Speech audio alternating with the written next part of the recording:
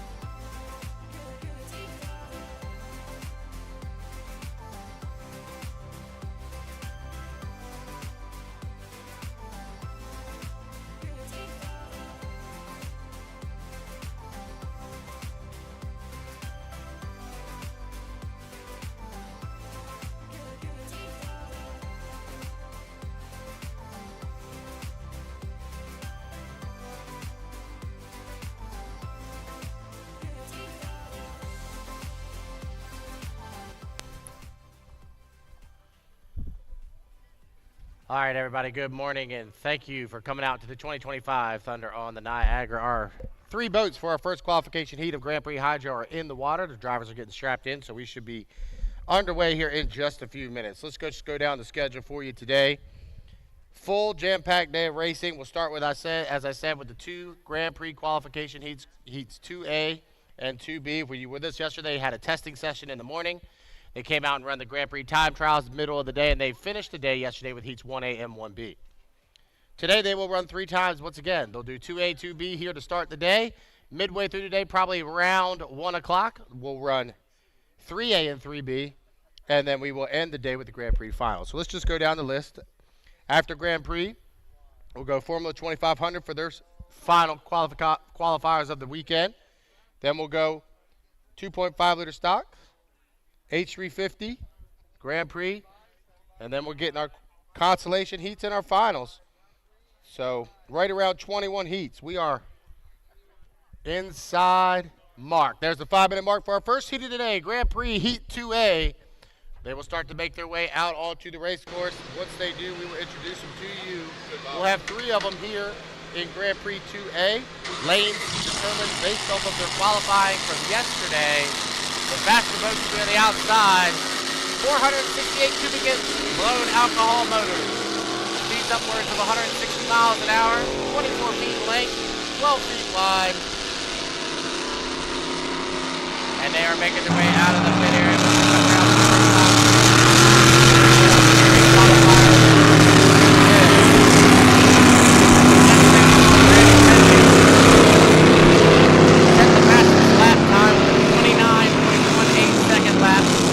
Followed up that with a victory in qualifier 1A. Brandon will be out here in 2A as well. If you're just joining us, this is the first time you're watching an inboard powerboat race. This is the 5-minute warm-up period. The race does not begin until the end of this 5-minute period. The boats come out of the race course, do a few warm-up laps, a couple timing runs. The ultimate goal is to be here at the start-finish line when the clock hits 0. First boat coming by, that's Bobby King. He's out of Sterling Heights, Michigan. He drives the Wildwood. GP71 for Huey Newport out of Cincinnati, Ohio. The next boat is Brandon Kennedy. He's out of Bear, Delaware. He drives for Ron and Sandy Thompson, and the Thompson Automotive sponsor the TM Special. And the final boat coming through turn number 2, which is to the left of us here at Grantwood Park. That's the 757. Here with my Kent Henderson out of Brockville, Ontario, Canada. It's the Canada boys. The owner is Mario Blaine out of Valleyview, Quebec, Canada. Those are the 3 boats for the first heat of the day. Heat 2A for Grand Prix Hydro. We are 3 minutes to the start. So during this 5-minute warm-up period, as I said, they'll come around to get the temps up in the motors a little bit. And as you can see, Bobby coming here on the time to down to the start-finish line. They'll take a buoy through turn number 2, and they'll time themselves, as you see Brandon doing the same thing, from that buoy to the start finish. The spotter will tell them, hey, that was a 9-second run, or that was a 7-second run. So they need to be at that buoy at 7, 8, 9 seconds, whatever it may be. And then come down here flying to start finish line to hit the buoy when it hits 0.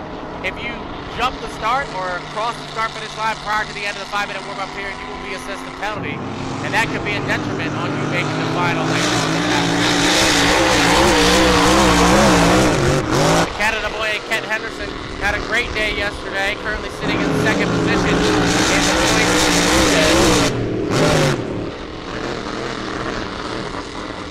Looking to get some more points on that tally to make it into that 7-boat or 6-boat final later today. As I said, we started with 7 Grand Prix this weekend. All 7 are still running. 6 will make it into the final. So 1 person, 1 boat will not make the final. And right now, the Lupton boys in the 33 and the 577 are at the bottom of the ladder. They're going to have to climb out of a hole here today in the 2 qualification rounds. 123 from the start. Grand Prix Heat 2A.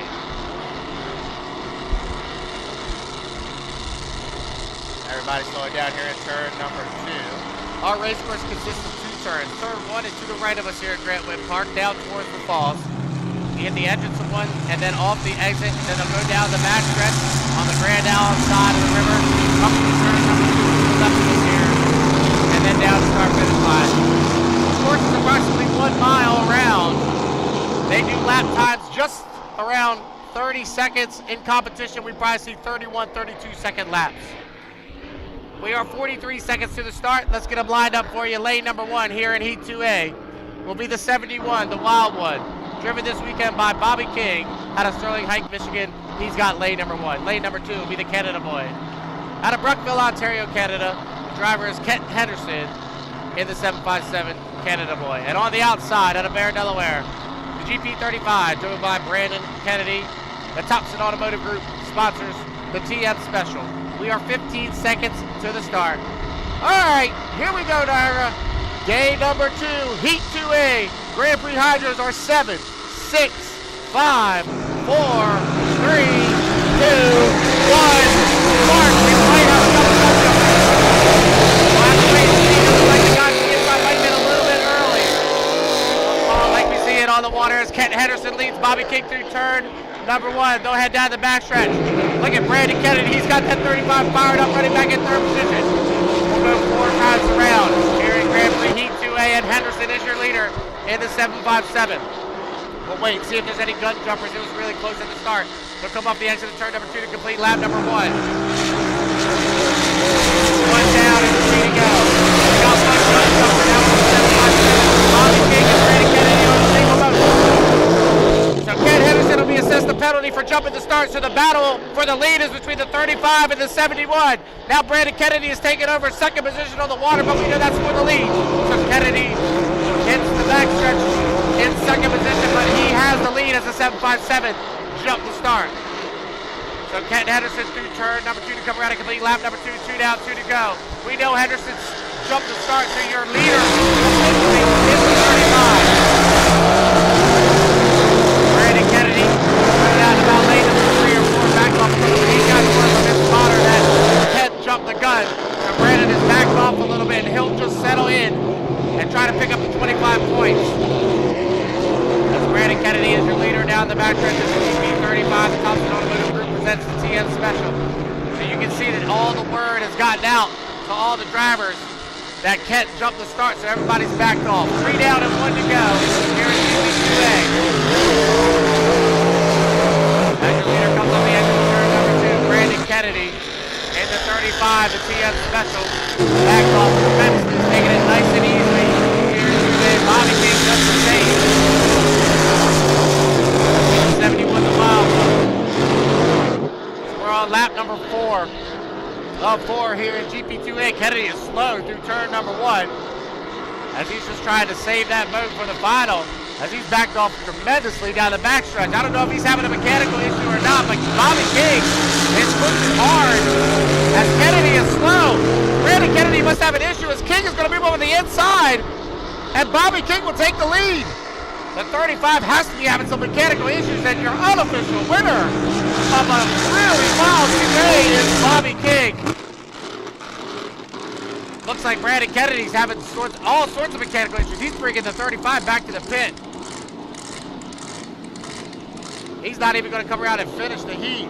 Not sure what happened in the 35. They had a hole in the boat yesterday that was fixed overnight. Might have some issues in the 35, not sure what happened with Brandon, but he didn't feel comfortable coming around for another lap as he pulls it into the pit area. Unsure the situation with the GP35. We'll put our camera on it for the live stream.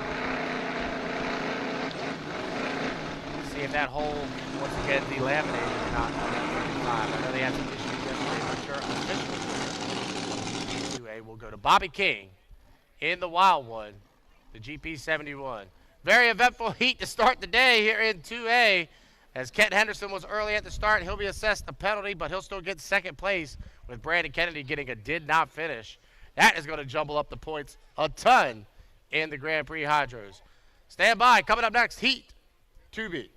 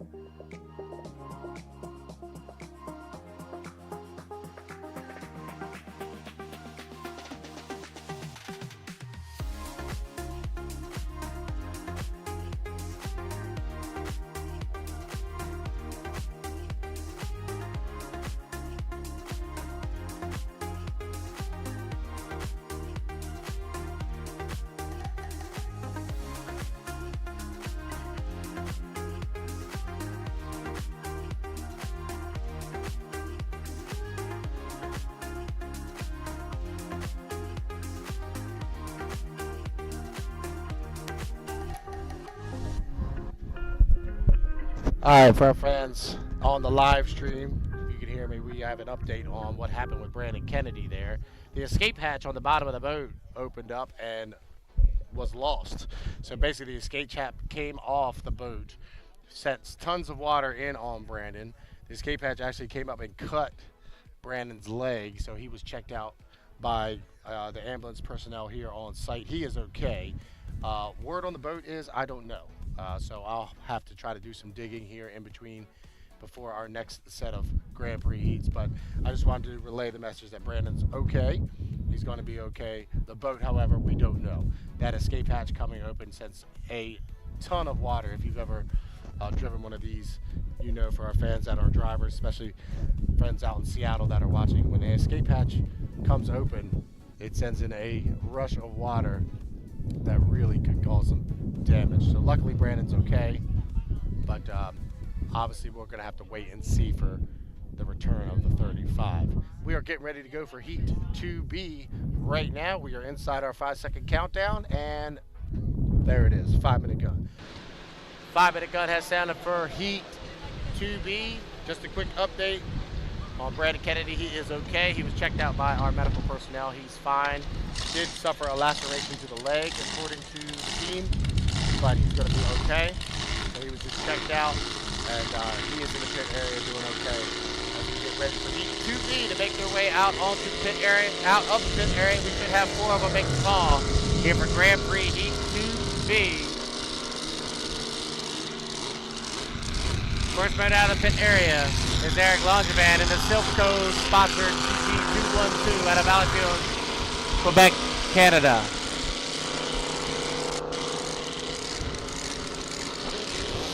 He'll be followed up by Ken Lupton with 577 the Miss Lucas Oil out of Waverly, New Zealand. The local boat out of Grand Isle, New York, the GP50 the Freedom, driven by Ken Brody Jr. And the final boat, Jack Lupton, makes his way out of the pit area in the 33. The Lupton Motorsports.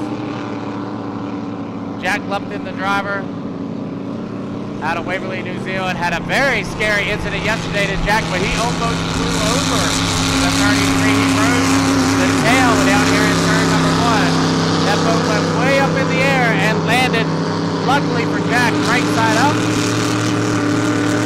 Unfortunately for Jack, he was unable to finish the heat. However, he's back out here for day number 2 of Thunder on the Niagara.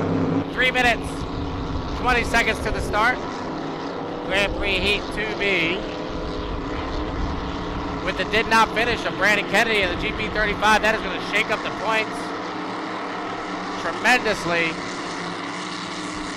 for that 5 or 6 boat final later today. We will see how it all shakes out. The boat on the inside is Ken Brody. The boat on the outside is Ken Lupton.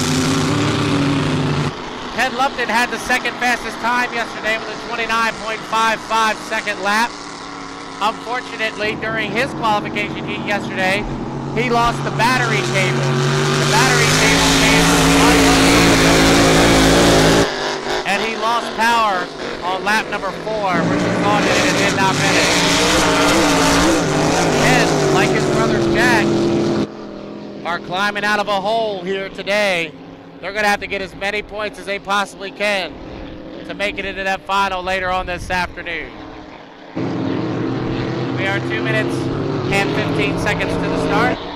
Once again, if you're new to inboard powerboat racing, this is the 5-minute warm-up period. The race does not begin to the end of that 5 minute.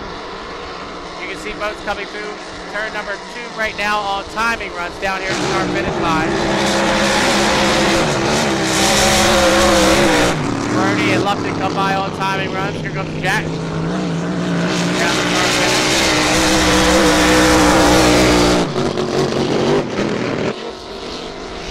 Grand Prix Hydro, the largest automotive powered boats in the world. 24 feet in length, 12 feet wide. They run a 468 with a blown motor, 468 supercharged blown motor.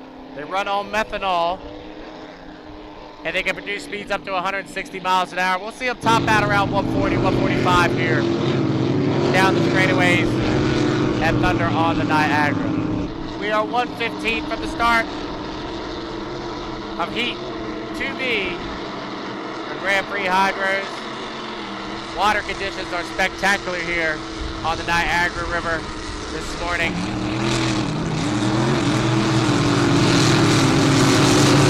As the Grand Prix are on the water, waking everybody up here on a Sunday morning, day number 2 of the 2025 Thunder on the Niagara, sponsored by GP50. We are inside 1 minute, 45 seconds to the start. Let's get them lined up for you. Inside in lane number 1 will be the GP50, driven by Ken Brody out of Grand Island, New York. The Freedom will be in lane number 1. Lane number 2 will be the 212, the Silco Racing, and Eric Langevin out of Valleyfield, Quebec, Canada. In lane number 3 will be Jack Lupton in the Lupton Motorsports. The red and black boat will be in lane number 3. And on the outside is Brother Ken, also out of Waverly, New Zealand, in the 577. The Miss Lucas Oil. As we are 12 seconds to the start. Grand Prix 2B. Look at this shot coming at you. As we are 7, 6, 5, 4, 3, 2, 1, start. Lane number 4 is down here. Everybody gonna hold their lane all the way through the apex of turn number 1. We go 4 times around. Ken Brody gets a nice bite off the exit of 1. He'll send down the backstretch. He's got the lead, but there are 3 boats to his outside. Brody leads. Lupton are running second and third. There's 3 boats within 1 rooster tail as they head down here to turn number 2. Look at Ken Lupton from lane number 4. He really shoots the 577. It's a triple decker. Oh no, Brody's lost it. Brody's into the infield. Now it's Lupton v. Lupton. Going down, 3 to go. Jack Lupton on the inside and Ken Lupton on the outside. The 2 New Zealanders are side by side for the lead here in Heat 2G. Kenny and Jack, the brothers, off the exit of turn number 1. Head down the backstretch. Up both lane separates. Here comes Jack on the inside. Jack and Ken are side by side for the lead down here to turn number 2. Kenny having to run the long way around out at about lane number 4. Jack has the nice inside lane. He'll come around and complete lap number 2. It's a side-by-side battle. 2 down, 2 to go. Here in Grand Prix Heat 2B. The Lupton brothers out of Waverly, New Zealand are putting on a great show for you. The Lupton Motorsports and Jack Lupton on the inside. Ken Lupton in the Miss Lucas Oil on the outside. Jack has the advantage as they come up the exit of turn number 1 here on lap number 3. We'll go at 4 boat lengths as they head down the backstretch. Here on lap number 3 of 4. Now Jack is able to open it up by about a rooster tail over top of Ken. Come around and complete lap number 3. 3 down, 1 to go. Your third fastest qualifier of the weekend is running really well here in Heat 2B. As Jack Lupton is opening up by 2 rooster tails. Ken Lupton is back to second. Eric Langevin is in third. As we head down to turn number 1 on lap number 4 of 4. Jack Lupton comes off the exit pin with a comfortable 2 rooster tail advantage. Jack Lupton is going to really benefit from this first place finish here as he did not finish earlier yesterday afternoon. As he comes off the exit of turn number 2, your unofficial winner of Heat 2B was going to Jack Lupton in the 33 to Lupton Motorsports. Ken Lupton in the Miss Lucas Oil will come around and get second place points. And Eric Langevin will get third place in the 212 Silco Racing. A great battle there for 2 laps between the Lupton brothers as Jack gets the better of Ken here in Heat 2B. But how about the Grand Prix starting your Sunday morning with a little bit of noise? Heats 2A and 2B in the books. We'll see them again about 1 o'clock for 3A and 3B, and then obviously the 6-boat final later on this afternoon. We'll let the waters calm just a little bit before we get going with Formula 2500s. The final constellations of Formula 2500 will be coming up next. All right, we're gonna get an interview with Brandon Kennedy. I believe Ms. Joan has Brandon down in the pit area. Let's send it down to the pits.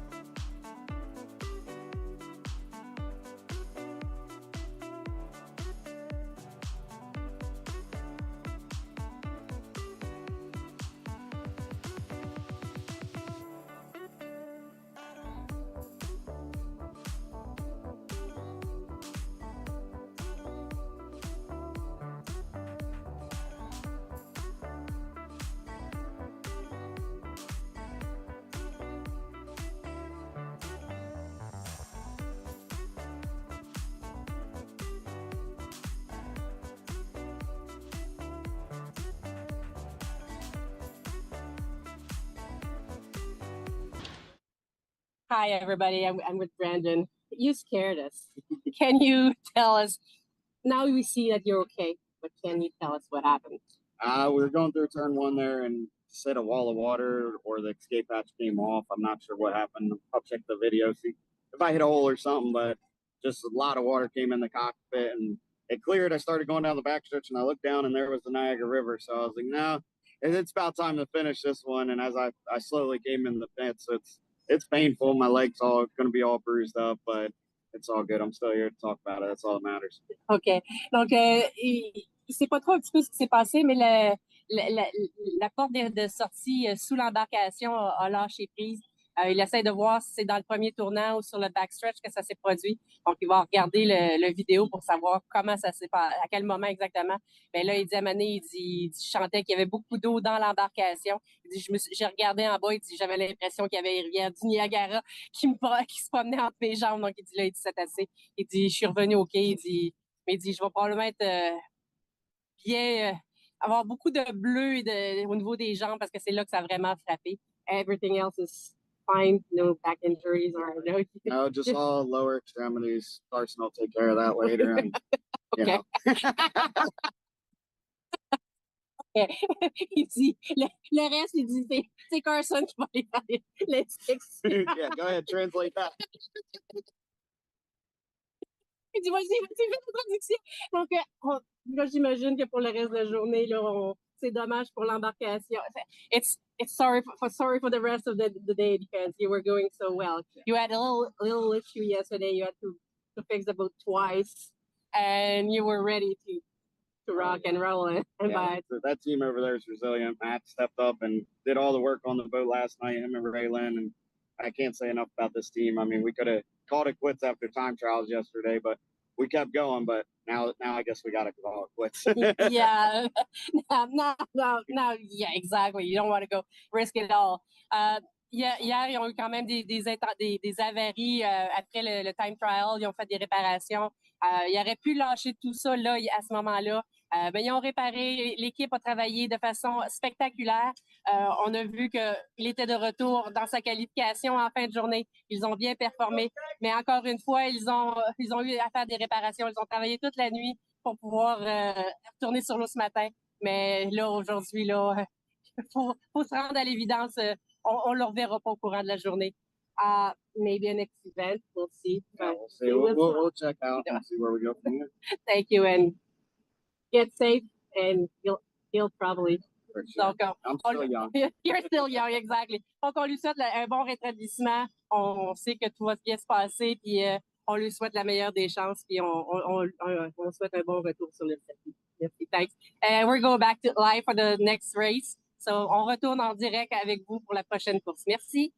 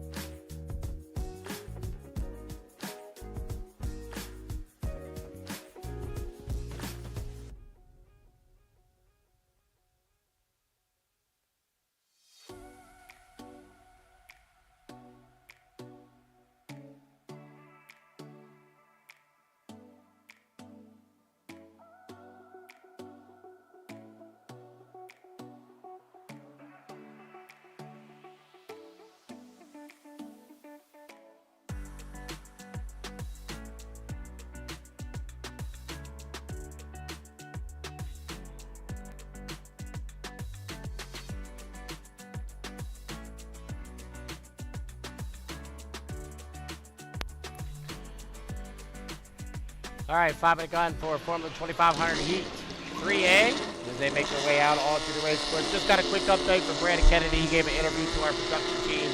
He's okay. The boat, however, has sustained some damage. They will not be able to return here this weekend. Unfortunately, the 35 is out for the rest of the weekend.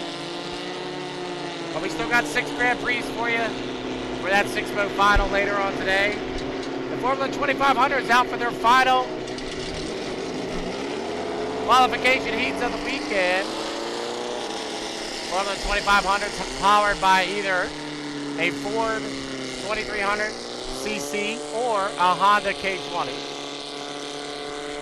Looking out here on the race course, I think everybody in this heat except for one has the Honda. Formula 2500 speeds upwards around 100 miles an hour. We'll see them top out probably about 95 to 100 here on the Niagara River. They can do up to around 110, 115 on a really nice, calm, straight lake.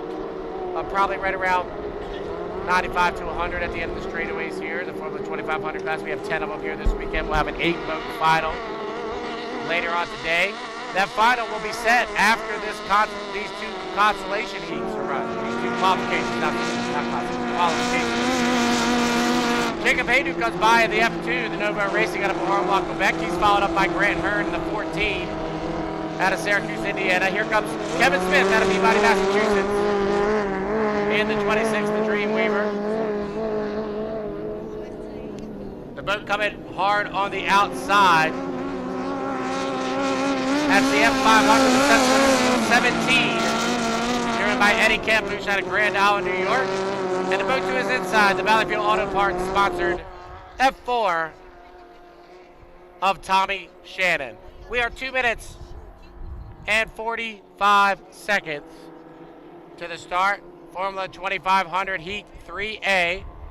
As I said, there's 10 of them here this weekend. 8 of them will be in the final. We will have that final set for you after these 2 rounds of qualifications. So once 3A and 3B are in the books, we'll have the final set. If you want to know anything about what we're doing here, I suggest you download the Hydroplane Racing League app. Get it in the App Store, anywhere you get your app. And the HRL app has the schedule. It has who's in what heat, and it has who's going to make the finals later on this afternoon. It has the points throughout the weekend. Obviously, the goal is to accrue as many points as you can through the first 3 rounds of qualifications. We had 2 rounds of qualification yesterday. This is the 3rd round of qualification here this morning. All those points get tabulated. The top point getter will have the inside lane for the final. Right now, it's Eddie Campuch. Eddie was perfect 2 for 2 yesterday. He's got 50 points. You get 25 points for a heat victory, so he's perfect on the weekend so far. He's looking to go 3 for 3 here in qualification 3A. 123 to the start. Formula 2500.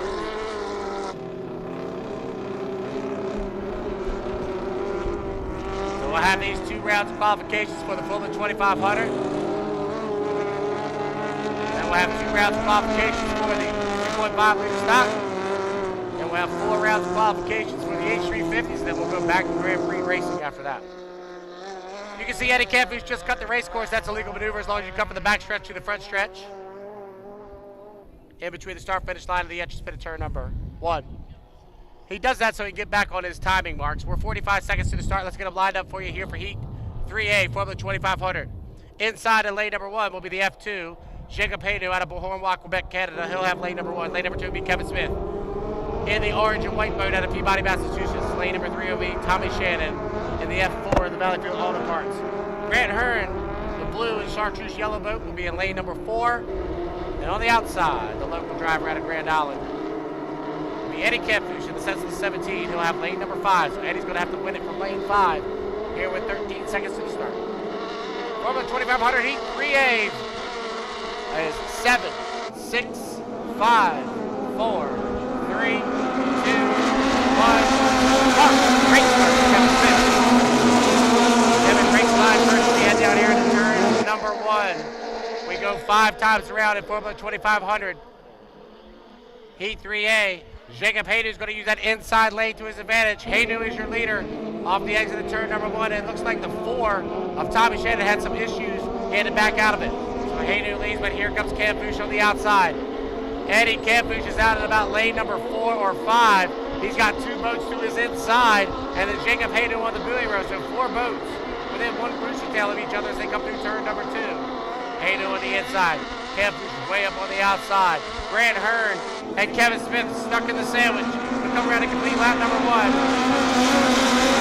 Down to here's the 2500 Heat 3A. Eddie Campush with that superiority in speed. Moves up on the outside of Jacob Hayden as Hayden tries to hug the buoy row in the F2, but here comes Campush on the outside. Eddie Campush, the Grand Island, New York native, comes from lane number 5, and he extends the lead to 3 boat lanes down here on lap number 2. 1.5 in, 3.5 to go. Here at Formula 2500, Heat. Is that for me? Oh, thank you so much.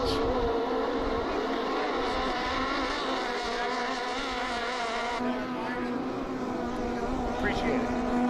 I'll tell him. 2 down, 3 to go. Here in Heat 3A, and Eddie Campush has the lead by 2 boat lanes. So Eddie is leading with Jacob Hayden running back in second. Grant Hearn runs in third. Kevin Smith runs in fourth. And Tommy Shannon runs in fifth. Only about 3 boat lanes separate the top 2 as they head down the backstretch. 2.5 in, 2.5 to go. Here in Heat 3A for the Formula 2500s. And Eddie Campush opens it up by a full Rooster Tail now over top of Jacob Hayden, who's back to second. So everybody pretty evenly spread out on the race course. There was a battle there for a couple laps for Eddie, but now he's walked away. He'll come around and complete lap number 3. So 3 down, 2 to go. Here at Formula 2500 Heat 3A. And the sets of 17, Eddie Campush is the leader. On a Rooster Tail and a half over top of Jacob Hayden.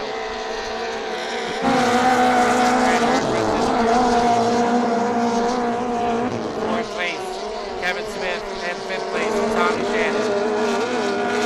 Down the back right here on lap number 4 of 5. And Eddie Campush still has the advantage over top of Jacob Hayden.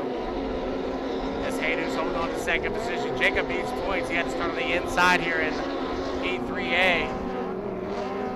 As he lacked getting some points yesterday, so Jacob's looking to really get a nice second place run here.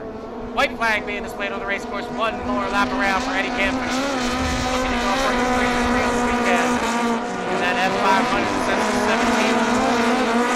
I know he would love to win here on his home waters of the Niagara. As he's from Grand Island, he'll go through turn number 1 with a nice comfortable advantage. So Campush off the exit of 1. We'll call it almost 3 Rooster Tails over the top. Jacob Hayden running back in second. Grant Hearn in third. Kevin Smith in fourth. And Tommy Shannon in fifth. So half a lap away. As Eddie Campush in the sets of the 17 will head down here into turn number 2 for the 5th and final time. Come off the exit pit. He'll look for the checker flag this time by. Off the exit of 2, your unofficial winner of Heat 3A, the local guy out of Grand Island, Eddie Campush, the 500 sets the 17. Jacob Hayden, he'll take that. A good second place run for Jacob. He'll get some points, and that'll probably propel him to the final. Grant Hearn takes 3rd position. You know Grant will definitely be in the final. Kevin Smith at the 26 will come around in 4th. Tommy Shannon, usually one of the front runners, having some issues today. Comes in with a 5th place finish. Want to thank the Lions Club. They're in the beer tent today. They got strawberry daiquiris, all sorts of things in the beer tent. Please visit the Lions Club, support them. Strawberry daiquiris, margaritas, frozen drinks, all sorts of stuff. Want to thank the Lions Club for being here this weekend. Please support those guys if you happen to visit the beer tent. Also, $5 beers. You can't beat it. $5 beers in the beer tent. Up next, we'll have Heat 3B of Formula 2500. While we have a minute, I want to thank some of our sponsors of the Thunder on the Niagara, including GP50, Northeast Machine, LDC Construction, American D&D, DigiHost, and Blue Ribbon. I want to thank them so much. I want to thank American D&D, our cranes, for this weekend, providing them. Make sure you get yourself one of the program books and a t-shirt. The program's got the schedule in there and everything. We are on heat number 4. Coming up next, 3B, Formula 2500. We'll be making their way out onto the race course. Stick around, stand by. We'll be back shortly with 3B.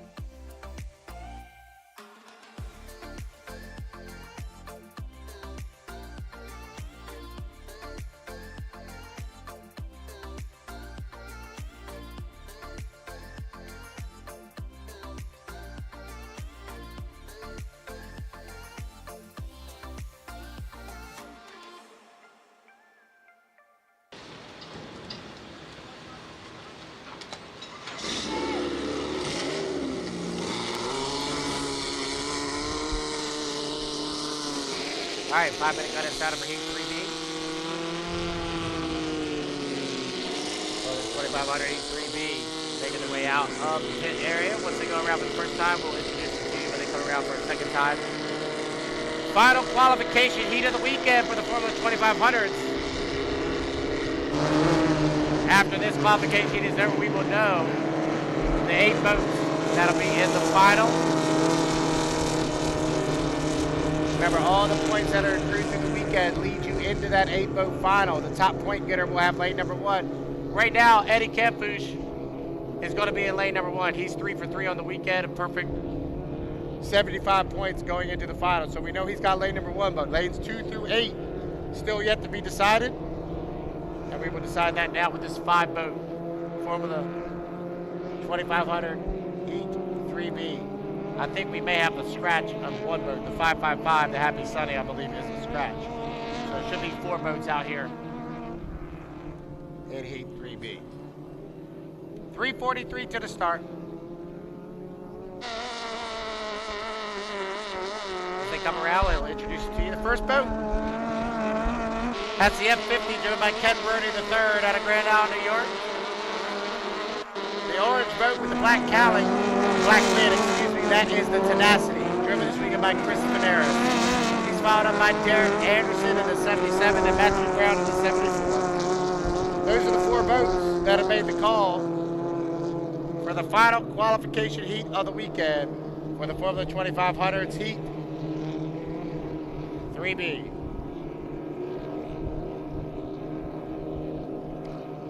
Three minutes to the start. Once again, if you're just joining us, this is the 5-minute warm-up period. The race does not begin to the end of that 5 minutes is up.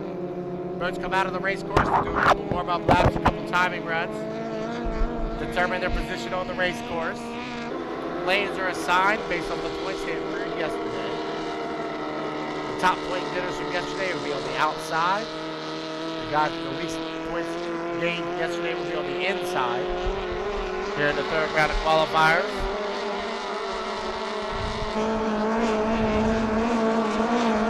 are 2 minutes and 24 seconds to start.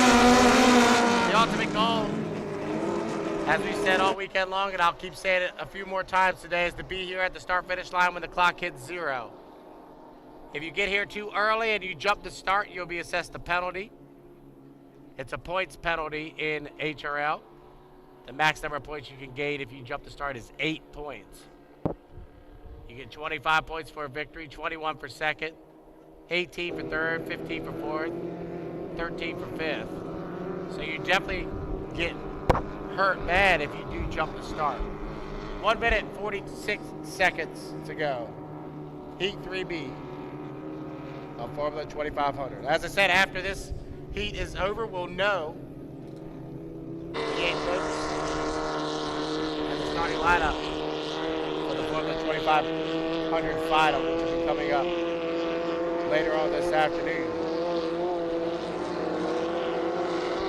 After Formula 2500 Heat 3B, we'll go to 2.5 to stock, Heat 3A and 3B, and then we'll go to the final rounds of qualification for the H350s. And then we'll have GP 3A and 3B. Unfortunately for Grand Prix, we're down to 6 boats. Brandon Kennedy losing the escape hatch earlier today. He's going to sideline that boat for the rest of the weekend. All right, we'll get lined up for you as they head down here into turn number 1. And start to gather up down here through the apex of 1. On the inside lane here in Heat 3B, we Ken Brody the third. In the 50, he'll have the inside lane, lane number 1. To his outside will be the 77 of Derek Anderson. To Derek's outside in lane number 3 will be Matthew Brown in the 74. And far up on the outside in lane number 4. With the orange boat with the black lid, the Tenacity, driven by Chris Veneris this weekend. 20 seconds to the start. Heat 3B from the 2500s. We're all in a pretty good position as they come through turn number 2 down here. Start-finish line as we are 6, 5, 4, 3, 2, 1. Start by Ken Brody. Great start for Ken on the inside. Once in the orange boat on the outside as Chris Veneris has all the boat speed headed down into turn number 1.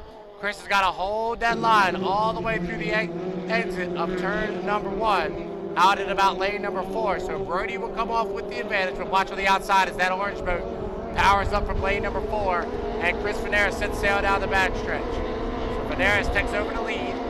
Brody's back to second, Anderson in third, and Brown in fourth.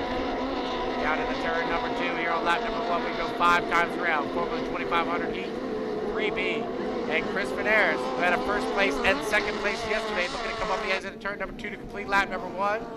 1 down, 4 to go. Formula 2500 Heat 3B. And Chris Veneris has got the advantage. Chris Veneris is right back off a little bit. He's already going to by 2 tails. The battle's going to be for second between the 15, the 77, and the 74. As all 3 of those guys are side by side through the apex of turn number 1. So Veneris leads off the exit of 1 here on lap number 2. He's opening up by almost 3 rooster tails.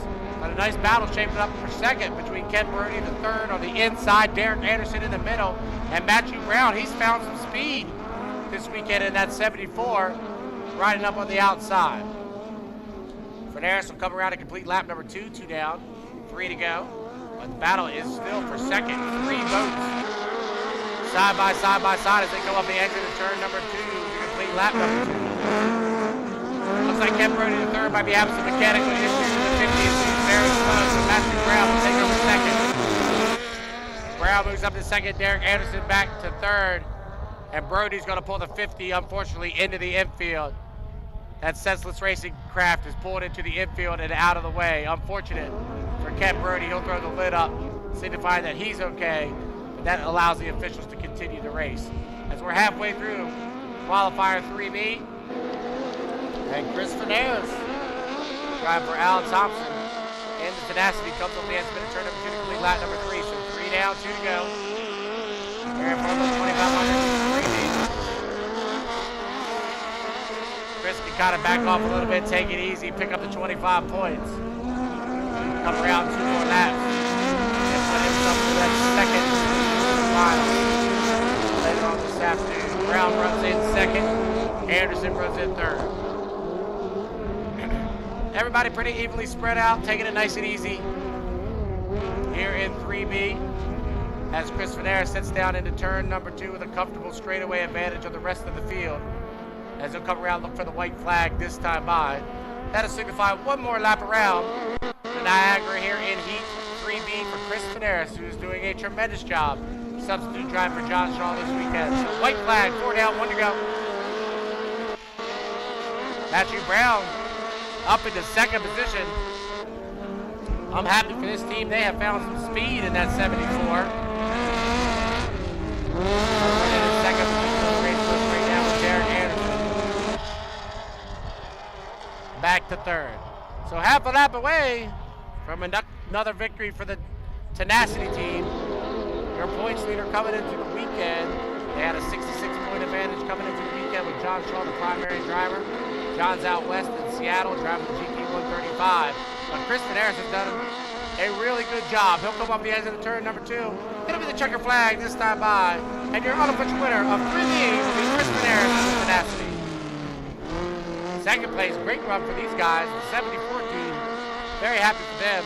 We'll come around and get a second place run here in 3B. Matthew Brown pick up second place points. And Derek Anderson, the veteran driver out of Valleyfield, will come around and get third. We'll get Ken Brody the third on the hook. We'll tow him back to the pit area, and we'll be ready to go for our 2.5 liter stock qualifiers.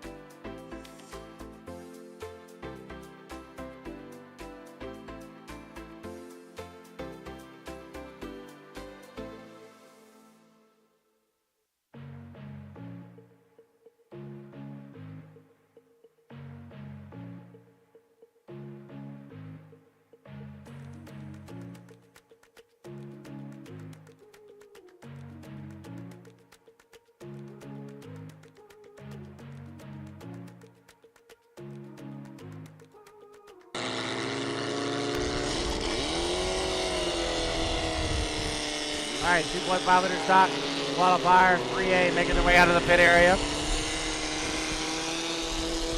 You may ask, what's the difference between the boats you just saw? Nothing. Nothing is different except for the drivers. The drivers in 2.5 liter stock are our less experienced drivers. They're either in their rookie season or maybe second to third year of campaigning. The ultimate goal is to advance from the 2.5 liter stock class up to the Formula 2500. The top 3 finishers in 2.5 liter will be promoted to Formula 2500 for next season. So that's the goal of all these guys and gals that come and participate.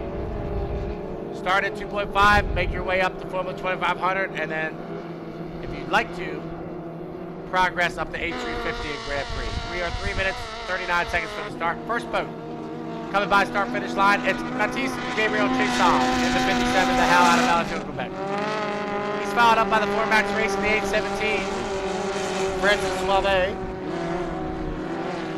Remy Beauvoyer out of Arms, France, driving the 91.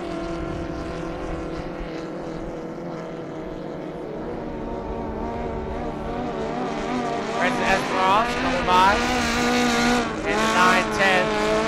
And then Austin Hayes in the 35. The Thompson Automotive Group presents the TN Special. Final boat across start-finish line. We are 2 minutes, 57 seconds to the start.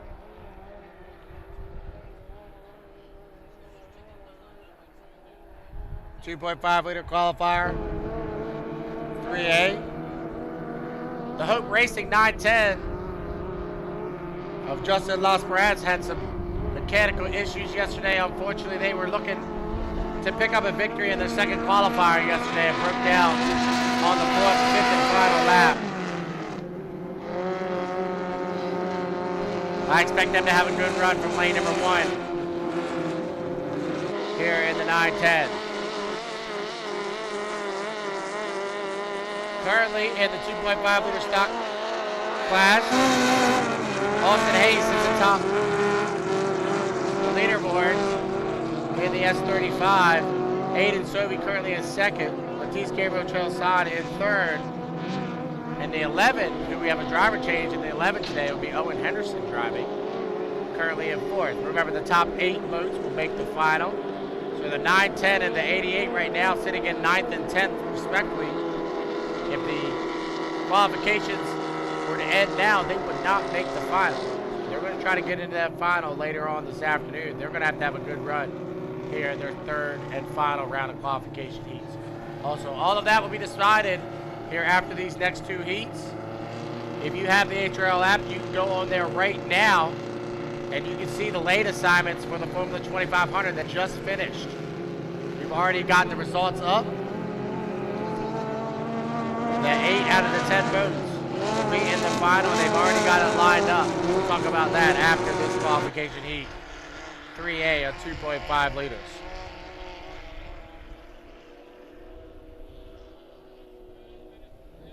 One minute to the start. 1 minute away. Boats starting to get lined up down here in turn number 1 for qualifier 3A. And on the inside will be the Hope Racing 910 of Justin Lasperance. He'll have the inside lane. As I said, he's got to fight his way into that final later on today, so he's going to have a good run here in this qualifier. To his outside will be Remy Beauvoyer in the 91. He'll have lane number 2. Lane number 3 will be the 57 of Matisse Gabriel Chasson. To his outside of lane number 4 will be the 35 of Austin Hayes out of Clarkston, Michigan. And on the outside will be the 4MAX race in the 817 of Francis Suave. We are 20 seconds to the start. The reason the 817 is to the outside of the 35 because he is still on restrictions. He's got to start up on the outside. 9, 8, 7, 6, 5, 4, 3, 2, 1. Mark. Great start from Chasson. Matisse will lead him down here to turn number 1 from lane number 3. He's your leader. Watch up on his outside as Austin Hayes going to run around the long way around the outside, but a great run by the Hope Racing. They get down to the lower corner, and him and Remy Beauvoyer will come off the exit.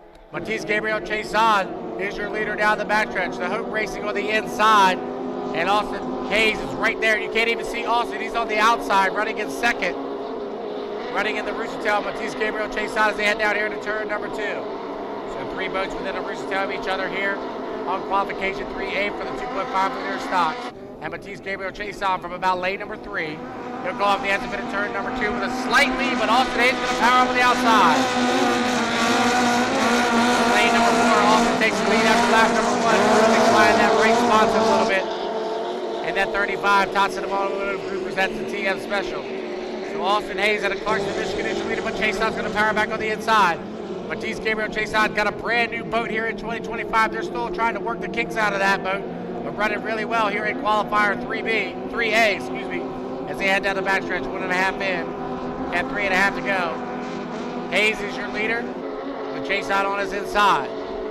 Matisse will hug the buoy row and try to make up a little bit of ground as they go through this tight 5-pin turn here in Thunder on the Niagara. They'll come up the exit pin turn number 2 to complete lap number 2. So 2 down, 3 to go here at 2.5 liter stock qualifier 3A. Austin Hayes is your leader. He's Gabriel Chaseon about 2 boat lengths back. The Hook Racing 910 running in 3rd position. 4th place is Remy Bouvaillé, and 5th is Francis Suave. Back to the leaders through turn number 1 here on lap number 3. Austin Hayes halfway through qualifier 3A, looking to remain perfect here at the Thunder on the Niagara. He was 2 for 2 yesterday, looking to go with another qualification victory here today. He's opened up by 3 boat lengths. They come to the apex of turn number 2 here on lap number 3. It'll be 3 down, 2 to go here in heat 3A for the 2.5 liter stock. So Hayes leads. Matisse Gabriel Chaseon in the 57. The Howe runs in 2nd. Hope Racing runs in 3rd. Remy Bouvaillé runs in 4th. And 5th is the 4MAX Racing, the 817. But your leaders is still a good battle between Hayes and Chaseon, as Austin now opens up with 4 boat lengths down the backstretch. 3.5 in and 1.5 to go here at 2.5 liter stock qualifier 3A. And Austin Hayes has the lead as he heads down into turn number 2. The TM Special running really well here once again this weekend at Thunder on the Niagara. Coming around to complete lap number 4, the white flag being displayed on the race course. 4 down, 1 to go. Austin Hayes 35. TM Special leads over time. Matisse Gabriel Chaseon. As I said, Matisse got a brand new boat here in 2025. Trying to work the kinks out of it. Once they get that thing dialed in, it'll be one to watch here in 2026. But off the exit of turn number 1 here on lap number 5. Austin Hayes has opened up by 2 rooster tails. Top Matisse Gabriel Chaseon running back in 2nd. Nice battle for 3rd between the Hook Racing on the inside and on the outside. Remy Bouvaillé is moving up on the outside to try to take her in 3rd position, but back to the leaders as they come up the exit of turn number 2. Checker flag waves this time by. Your unofficial winner of 3A and 2.5 liter stock with Austin Hayes. 2nd, go to Matisse Gabriel Chaseon. The battle is for 3rd. Remy Bouvaillé moves up on the outside of the 910 as they come around turn number 2 to drag race down here to start finish line to pick up this 3rd place points. The 910 really needs these points to make it to the final, but it'll be Remy Bouvaillé with a nice run around the outside. He'll get 3rd. 4th to go to the Hook Racing in the 910. The 4MAX Racing, the 817 will get 5th place points.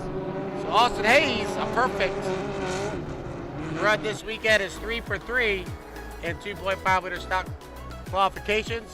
He'll have the inside lane for the final later on this afternoon. Up next, our final qualification for the small boats.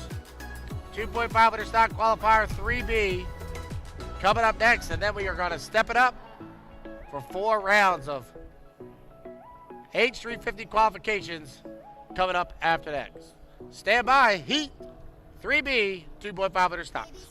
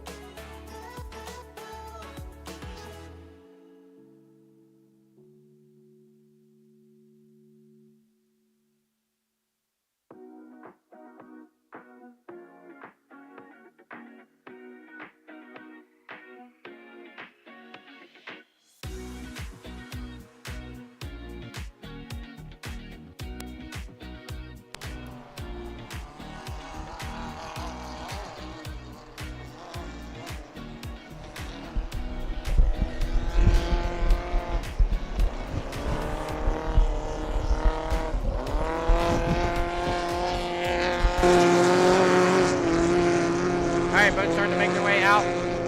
Final qualification round for the small boats this weekend. It's 2.5 liter stock qualifier 3B.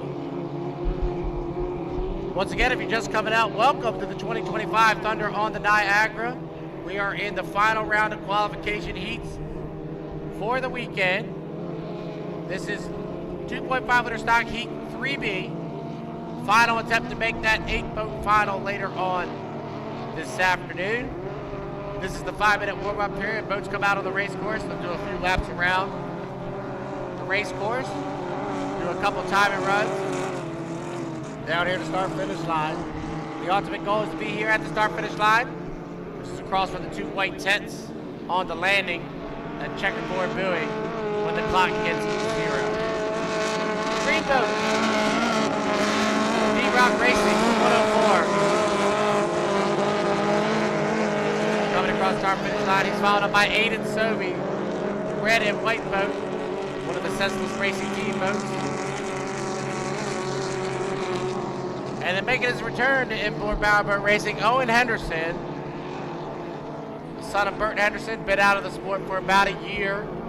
Getting an opportunity here to drive the 11th, the yellow and orange boat on the backstretch. Steve Armstrong, the owner of the boat, going to give Owen another opportunity here to drive a boat that he recently piloted last year. It's just got a new paint scheme. It's Bennett Armstrong, the primary driver of the boat, is homesick in Brockville, so Owen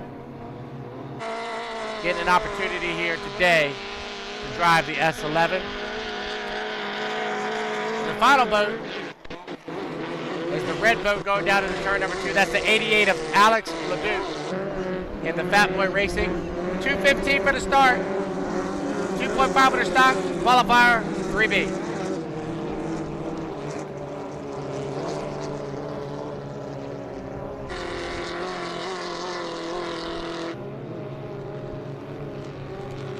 The 104 D-Rock Racing and Lucas Gutierrez has had some issues this season.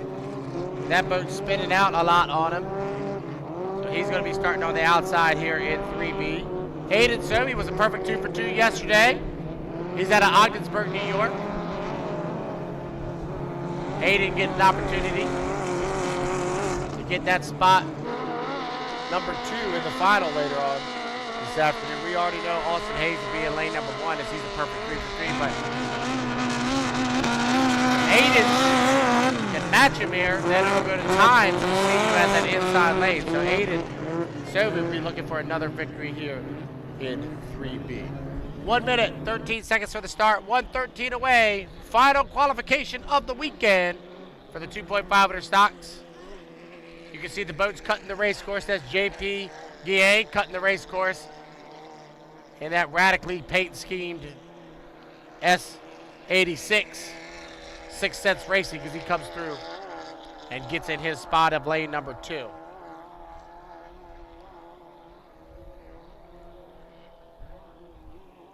All right, as they get lined up on the backstretch, 40 seconds to the start.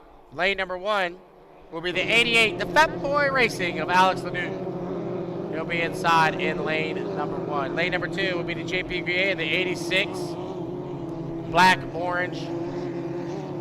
The S11, the Totally Chaotic, driven today by Owen Henderson, will be in lane number 3. Lane number 4 will be the red and white boat of Aiden Sobey, and on the outside will be the green boat, the D-Rock Racing. The 104, Lucas Gutierrez, will be on the outside as we are 8, 7, 6, 5, 4, 3, 2, 1. Smart, good start. All 3 of those guys hit it right at 0 as they head down here to turn number 1. Remember, everybody's got to hold their lane all the way through the apex of turn number 1. We go 5 times around. Oh, we had a boat spit out down here, the 86. Unfortunately, he spun out. He'll have to go back around and pick up that buoy, but we got a nice battle for the lead as they come off the exit at turn number 1, side by side by side. Aiden Sobey on the outside, Owen Henderson on the middle, and Alex Ledoux on the buoy row as they head down here into turn number 2. Owen Henderson in the S11. Totally Chaotic First time back in a boat for Owen in about a year. Hit a roller there in turn number 2, but he gets it straightened back up. He'll come off the exit 2 to come around and complete lap number 1. 1 down, 4 to go. Owen Henderson leads over top of Aiden Sobe, running a great run in second position. Alex LeDuc is in third. D-Rock Racing in fourth. Down into turn number 2 here on lap number 2. Owen Henderson off the exit in turn number 1. He's opened it up by about 3 boat lengths here on lap 2 of 5. And the Brockville, Ontario native will call it a 3 to 4 boat length advantage down the backstretch. So 1.5 in, 3.5 to go here in heat 3B for the 2.5 stocks. And Owen Henderson comes off the exit of turn number 2 to come around and complete lap 2. 2 down, 3 to go. Owen Henderson out of Brockville is your leader. Aiden Sobe out of Ogdensburg, New York runs back in second. Third place is Alex LeDuc. Fourth place to D-Rock Racing. Fifth place is Sixth Sense Racing. As we head down into turn number 1 here on lap number 3. So Owen Henderson will come off the exit pit in turn number 1. He's got about a 2 rooster tail advantage. Everybody's starting to get evenly spread out here on lap number 3 of 5. So Henderson leads halfway through qualification. 3B for the 2.5 stocks. And Owen will bring the S11 through the apex of turn number 2. Come around and complete lap number 3. So 3 down, 2 to go. Here at 2.5 stock, heat 3B. Totally chaotic is your leader. As Owen is substitute driver for Bennett Armstrong. Here today, Aiden Sobe runs in second. In the 50 Senseless Racing team, running back in second position is Aiden. Third is Alex LeDuc. Here comes the D-Rock Racing team is outside. Just trying to take us around, running back and forth. As they head down into turn number 1. And the Sixth Sense Racing, who had to spin out on lap number 1, runs back in 5th. But how about this? Owen Henderson. Been a year since Owen's been in a boat. Come off the exit pit at turn number 2. Come around and complete lap number 4. So 4 down and 1 to go for Owen Henderson in his return to Import Powerboat Racing. Running really well here in qualifier 3B for the 2.5 stock. Aiden Sobe still holding on to second. Aiden's going to have a pretty good spot in the final later in the day if he can just bring it around 1 more lap. Third place battle between Alex LeDuc on the inside and the D-Rock Racing on the outside, battling it out for that third place spot. But your leader half a lap away, Owen Henderson, driving a boat he previously drove and campaigned in 2024 and 2025, will come off the exit of turn number 2, and in his return to the circuit, Owen Henderson off the exit of 2 will get the checker flag and a victory. I know that's going to feel good for Owen here in 3B. Second place will go to Aiden Sobe in the 50. Whoa! The 104 has gone over. The 104 is over. Red flag being displayed on the race course.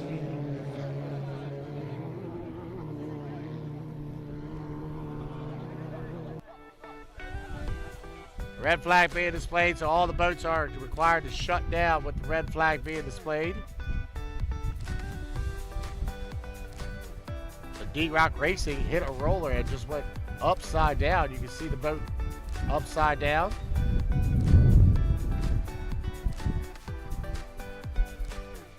Our divers are in there in the water with him. Oh, and he is out. So good news that he is out. We got a view on the camera that he is out. You can see his helmet. That was a vicious ride. He was going down there into turn number 2, and the boat just hit a roller and went end over end as he was battling out there for third place. But good news is Lucas is out of the boat, and the D-Rock Racing will get him onto the rescue boat, make sure he's okay, and we'll get the boat towed back into the mid area. A red flag being displayed. All the boats must come to a stop. That's why everybody is shut off. Once we get word that he's okay and we get the boat on a tow, we will allow the boats to refire. We'll put the black flag on the race course. So in red flag conditions, I'm going to sit out for a second. Once we get word for the rescue team that Lucas is okay, we will relay that message. But he did a good job extricating himself out of that boat. That's why we practiced that. And he got out on his own. And he was visible on the right side of the racing craft. So good news, Lucas is okay. We'll get his boat towed back in, get it flipped over, put it on the trailer. We'll see if he'll be ready to go for the final later on today. Stand by. Coming up next, Hydro 350 qualifier 3A.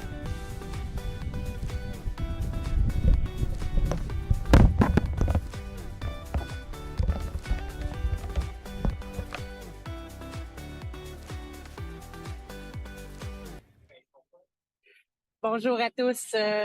On a une petite pause. Là. On vient de voir qu'il y avait un petit incident sur le parcours. Là. On va revenir avec les nouvelles un peu plus tard, mais tout semblerait être du contrôle. Mais entre-temps, on va faire une entrevue. Je suis avec Mathieu Brown. Mathieu, c'est ta deuxième saison dans le F. Ouais. Jusqu'à maintenant, ça se passe quand même bien. En fin de semaine, on a 2 deuxièmes positions. Oui, c'est ça. Ouais, depuis le début de l'année, on finit les courses. C'est sûr qu'on se prend pas des 4, des 5, mais là, ça fait du bien de ramasser des positions plus hautes, là, des 2, des 3, des 1, peut-être. On verra. On se souhaite toujours ça. I'm with Matthew. It's the second year in the F class. He's now have a better start. It's getting better and better. At the beginning of the season was more like 4th, 5th position, but this weekend, 2 second position. So he's really happy about it. Est-ce que tu as fait des changements sur ton embarcation dernièrement qui pourraient juste expliquer un petit peu les meilleures performances? C'est ça, on est pas mal avec les gears gearbox. On a balancé le bateau aussi, parce qu'il n'était pas totalement bien balancé avec le Honda. Mais là, ça marche bien. I was asking him about if they did any change to the setup. They did some change regarding the gear, and also they did a new balance on the boat because they switched the engine for the Honda program, so it's something different. Qu'est-ce que tu pourrais nous dire comparativement entre le moteur Honda et le moteur Ford que tu penses qui est une belle amélioration pour votre équipe? Moi, j'aime mieux le Honda que le Ford. Je pense que n'importe qui passe de Honda, de Ford à Honda, ne reviendrait pas en arrière. Là. On est bien satisfait en fin de semaine du moteur. He says anybody who did the switch from the Ford to the Honda wouldn't go back because it's easier to handle and easier to maintain. Au niveau du comportement de l'équipe, au niveau de ta progression, comment tu considères que ça va? Qu'est-ce qui a fait aussi que tu as décidé de vouloir embarquer dans le domaine des courses? Moi, ça fait longtemps. J'étais dans le temps avec Marco Poirier et avec son Inferno en 350. J'ai été aussi avec Simon Fortin et avec le Doug Nasty. J'ai tout le temps été dans ce monde-là. Je m'étais dit c'était sûr un jour il fallait que je saute. Quand l'opportunité s'est présentée en 2022, j'ai acheté l'embarcation. C'est ça. I was asking him what made him decide to keep racing. He says, I've always been part of racing. I was all crew for different teams for many years, like Marco Poirier in the Zebra and different team, and Mathieu Daoud also. And he says, it was always on my mind that one day, if I had the opportunity to get a boat, I would be driving one. So, on voit qu'il y a quand même une belle progression. L'équipe travaille fort au niveau de tout ça. Donc, on va te souhaiter une bonne chance. On va souhaiter le meilleur aussi pour toute l'équipe. Merci beaucoup. So, good luck for the team, and we're happy to see him getting to improve on the circuit, and hopefully he'll get better and have a chance to win to challenge the championships. Donc, on retourne. J'essaierai d'avoir un peu plus tard des nouvelles de notre pilote là, qui a eu un petit incident, là, notre Luca cherchons des rochers. Donc, l'équipe du 104, donc on va essayer d'avoir un peu de nouvelles de cette équipe-là. Donc, I'll try to get some information on Luca du rocher and bring it back to you guys. So, back to the live stream and see you later, guys, and keep following us and back to the action. Thank you very much.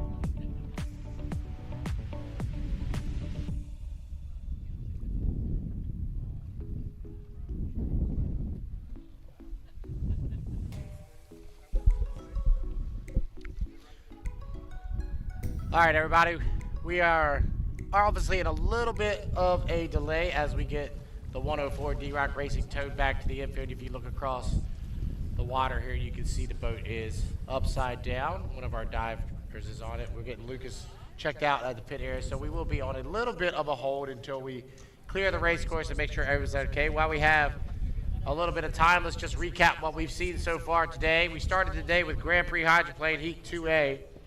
It was Bobby King getting a victory in 2A with Kent Henderson jumping the gun, but the story in that heat was Brandon Kennedy, and Brandon Kennedy's GP35 obviously sustaining a malfunction to the escape hatch at the bottom of the boat, and that resulted in him receiving a did not finish because he wasn't able to complete the 4 laps.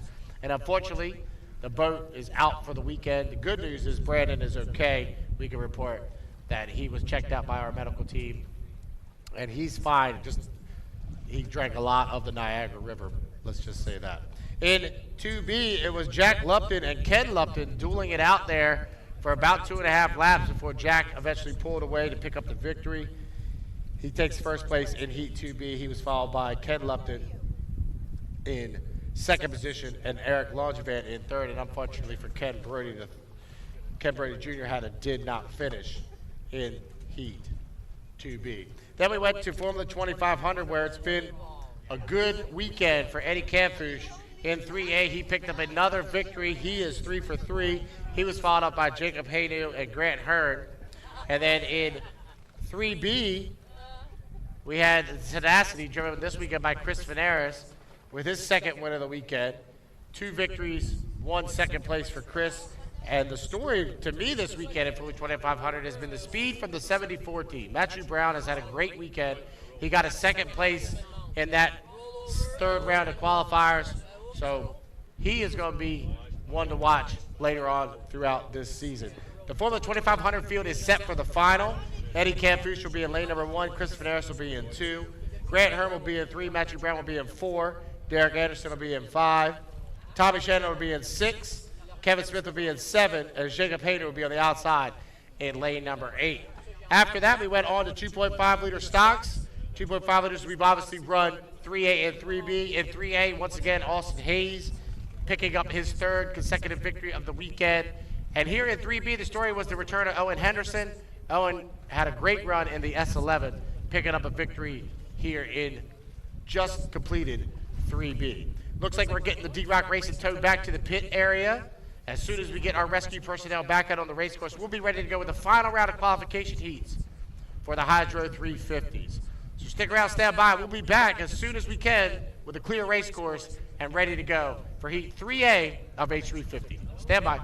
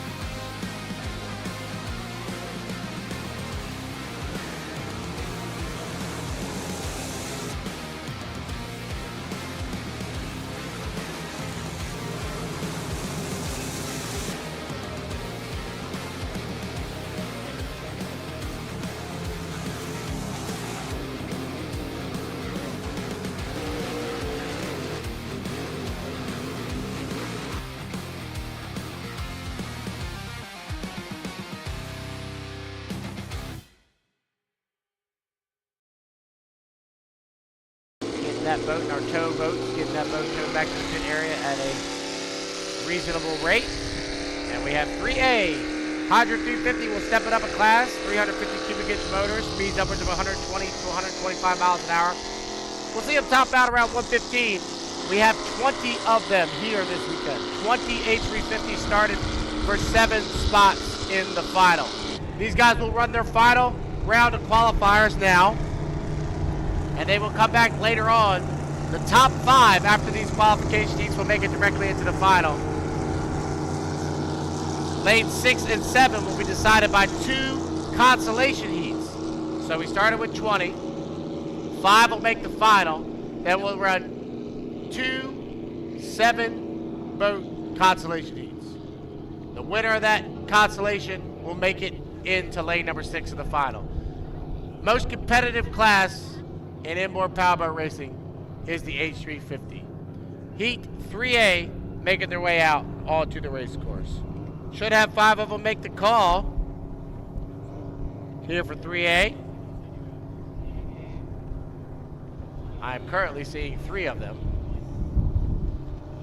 Looking over towards the pit area, looks like Kent Henderson has just been pushed off the docks in the 519 to bank on it. We'll see if Kent can get out of the pit area. Kent's had a decent weekend so far. As the boats come through turn number 2, 2 of the top point getters in the series are on the outside. First boat, though, cracking the start-finish line. That's Bert Anderson. He drives Bill Vilhauer's last minute again. Bert is out of Brockville, Ontario. He's followed by Martin Rochon. If you were with us yesterday, the 773, the RTX sponsor, was in a dead heat. He dead heated in Heat 2C yesterday. He's followed up by the points leader coming into the weekend, Paul Barber, in the 52, the Legacy 1, out of Ottawa, Ontario.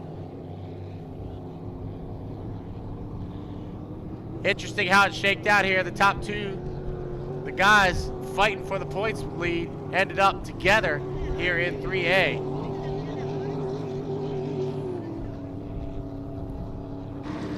Looks like we've got the 104. Mark McCott was supposed to go here in 3A. He is going to be a scratch.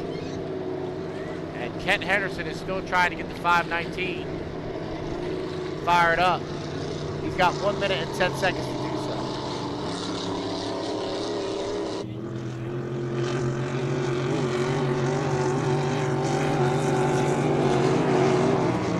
Two minutes to the start.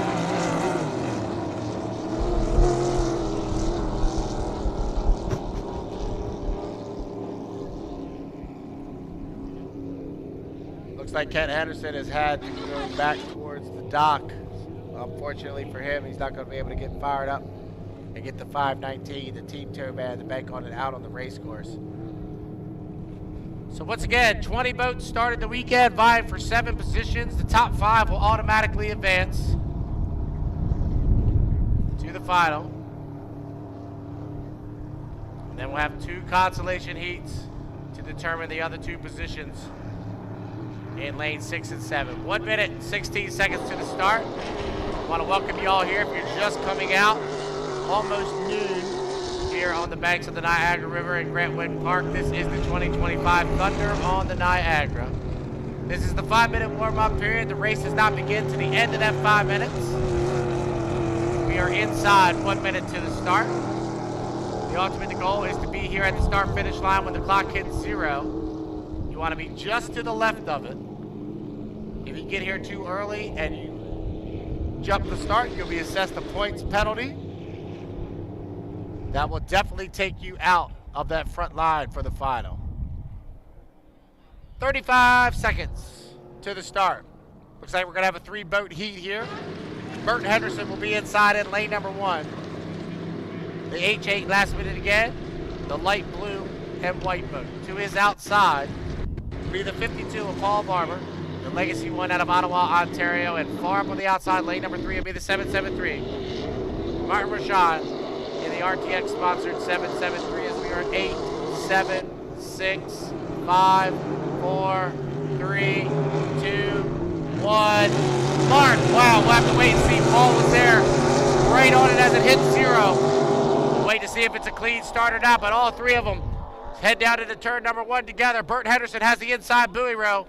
And the H8, the last minute again, he'll turn left first. He'll come off the exit pin with the lead, but to his outside, there's 2 fast hydros. The 52 and the 773 are hidden in the white water. They head down the backstretch. We got a clean start. It was legal, so all 3 are legal as they head down here into turn number 2. We'll go 5 times around here in qualifier 3A, and Burt Henderson using that inside lane to his advantage. The H8, last minute again, is your leader off the exit of turn number 2 to complete lap number 1. Man, they found some speed in that H8 last night. He is running really well as Burt as they head down into turn number 1 on lap number 2. Henderson leads. Barber in second, Rashad in third. As they go through the apex of turn number 1 here on lap number 2.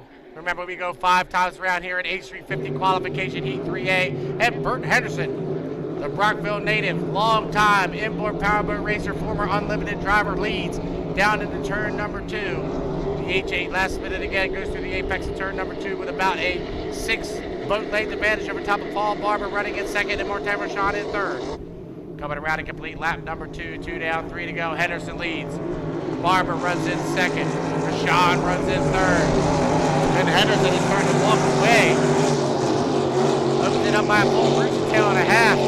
Look at Martin Rashad. He's gone to the buoy row, gone to the inside of Paul Barber. The spotter for Barber is going to have to tell him that Rashad has gone to the buoy row. That's a smart move by Martin Rashad because he's got to try to pick up every valuable point here in the 2025 point campaign as we are halfway through Heat 3A. Henderson with a great run. The last minute again down into turn number 2. About a rooster tail advantage. Over top of Paul Barber running in second, and Martin Rashad is hitting some rough water down here in turn number 2. 3 down and 2 to go. H350 qualifier 3A. Henderson leads. Barber runs in second. Rashad had to get out of it a little bit down there in turn number 2. Looks like Rashad might be having some mechanical issues. Uh-oh. This could be a development story in the points battle as Rashad is slow across the finish line. Now we're going to have a battle for the lead as Henderson still leads, but Barber was making up a lot of ground that time as Paul Barber has moved to the buoy row. So 3.5 in and 1.5 to go here in qualification 3A for the H350s.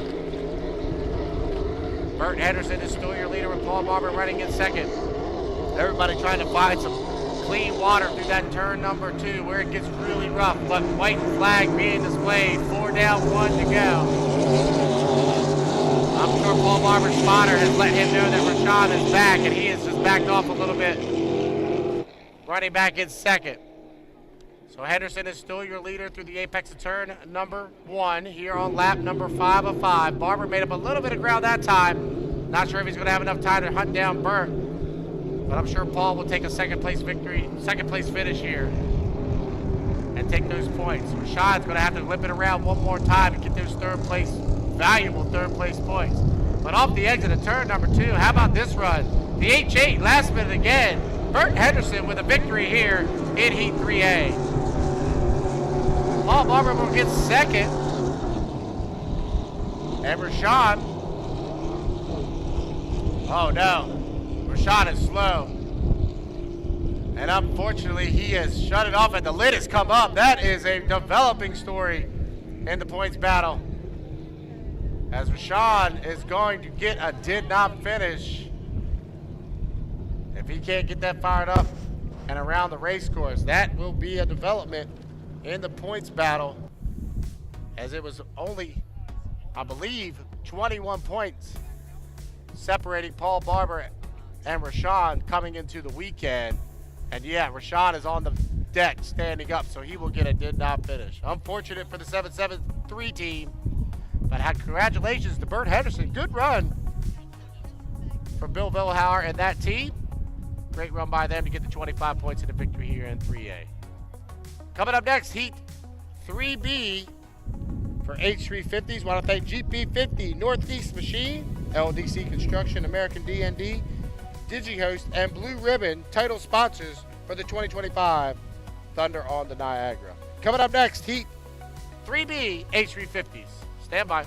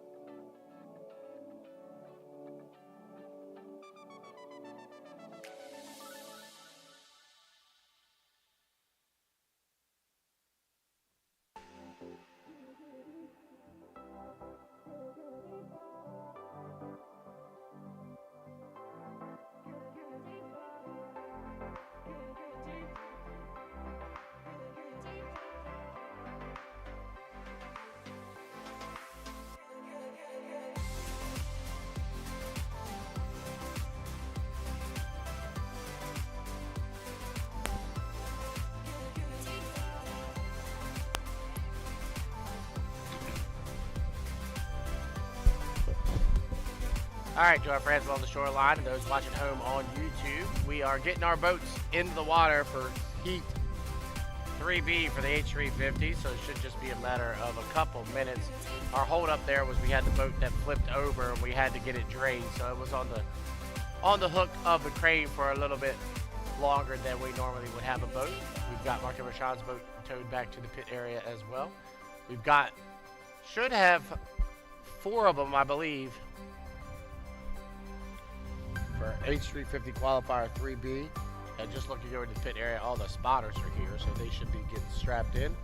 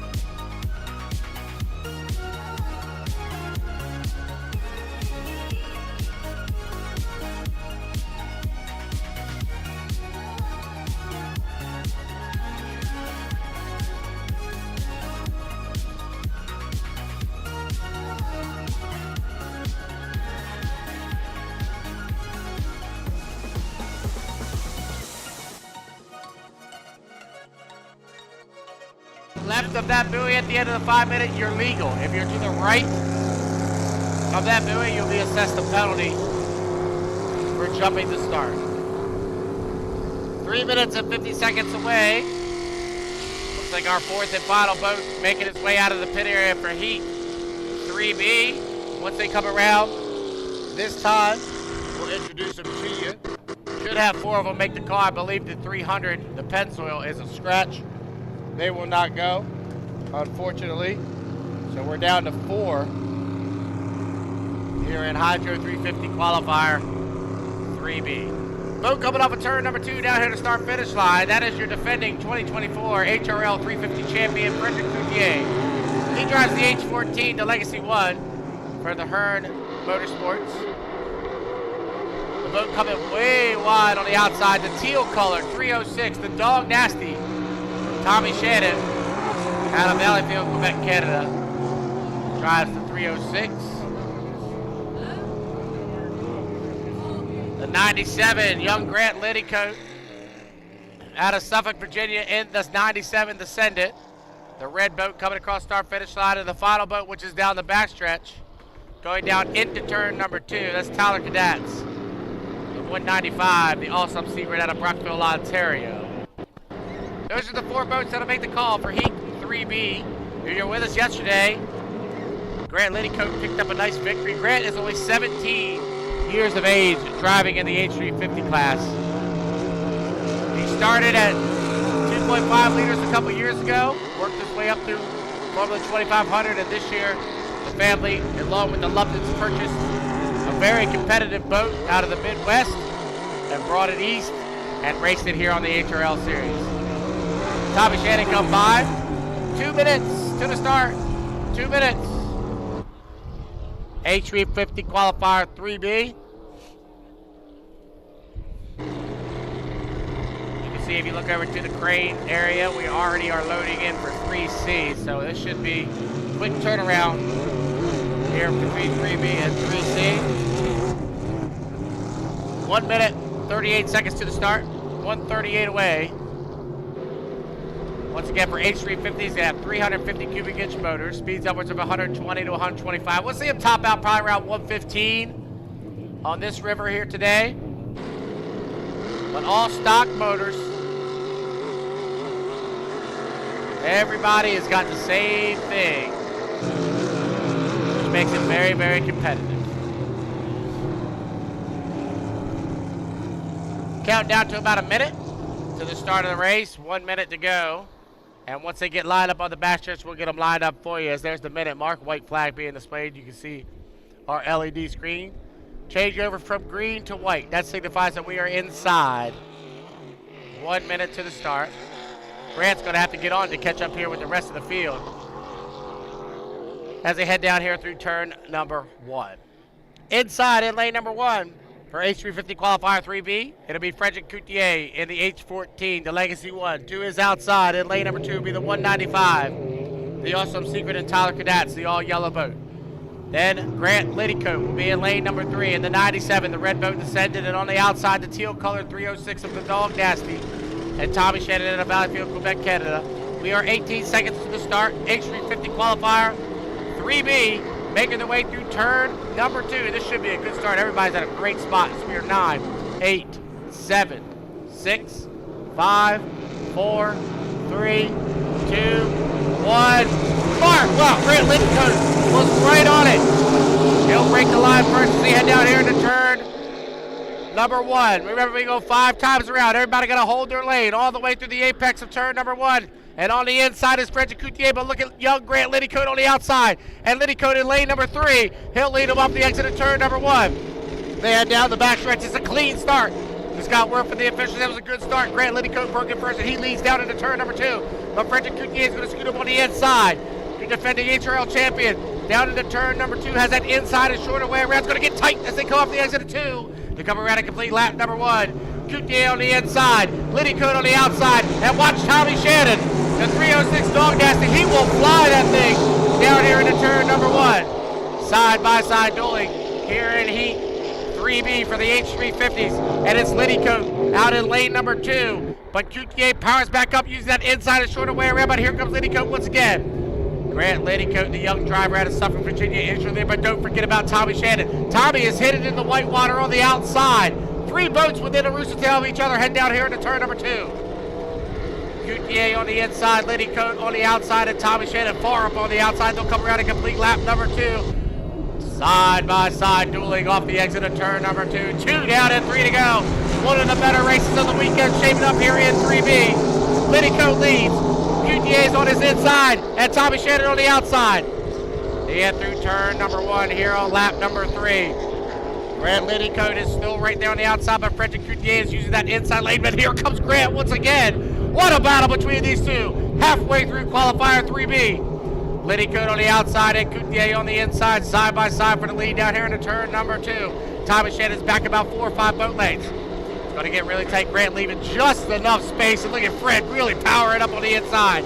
He'll come off the exit of turn number 2 to complete lap number 3. 3 down, 2 to go. Best race of the weekend so far.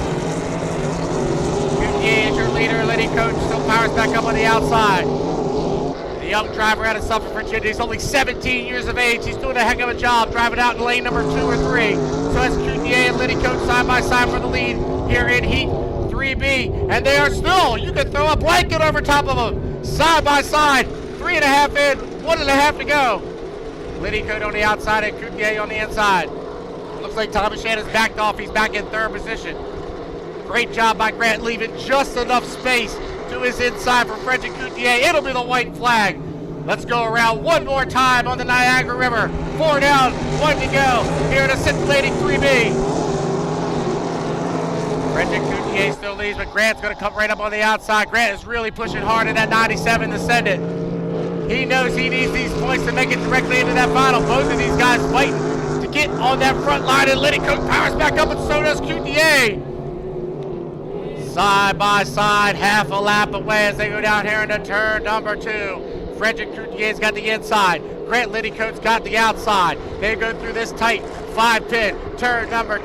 The checker flag is waving. They'll come off the exit at turn number 2. Coutier on the inside, and Liddycoat on the outside, and Frederick Coutier with a great drive will pick up the victory. Good run for Grant in the 97. Tommy Shannon will get 3rd. Tyler Cadaz will get 4th, but how about that, race fans? Doesn't get much better than that. H350 Heat 3B goes to Frederick Coutier and the H14, the Legacy 1. Up next, 3C.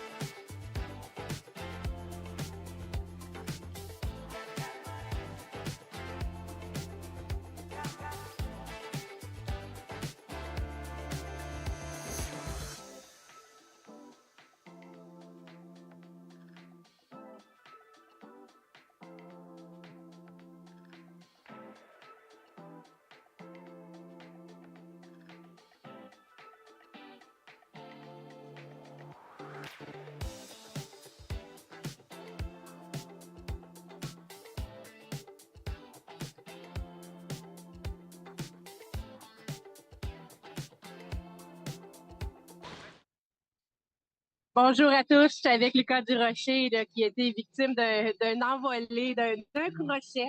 Ouais. Peux-tu nous expliquer un petit peu comment ça s'est passé de ton point de vue? Ben écoute, dans le fond, là, je voulais tellement aller pousser pour aller passer devant le pilote qui était en avant de moi. J'ai jamais lâché le gaz. Le patin droit, il a renfoncé dans un creux de vague. Puis, on a fait du push. I was asking Luca what happened in his own words. He said, "I was pushing. I wanted to catch the boat in front of me, but he said he never let loose of the pedal, so he was going fast and too fast in the turn, and then it went in his own words." Comment on a vu que tu as pu sortir rapidement de la capsule. Comment tu peux faire le lien avec l'entraînement qu'on fait avec le Capital Training? Sérieux, c'est exactement les mêmes étapes qu'il faut que tu fasses. Le Capsule Training, il m'a tellement aidé. J'ai refait les mêmes étapes dans l'ordre. Puis, regarde, j'ai sorti en quasiment 30 secondes. Tout intact. C'est tout. I was asking him to relate with the capsule training they do in the winter time. He says, I repeated all the steps over and over in my head and did it exactly how they are supposed to do it, how they train to do it. And he said it went smoothly, and within 30 seconds he was out of the boat. And I could say probably faster than 30 seconds because some people on shore said even in 15 seconds you were out. So the capsule training do help all our drivers. T'as pas eu aucun problème au niveau de ton master ou quoi que ce soit? Aucun problème. Ça se passe bien été. Je restais calme. Tout est super bien. So everything went well and everything, no problem, no air. He had air all the time, so everything went smoothly. Après ça, tu as été évalué médicalement. Ils ont pu voir que tout était correct. Exact. Ils ont tout vérifié.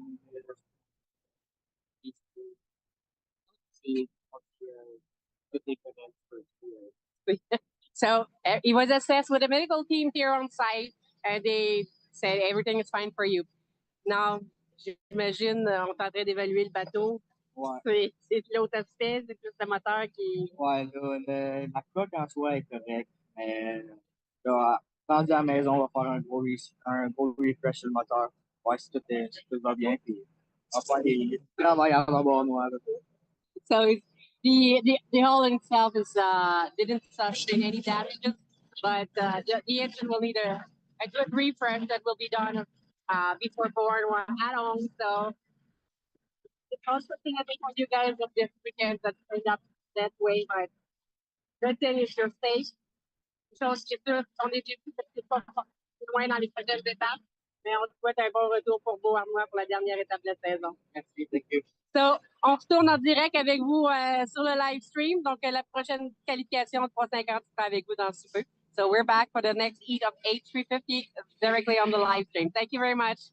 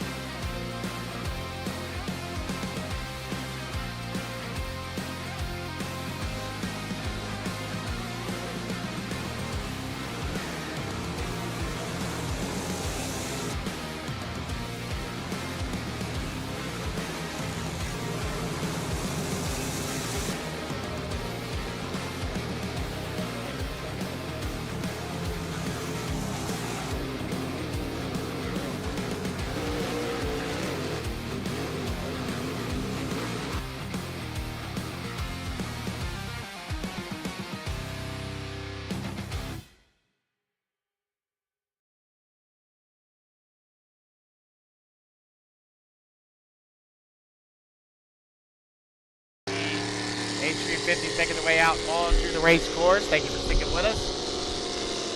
Trying to get those pit situations, get the boats in and out. Takes a little bit longer for us here with only 2 cranes accessible. All of our race sites have a minimum of 3, so it does make it a little bit more difficult here. We got to move some boats around, but we got them all in. And we should be loading in 3E as well. So Heat 3C, all 5 of them already out of the race course, making their way out for their final attempt to make it into that 7-boat final. As we said, the top 5 boats will automatically advance to the final. Then we'll have 2 constellation heats of 7 boats apiece. The winner of those constellations will make it in lane 6 and 7 of the final. So H350 qualifier 3C out on the race course. I hope you were able to enjoy that last heat. That was the best race of the weekend so far between Grant Liddycoat and French Coutier. They were side by side for all 4 laps, with Fred coming out on top there. 3 minutes, 45 seconds to the start. First boat. Very impressed with Mark Lalonde here in 2025. He just moved up to H350 this season. He's done a great job. Purple boat. Spoke to his inside Eric McKenna, the 999, the Black Beast. Joe Less, Senseless Racing comes by. The Yellow Torpedo, Francis Cote, who was involved in that dead heat yesterday. And then the final boat, Carl St. Vincent, the Bull Shark Racing, the 37. Out of Valleyfield, Quebec, Canada. Carl's had a difficult weekend, to say the least, in that 37. He's looking for a lot of points here today. Here's Carl. 2 minutes, 52 seconds to the start. 2:52 away. The boat right here coming across start finish line at 7:51, Lolo Racing. Mark Lalonde. He purchased that boat from Yannick Leger in the off-season. That was the 21 Supernova previously. The boat that just came by the 23 Yellow Torpedo was owned by the Lillard family in 2024. Francis Cote, brand new to the sport here at H350. He was on restriction for the first 2 rounds in Cambridge and Sorel. But needless to say, he's come a long way in a short period of time, and he's doing a good job in that 23 Yellow Torpedo with that dead heat yesterday in qualifier 2C. 2 minutes to the start. 2 minutes away, H350 qualifier 3C. Once again, for our fans that are just joining us here this morning, welcome to the 2025 Thunder on the Niagara. We are on qualification 3C of H350. Coming up next will be qualification 3D. Then we'll go back to Grand Prix racing. Grand Prix 1A or 3A and 3B. We'll follow up these, and then we'll be done with qualifying, and it'll be time for consolation and finals. So right now we are just about at the halfway point of our racing program for you today. 1 minute, 10 seconds to the start, 1:10 away. The highly competitive H350s are out on the race course for their final round of qualification, Heat 3C. They'll all gather up down here into turn number 1. 50 seconds to the start. We'll get them lined up for you. Lane number 1 will be the 37, the Bull Shark Racing of Carl St. Vincent out of Valleyfield, Quebec. Lane number 2 will be the 999 of Eric McKenna, the Black Beast. He's the orange boat and black trim. Lane number 3 will be the 500 of Joe Less out of Grand Isle, New York. In the Senseless Racing, he's red with white trim. To his outside will be the Yellow Torpedo, the 23 of Francis Cote, the yellow boat with the white sponsors, and far up on the outside will be the purple and white boat, the 751, the Lolo Racing. Mark Lalonde out of Valleyfield, Quebec. 15 seconds to the start. H350 qualifier 3C. They come up the edge of the turn. Number 2 is there. 7, 6, 5, 4, 3, 2, 1. Mark, good start for Lalonde on the outside. Mark Lalonde will lead him down here into turn number 1. Once again, everybody's going to hold their lane all the way through turn number 1. Good turn for Carl St. Vincent from the inside. And St. Vincent will be your leader off the exit, but watch the boats on the outside. As the faster boats are flying hard on the outside, the line is all the way up to second. Joe Les back to third. They go down the backstretch, and Carl St. Vincent, who I said has been struggling all weekend, looks like he's found some speed here in 3C. He'll come through the apex of turn number 2 to come around and complete lap number 1. We'll go 5 times around. Here in H350 qualifier 3C, Lalonde is your leader. I'm sorry, Carl St. Vincent is your leader. Mark Lalonde runs in second. Joe West runs in third. Eric McKenna runs in fourth. And the yellow torpedo of Francis Cote runs in fifth. Through turn number 1 here on lap number 2. Got a battle shaping up for second as Carl St. Vincent comes off with about a rooster tail and a half advantage over top of Lalonde and Les. So Mark Lalonde moves up into second position. Joe Les running in third. Put your leader down into turn number 2. Here on lap number 2, it's Carl St. Vincent. We call it a rooster tail and a half. Mark Lalonde and Joe Les running in second and third respectively. Coming around to complete lap number 2. 2 down, 3 to go here in 3C for the H350s. St. Vincent leads. Lalonde runs in second. Les runs in third. McKenna runs in fourth. Cote runs in fifth. Everybody about evenly spread out. A rooster tail separates first and second, second and third, third and fourth. On the race course here in qualification 3C. So Carl St. Vincent halfway through. He's found some speed. Whatever they did last night at 37's running much better here on the Sunday afternoon program as he comes through turn number 2 to come around and complete lap number 3. It'll be 3 down, 2 to go here at Hydro 350 qualifier 3C. And Carl St. Vincent in the Bull Shark Racing is your leader. Mark Lalonde runs in second. And the Lolo Racing the 751. Joe Les in the Census runs in third. In the 500. Eric McKenna in the 999 runs in fourth. And Francis Cote in the 23 runs in fifth. But down the backstretch here on lap number 4 of 5. Carl St. Vincent, he's opening up by half a straightaway over top of Mark Lalonde. So whatever the issues they were facing yesterday, they put those to bed. A little bit of work last night, got that 37 running really well here in qualifier 3C. White flag being displayed, signifying 1 more lap around the Niagara. And Carl St. Vincent is your leader. He chai-walks it a little bit coming across start-finish line in that 37. Lalonde still holding on to second. Joe Les still in third. Eric McKenna in fourth. Francis Cote in fifth. Nice and easy now for Carl St. Vincent.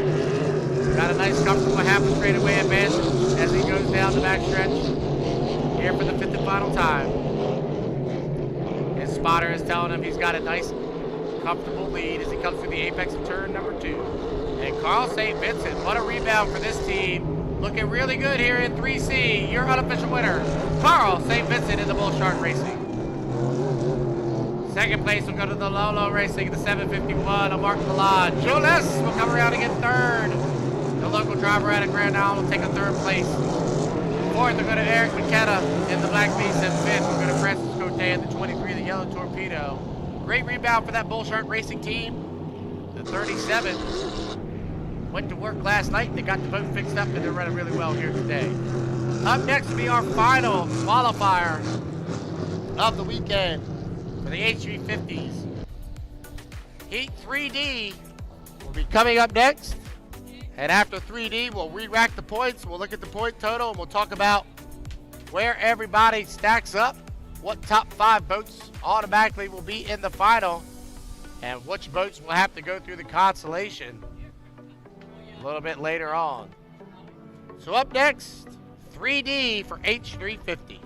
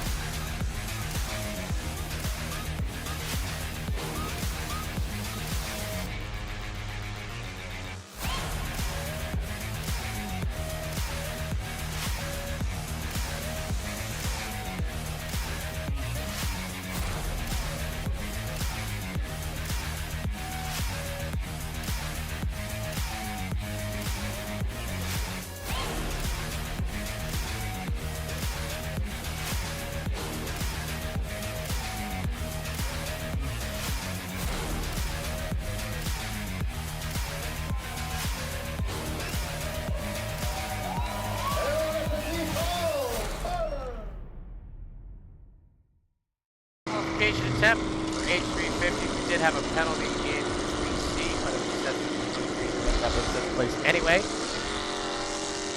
The penalty will be just a point.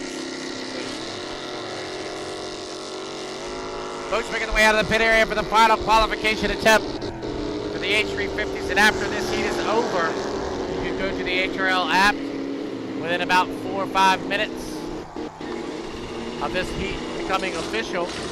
We'll be able to determine the 5 boats that'll be directly into the final, and the other 15 that'll have to go through the constellation heats to try to make it in. Should have 5 boats make the call here for H350 qualifier 3D. After this heat, we'll go back to Grand Prix racing. 3A, 3B will follow this final round of qualifiers for the H350s. And then after the Grand Prix qualifiers are finished, we'll be done And we'll go to the constellation heats in the final. So, boats out on the race course. We are 3 minutes, 40 seconds from the start. H350 qualifier 3D coming across start finish line right now. That's the 155. The Zoomerang driven by Michael LeBouf. If you were with us yesterday, we talked about that situation that the 155 team faced in the offseason. Their boat was in a garage fire. The boat completely burned to the ground with all the equipment and everything. They rebuilt a brand new boat here for 2025. Good to see that 155 Zoomerang team out here on the race course. The boat that followed them across start finish line down to the turn number 1 right now. That's the H2 driven by Richard Haynu out of Beauharnois, Quebec, Canada. Boat coming off turn number 2 right now, the all-white vessel. LDC Construction sponsors the 242. Jimmy King, the pilot, out of the state of Michigan. Danny Leger comes by in the 666, the Carbon Tack, the yellow boat with the black sponsons. And the final boat, the red boat, the 924, the Game On, driven by veteran shoe Patrick Hayworth. We are 2 minutes, 30 seconds to the start. 2:30 away. H350 final qualifier of the weekend heat. 3D.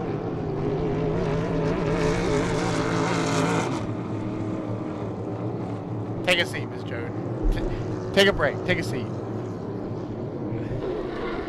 2 minutes, 11 seconds to the start. All 5 boats out on the race course as we get ready to go for the final qualification attempt for H350s. Once again, if you're just coming out for the first time, thank you for coming first off to the 2025 Thunder on the Niagara. This is the 5-minute warm-up period. The boats go out of the pit area. They do a few warm-up laps, a couple timing runs down here to start finish line, and the ultimate goal is to be here when the clock hits 0. I will count you down from that once we get down too close to the 10-second mark. You want to be just to the left of the start finish line when the clock hits 0. You don't want to jump the gun, as we say, or be over the start finish line to the right. You will be assessed a penalty. 1 minute, 20 seconds from the start. Danny Leger cuts the race course. That's a legal maneuver. As long as you cut from the back, you can see Patrick Hayworth and Michael LeBouf doing the same thing. As long as you cut from the back stretch to the front stretch in between the start finish line and the entrance pit of turn number 1. So, all legal. And they do that so they can get back on their timing marks. It's 55 seconds to the start. 55 seconds away. Everybody will conjure up down here into turn number 1. Turn number 1 is to the right of us here, down towards the falls. Turn number 2 is to the left of us.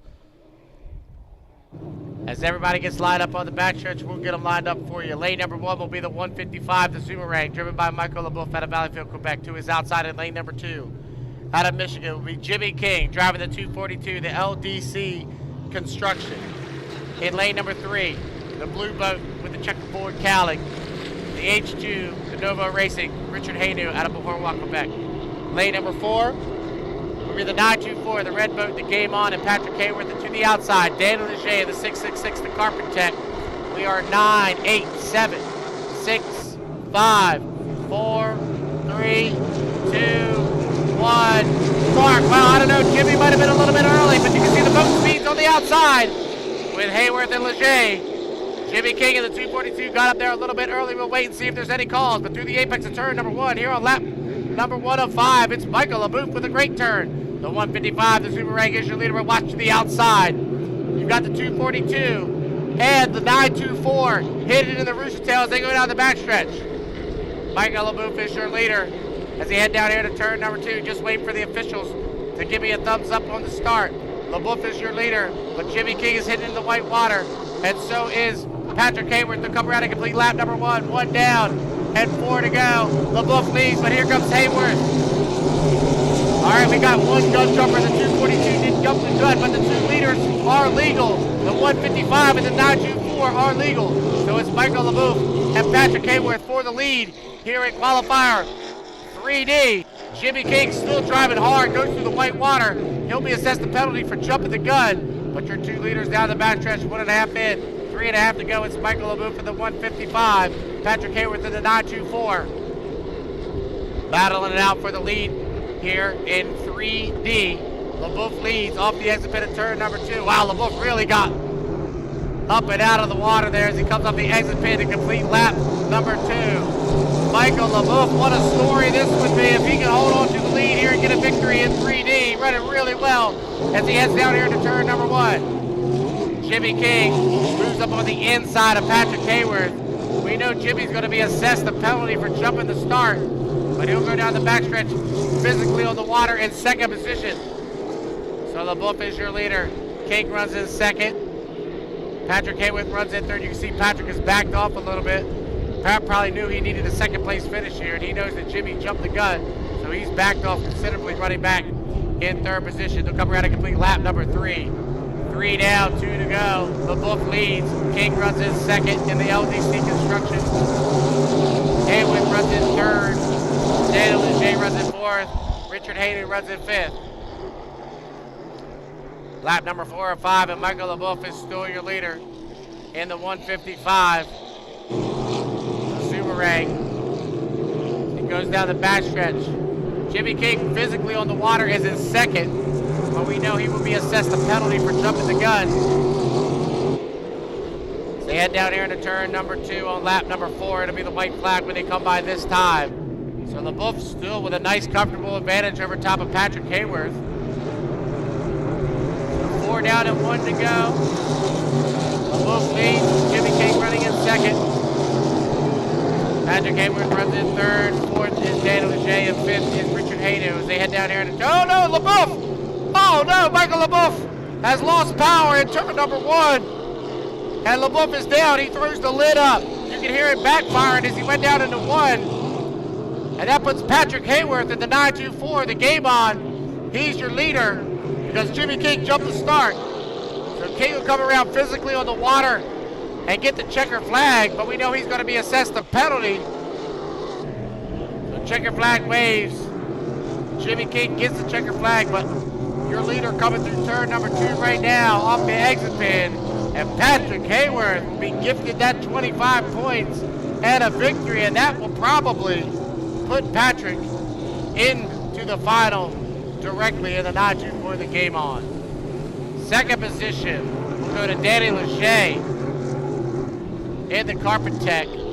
Third will go to Richard Hayden. And fourth will go to Jimmy King. But wow, unfortunately for Michael LaBouffe, the 155 was running so well. He was 3/4 of a lap away from a victory here in 3D. But unfortunately, he breaks down on the 5th and final lap.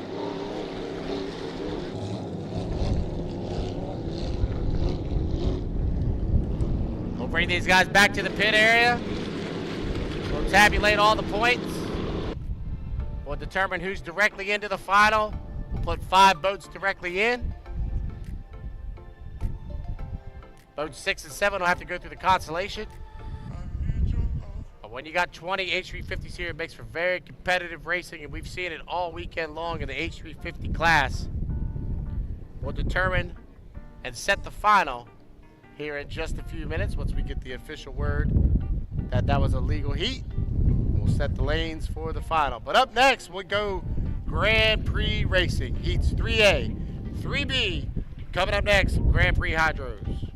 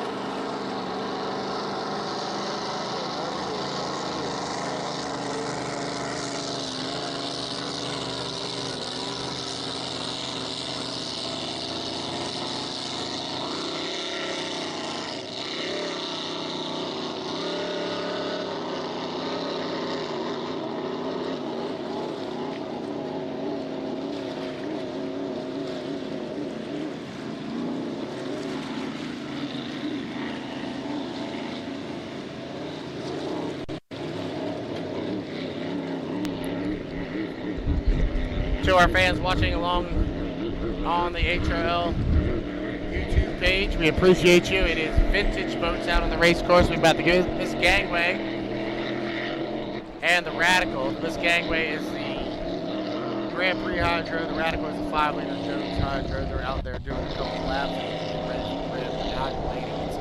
3A, 3B. Let's go to the lineup in 3A. It'll be the 577. Ken Henderson and Bobby King. 577, the 757, and the 71 will be in heat 3A for Grand Prix, and 3B and the 50 of Ken Brody.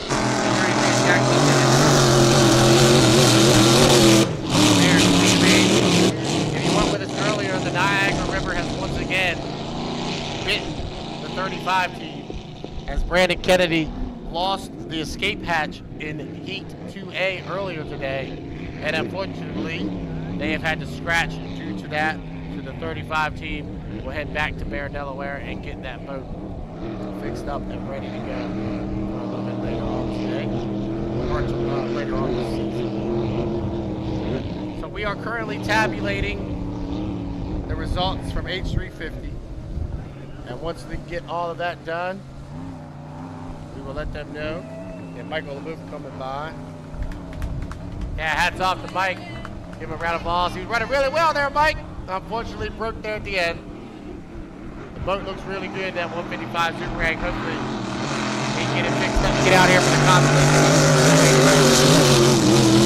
Our Grand Prix and our 5-liter vintage boats making their way around. Dale Robinson in the Radical, the black boat. And the Miss Gangway, piloted today by Mike Jensen out of Grand Island, pilots the Miss Gangway. All right, coming up next, 3A, 3B, Grand Prix Hydro.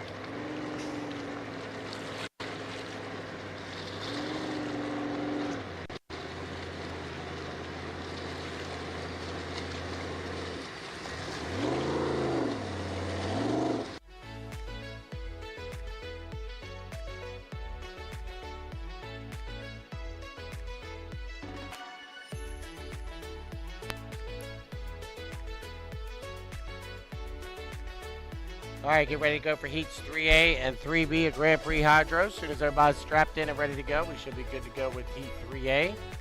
Want to thank GP50, Northeast Machine Incorporated, LDC Construction, American D&D, DigiHost, and Blue Ribbon, proud sponsors of the 2025 Thunder on the Niagara.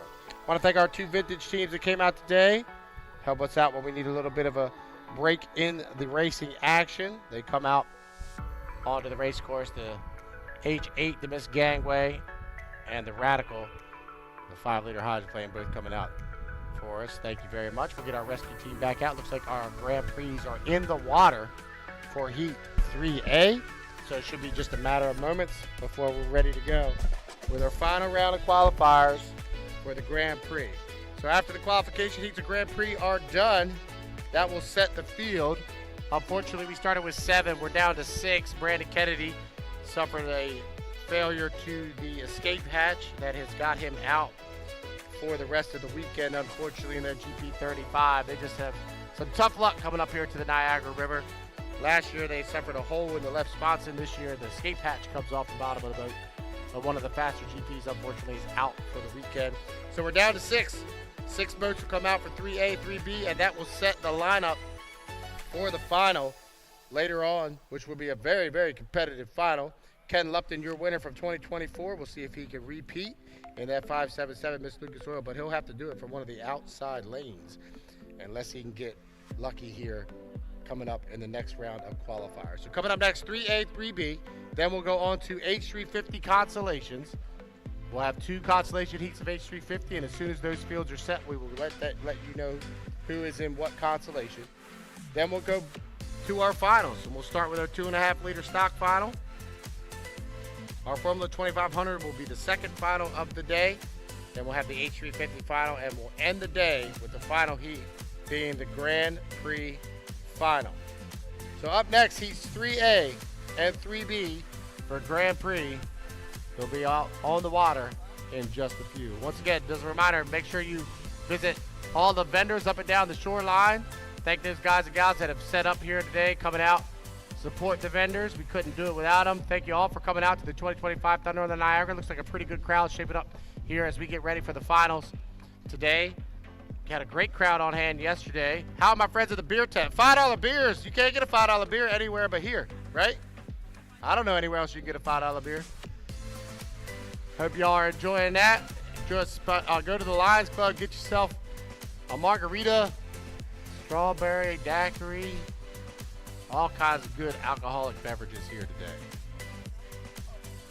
As soon as we get word for the pit area that we're ready, we're good to go with 3A. I think our drivers are getting strapped in right now. We should be ready to go in a matter of a few seconds. Looks like we're getting to stand by right now. So stick around. Coming up in about 5 seconds, the 5-minute gun for Grand Prix Heat 3A. So Grand Prix Heat 3A getting ready to make their way out onto the race course from the pit area. 5-minute gun has just elapsed. All right, 5-minute gun has elapsed. Heat 3A going to make their way out of the pits. Should have 3 of them make the call for Grand Prix. The final qualification heat of the weekend for the Grand Prix as they make their way out to the Niagara River. Once they come by for the first time, we will introduce them to you. 4 minutes, 37 seconds from the start. Heat 3A, Grand Prix Hydro.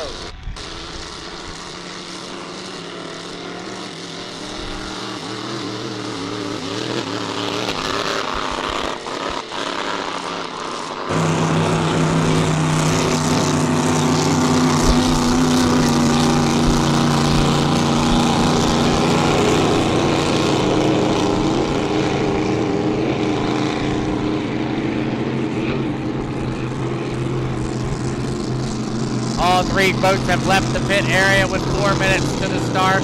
Once again, this is the 5-minute warm-up period if you're just coming out for the first time or you're new to inboard hydroplane racing. The 5-minute gun sounds, the green light is put up on the race course. The boats are able to make their way out of the pit area. They'll do a 5-minute warm-up. The goal is to be here at the start-finish line when the clock hits 0. The first boat coming off of turn number 2, that's the 71. The wild one.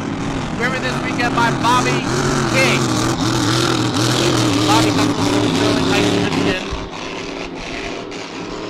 He drives from Huey Newport out of Cincinnati, Ohio, in the GP71, the Wild One. The next boat, 757 of Kent Henderson. He drives from Mario Blaine out of Valleyfield, Quebec. Kent comes to us from Brockville, Ontario, in the 757 Canada Boy. And the final boat out of Waverley, New Zealand. Comes across start finish line. The white boat with the black Kiwi flag. It's the Miss Lucas Oil and Ken Lupton. Starting to get a little choppy with some boat traffic on the backstretch here at Thunder on the Niagara. Chop on the water. Much different water conditions than these guys experienced when they came out for 2A and 2B when we started back at 10 o'clock this morning. You can see the water conditions are really churned up just a little bit with all the boat traffic on the Grand Island side of the river here. 2 minutes, 21 seconds from the start, 2:21 away, Grand Prix Heat 3A. Just like in all the other classes here this weekend, total points will determine where you start in the final. So with 6 boats left, everybody will make it into the final. Let's look at the points as they stand right now, coming into Grand Prix 3A and 3B. Right now, the 71 Wildwood team leads the points with 61, followed up by the Silco Racing, and then the 757. So the top 3 right now, Bobby King. So if Bobby is able to get a victory here, he will have the inside lane no matter what else happens later on today. So that 71 team, the Wild One, they want Bobby to do well here. If he gets a victory, he'll have that inside lane for that 6-boat final later on today. Ken Lupton and Kent Henderson trying to put themselves in a spot for the final as well. We are 1 minute to the start. 1 minute away. As you can see, they line up based on the points that they've accrued through the weekend. The faster boats or the boats with the most points start on the outside. The guys that need a little bit of help with points will start on the inside, and Ken Lupton will have lane number 1. The 577, the Miss Lucas Oil, will have lane 1 here for 3A. Lane 2 will be Kent Henderson in the 757, the Canada Boy. And your point leader so far this weekend, the 71 of Bobby King, will be on the outside in lane number 3. We are 25 seconds away. Heat 3A Grand Prix Hydros. 468 cubic inch blown alcohol motors. They run on methanol. They produce 1,300 horsepower for each and every one of them. We are 13 seconds to the start. This will be a good shot as they come down here. Everybody's up just a little bit early, however, as we are now 6, 5, 4, 3, 2, 1.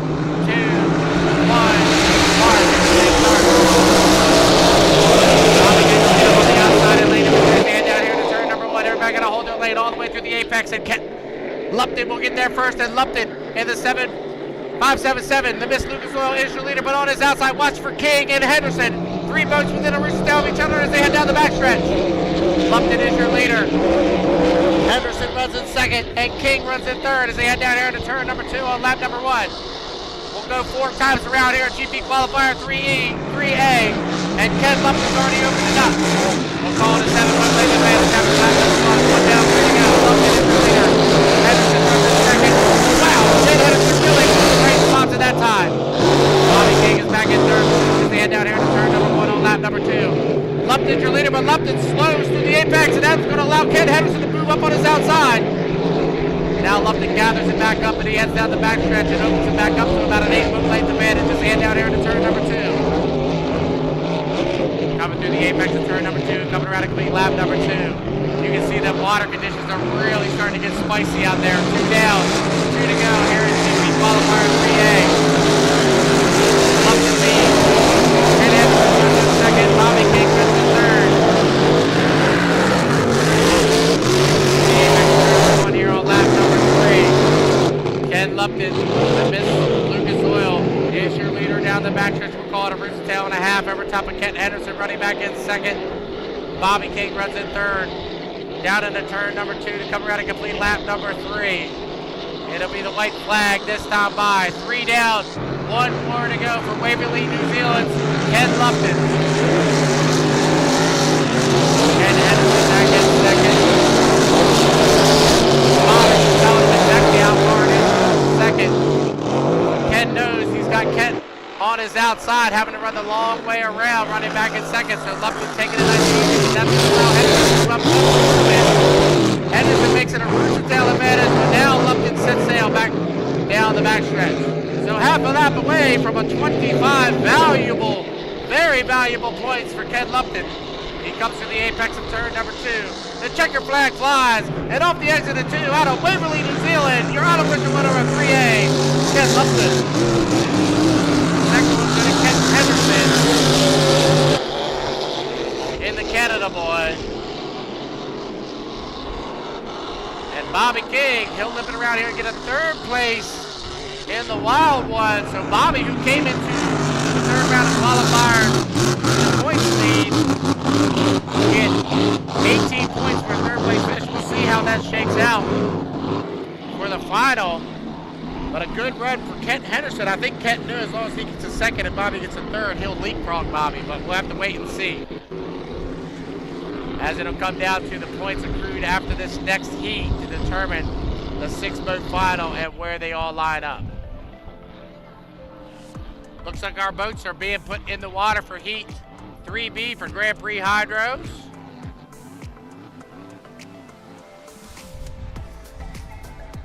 So far, the most Grand Prix we've seen on the water at one time is 4. We will have 6 of them. 6 of them make the call for the GP final later this afternoon. You're not going to want to miss that one, as it's going to be an interesting lineup for that final. Ken Lupton gets 25 points there, but he came into the 3rd round of qualifiers in 5th position. So he will not get the inside lane. We'll have to wait and see as all the points get tabulated. Up next, the final qualification heat of the weekend. Heat 3B for the Grand Prix Hydros coming up next.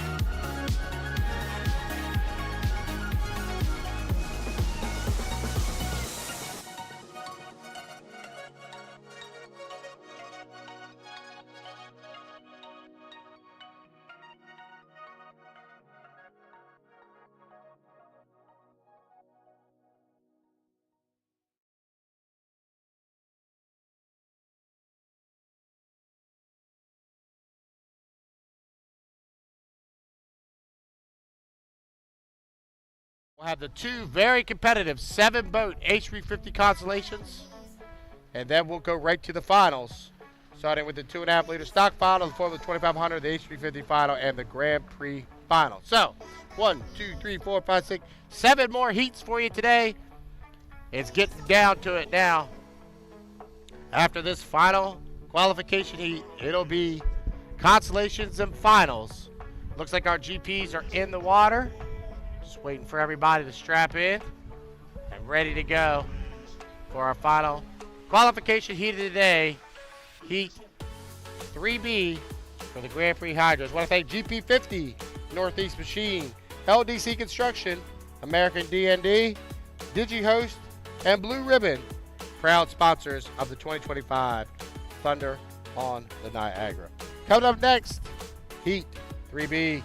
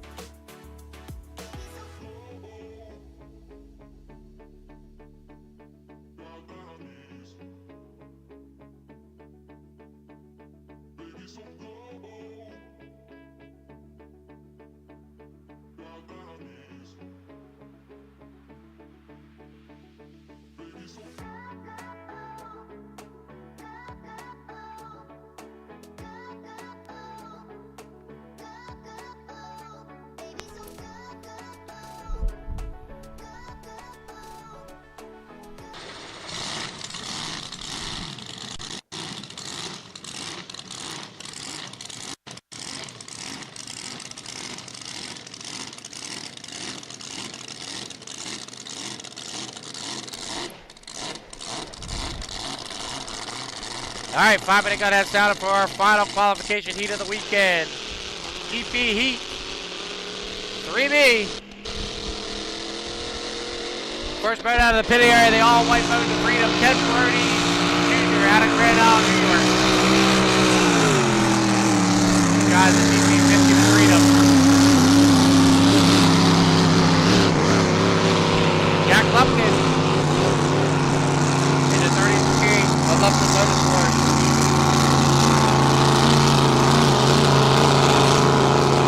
Jack earlier today pick up a victory over his brother Ken in a great battle earlier in GP Qualifier 2B.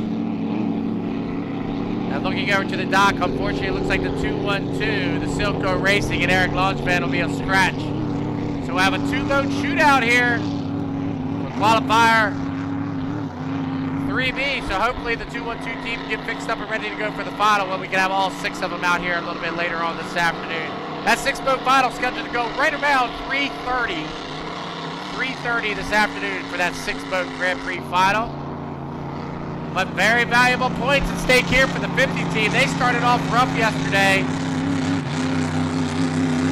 They're fighting back, trying to make up some ground in that GP50.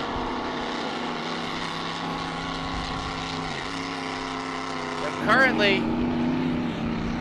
right now, the 33 and the 50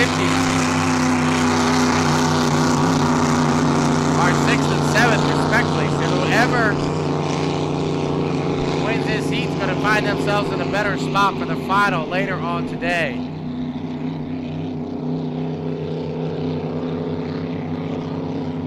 So Heat 3B out of the water. Unfortunately, a little bit of attrition in the Grand Prix class. Obviously Brandon Kennedy, who we lost after 2A with the escape hatch coming open. Brandon has put that up on his social media as well as the TKO Racing. You can see that violent wall of water that came in on him earlier today. Bernie comes by on a timing run. Here comes Jack Lupton. He'll do a timing run.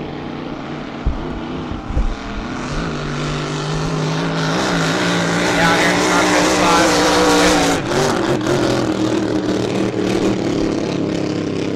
So I just had a little bit of attrition so far. We lost the 35 earlier. We know that they are scratched out for the weekend. Hopefully the 212 is not a scratch for the weekend and he'll be able to go with the final later on today and we'll have a 6-boat final for you. Looking over at the pit area, we're starting to lower in our H350s for their constellation heat. 7-boat consies coming up in H350. Winner will move on to the final. The other 6 boats will be on the trailer for the remainder of the weekend. 1 minute, 8 seconds to the start. 1:08 away for Grand Prix qualifier 3B.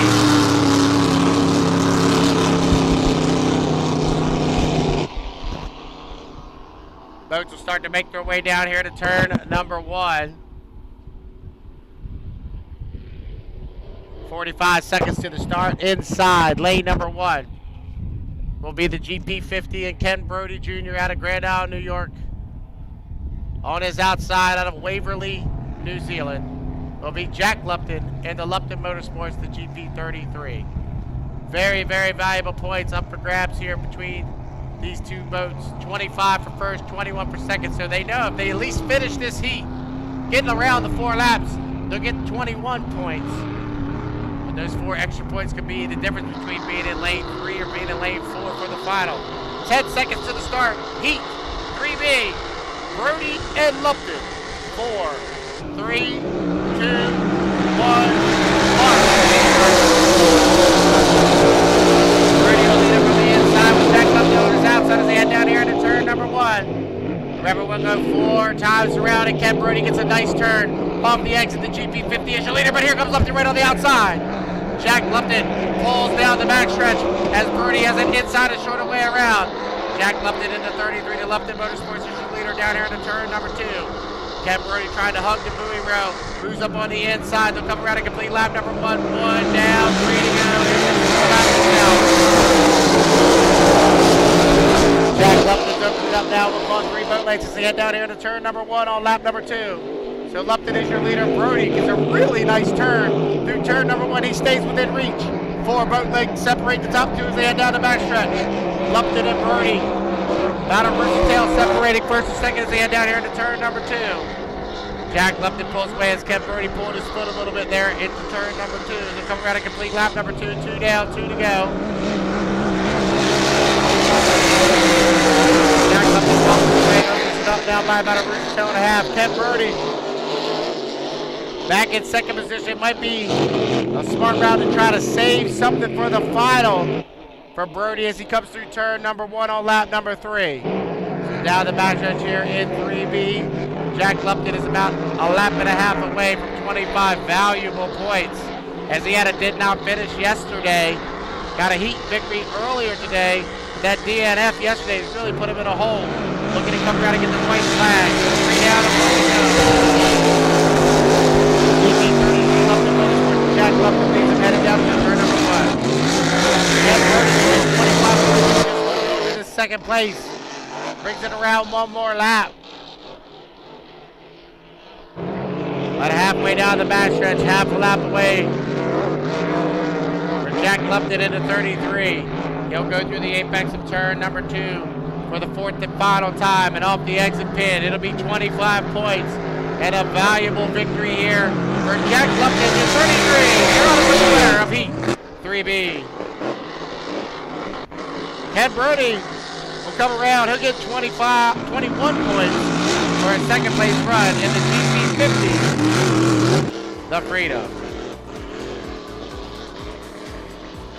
Unofficial time was 2:15. That's a pretty good time for Jack unofficially there in GP3B. All right, we'll tabulate it. We'll determine who will be where in the final, as all 6 boats still running will make the final, but we'll determine where they end up based off of their points here in just a few minutes.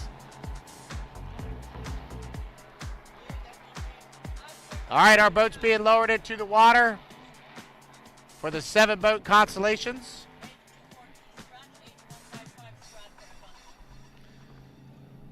Just getting word that we got a couple scratches with the 242 and the 155. So we're down to 2 6-boat H350 constellations, 6-boat constellation heats. Coming up next. Once we tabulate all the points for the Grand Prix, we will announce the lineup for that 6-boat final. Slated to go right around 3:30 this afternoon, that 6-boat final. But coming up next, our first of 2 H350 Constellations. Our first of 2 will be coming up next.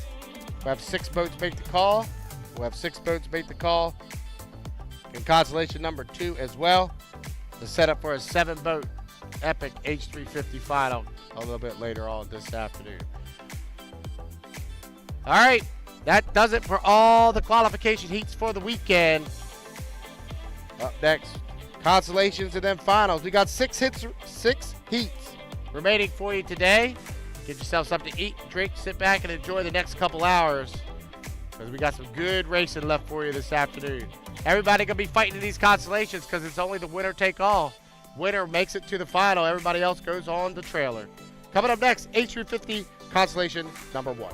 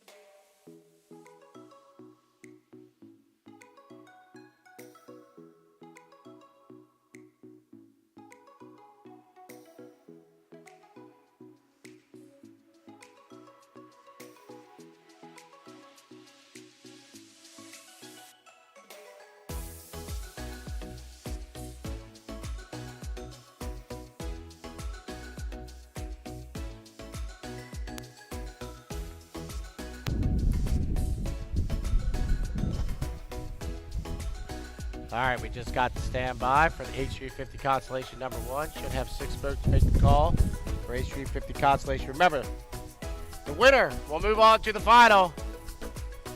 The losers, or the non-winners, will be on the trailer. 4 laps around in the Constellation heat instead of 5, so you only got 4 laps to do what you need to do to make it into that final. H350s, 6 of them will make the call for for Constellation heat number 1.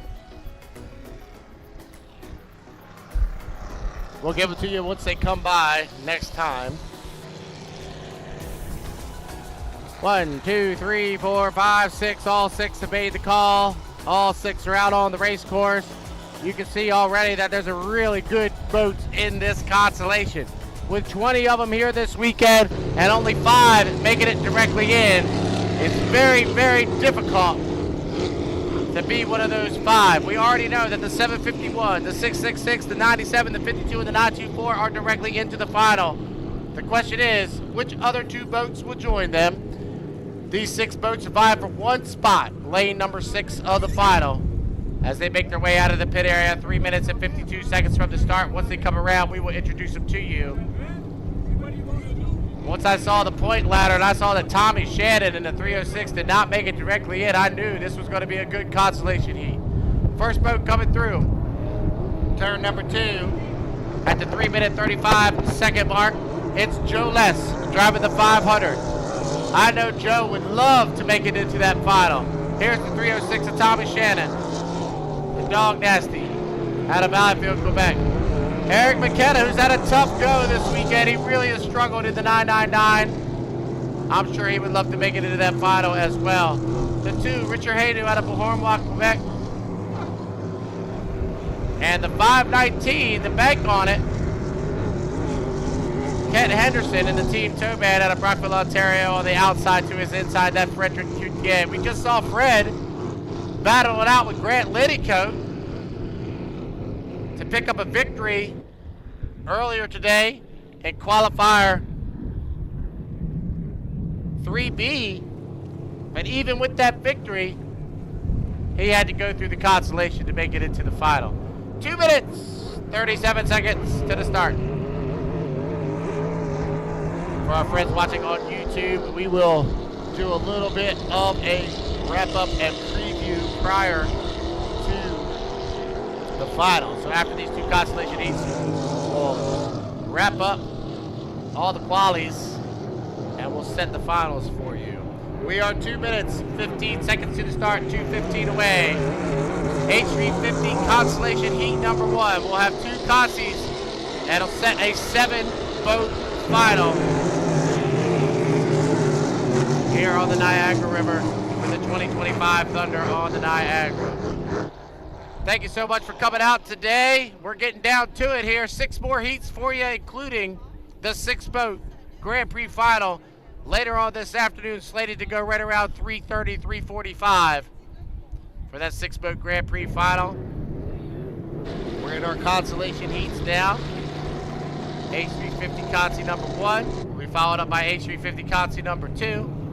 Then we'll get into our first final, which will be an 8-boat 2.5 liter stock final, followed by an 8-boat Formula 2500 final, followed by a 7-boat H350 final and a 6-boat Grand Prix final to round out the weekend. It's been a beautiful one as we got started yesterday morning at 10 a.m. The conditions here on the Niagara have been perfect for boat racing. Can't get much better than this. We're 1 minute to the start. 1 minute away. H350 Constellation.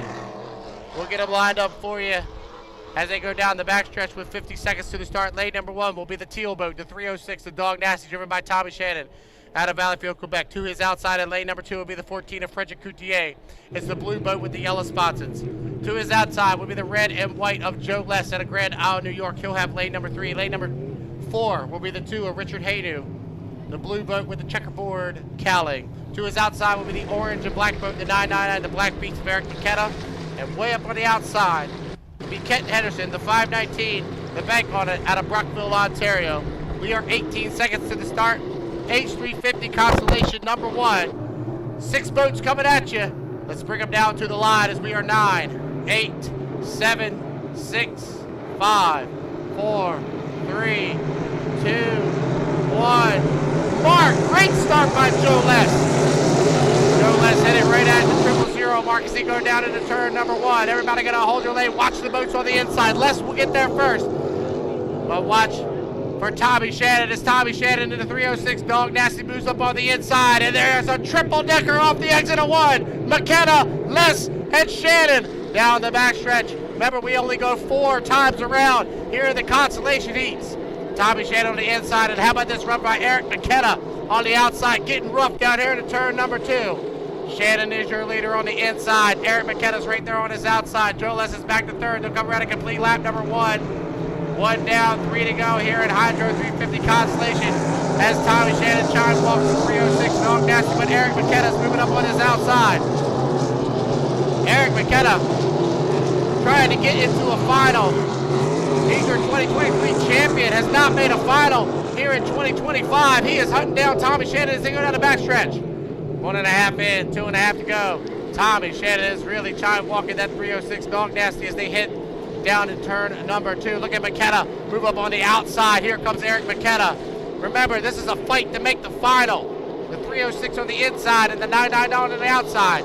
Coming around in complete lap number 2. We'll put 2 in the books. 2 more to go here in Hydro 350 Constellation number 1. Wow. Tripping the transom that time by was the 306 Dog Nasty. McKenna back to second. Joe Les in third. Fourth, Kent Henderson on his inside. And back in the back is Richard Haydu. But down the backstretch, 2.5 in, 1.5 to go. Tommy Shannon's opening it up by 2 full rooster tails over top of Eric McKenna as they go down into turn number 2 for lap number 3. It'll be the white flag this time by as we only go 4 laps around. 3 down, 1 to go. Tommy Shannon is your leader. He just got to bring it around one more time, and he'll be in that 7-boat final.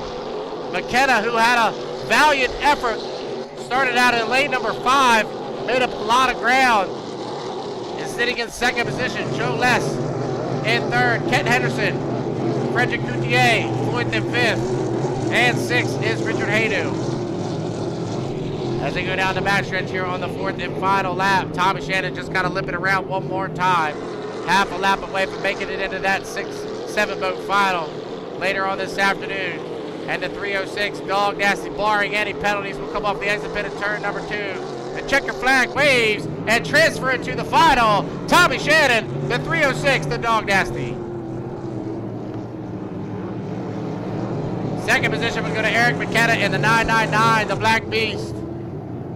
Joe Les will be the Senseless Racing 500. Across our finish line with a 3rd place finish in the Consi. Frederick Coutier will move up, get 4th. Kent Henderson will get 5th. Oh, looks like Kent lost the canard. You can see that thing flapping. That is undrivable when that happens. You just gotta pedal it around. And Richard Hayden will round out the field. And the H2. The Nova Racing.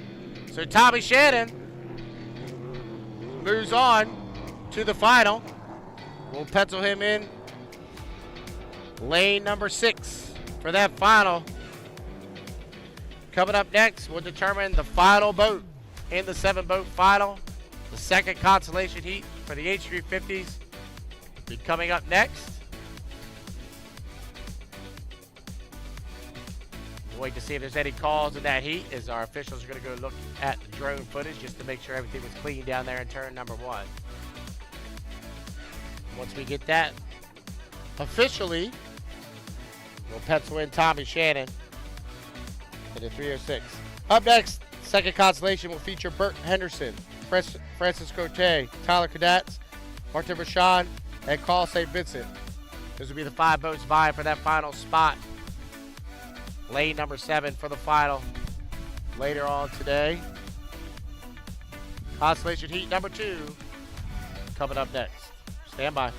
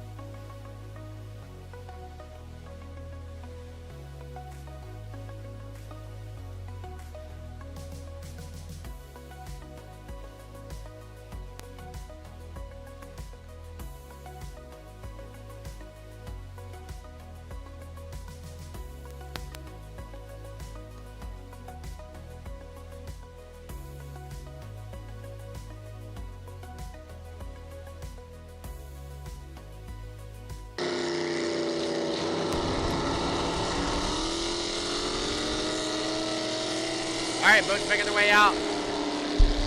Constellation number 2. Once again, the winner moves on to the finals.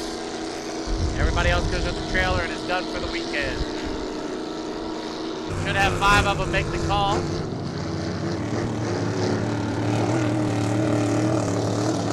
After this Constellation heat is run, then we will move on to the finals. Start with the 2.5 stock, Formula 2500, H350, and Grand Prix. Our Grand Prix final is set. 6 boats will make the call for the GP final. We'll go over those and all the others once this Constellation heat is wrapped up. 3 minutes, 50 seconds to the start, 3:50 away.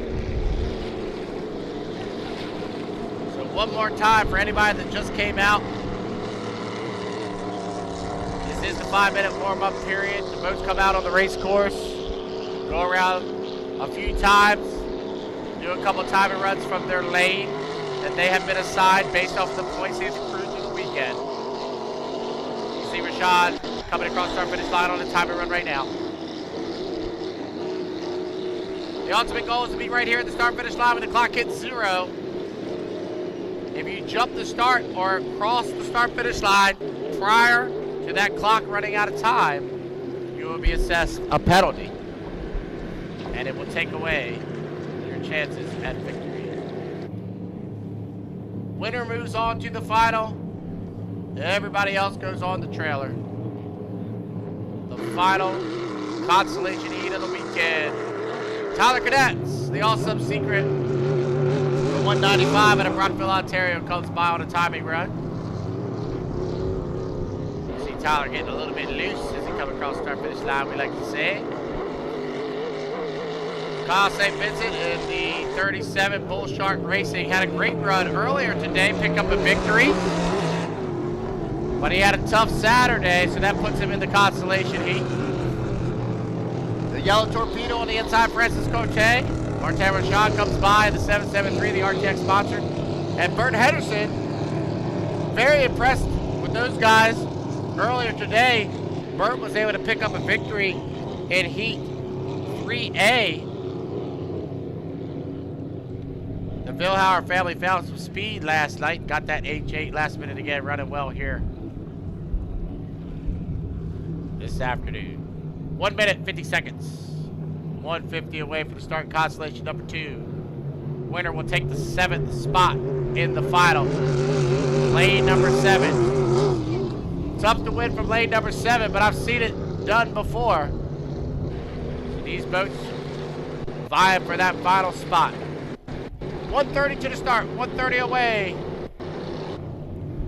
For our friends at home watching on YouTube, we will do a quick recap after this Constellation heat. Get you ready for the finals, as we're 1 minute 19 seconds from the start. H350 Consi. You can see Tyler Cadets cutting the race course right there. He comes from the back stretch to the front stretch. Only rule about that is you have to cut in between the start-finish line and the extra spin at turn number 1, which Tyler did, and you have to yield to the boats on the race course. So as long as nobody was coming at Tyler there, he was legal and able to do so. The reason they do that is because you get up there too early and you got to come back around to get into your assigned lane for this Constellation heat. Counting down to about 45 seconds to the start. We'll get them lined up for you. Lane number 1 out of Brockville, Ontario will be the H8, the last minute again, driven by Bert Henderson. Lane number 2 will be the 23 of Francis Cote, the Yellow Torpedo. Lane number 3 will be Tyler Cadets in the 195, the Awesome Secret. Martin Rashad will be in lane number 4 in the RTX 773, and on the outside, Kyle St. Vincent in the 37, the Bull Shark Racing. We're 12 seconds from the start. H350 Consi number 2 is 6, 5, 4, 3, 2, 1. Mark, good start by Cadets. Cadets will lead him across the start finish line from lane number 3, but watch the boats on his inside, as Henderson will get there first, and Bert Henderson in the H8, the last minute again. We'll turn left first. Everybody vying for the final spot in the final, and Henderson will come off the exit pin of turn number 1. He's got the lead, but he's got a wall of boats to his outside. Henderson leads down the backstretch. But look for Rashawn and Cote on his outside as they head down here into turn number 2 on lap number 1. Remember, we only go 4 times around here in H350 Constellation number 2. Henderson leads. Here comes Rashawn on the outside. Martin Rashawn from lane number 4. He's already overtaken Cadets and Cote. He's hunting down Henderson as he goes down here into turn number 1 on lap number 2. Henderson is your leader, but watch for Rashawn out in about lane number 3 or 4 as Martin Rashawn had an unfortunate, did not finish earlier. That's why he's in the consolation. He's hunting down Henderson as they go down the backstretch here on lap number 2. Down into turn number 2 here on lap 2 of 4. Burton Henderson is your leader in the H8. The last minute again, but Martin Rashawn is right there on the outside. Coming around to complete lap number 2. Side-by-side battle here in Constellation number 2 for the H350s. Henderson leads, but Rashawn is right there. Rashawn is tripping the 773 as he comes across start-finish line. Cote runs in 3rd. Coliseum Vincent runs in 4th. Tyler Cadets runs in 5th. But let's go back to the leaders. They'll come up the exit of turn number 1. 2 veteran drivers in the H350 class are now side-by-side for the lead. The winner will move on to the final. The loser will go to the trailer. Henderson and Rashawn are side by side. 2.5 in, 1.5 to go. Here in Constellation number 2. Burton Henderson really being held tight to the buoy row. Rashawn out in about lane number 3 will come off of exit pit of turn number 2. 3 down, 1 to go. In the Constellation, Rashawn and Henderson. Rashawn was involved in a heater yesterday. Could we have another one coming up for you now? Henderson on the inside, Rashawn on the outside. Look at the leaders as they come off the exit pit of turn number 1. As they go down the backstretch, Martin Rashawn started at lane number 4. He's opened up by 2 boat lengths as they head down the backstretch. Here on the 4th and final lap in the H350 Constellation. Rashawn on the outside and Henderson hit the buoy! Henderson hit the buoy! And Rashawn will take the victory. A penalty will be assessed to Henderson, and what a drive! Rashawn from lane number 4 will make the final. Henderson ends up 2nd. Burt was really trying to throw it down there into turn number 2. Hit the buoy, had to get out of it. That is a penalty when you dislodge or destroy a buoy. Cote will finish 3rd. St. Vincent will finish 4th. Cadets will finish 5th. But how about that, North Tonawanda? And that's only the consolations. We still got the finals to go. Martin Rashawn from the 773 from lane number 4 wins the consolation heat. So Rashawn will slot himself into lane number 7 for the final. That'll do it for all the qualifications and the consolations. We'll wait for the official word, but right now, Rashawn, great job by that team. Did not finish just about an hour and a half ago in their qualifier. They got it ready to go, and Rashawn slots his spot. Lane number 7 of the final later on today. All right, coming up next, for the first time all weekend, we'll have 8 boats on the water at the same time. 8 boat, 2.5 liter. 8 boat, 2.5 liter stock, 8 boat Formula 2500 final, 7 boat H350, and 6 boat Grand Prix. Just so everybody knows, on the YouTube and on the shoreline, the Constellation is not official yet. Our officials are going to look at some drone footage. But right now, we can pencil in the 773, but we'll wait for the official wording of those guys. Coming up next, our first final of the day, 2.5 liter stock, 8 boat final.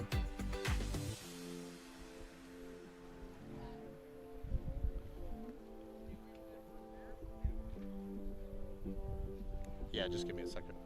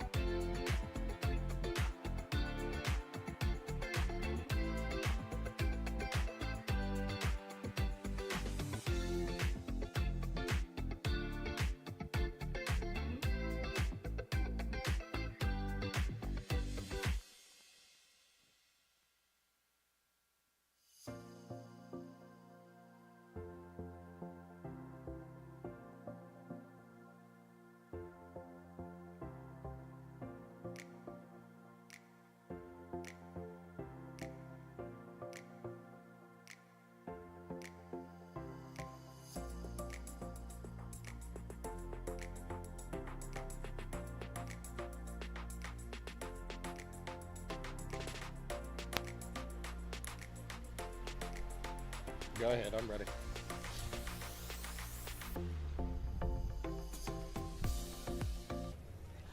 You need me back up? Step back 1 foot.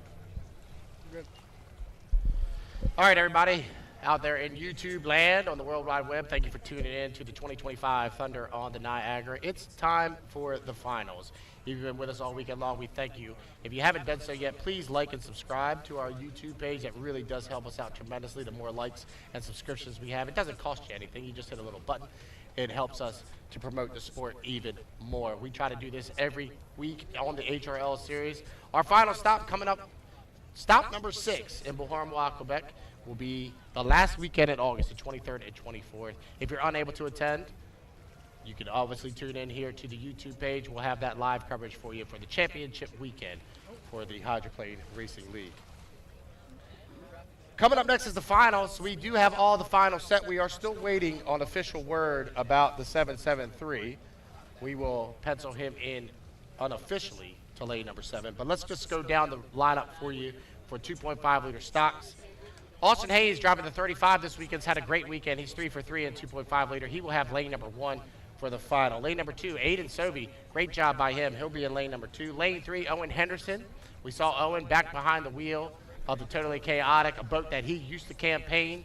New owner Steve Armstrong trusted in Owen to get back behind the wheel, and he did a great job. He won earlier today. He'll have lane number 3 for the final. Matisse Gabriel Chasson will be in lane number 4.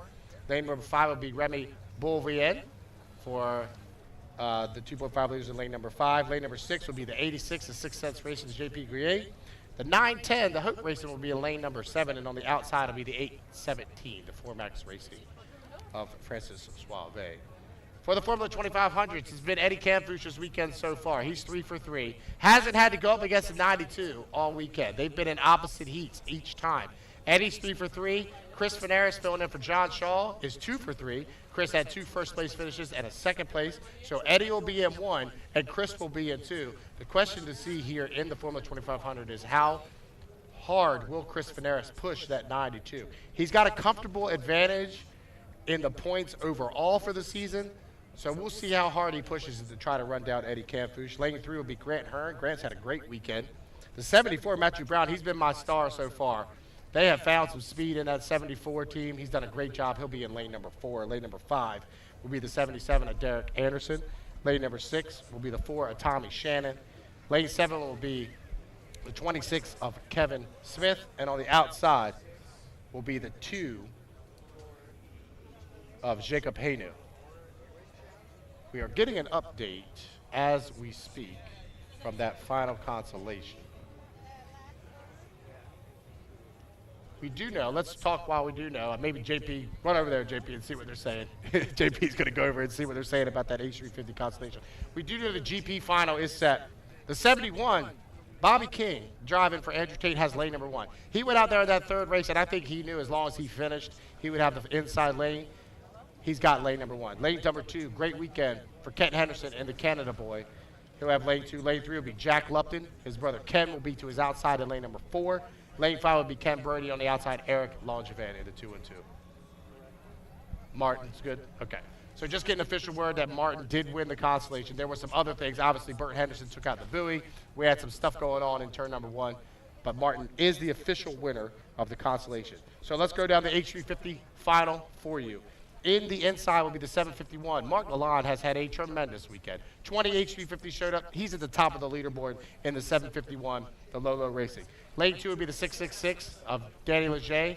The Carpentech will be in lane number 2. How about young Grant Ladycoat? The 97 Descendant will be in lane number 3. Lane number 4 will be your points leader coming into the weekend, Paul Barber, the 52, the Legacy 1. Lane 5 will be the 924, the Game On of Patrick Hayworth. The 306, the Dog Nasty. He won the first Constellation. He'll be in lane number 6. And then we just got confirmation that Martin Rochon, the 773, will be in the final. He'll be in lane number 7 for the H350. So 8-boat, 2.5 liter stock. 8-boat, Formula 2500. 7-boat H350. 6-boat Grand Prix final. That's what we got coming up for you here in a matter of minutes. As soon as our course is set and ready to go, we'll come back with the finals. 2.5 liter stocks being lowered into the water now. They should be on the water in a matter of minutes. Stick around, stand by. Thanks for tuning in. We'll be back with the first of 4 of our finals here in North Tonawanda. We'll be right back.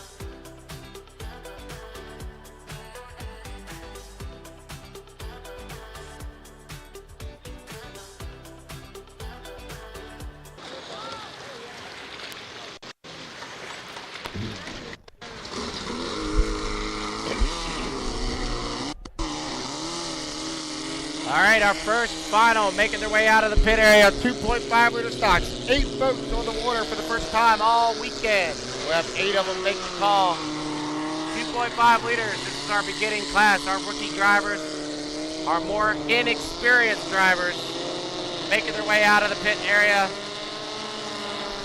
Let's hope first off that all 8 make it out.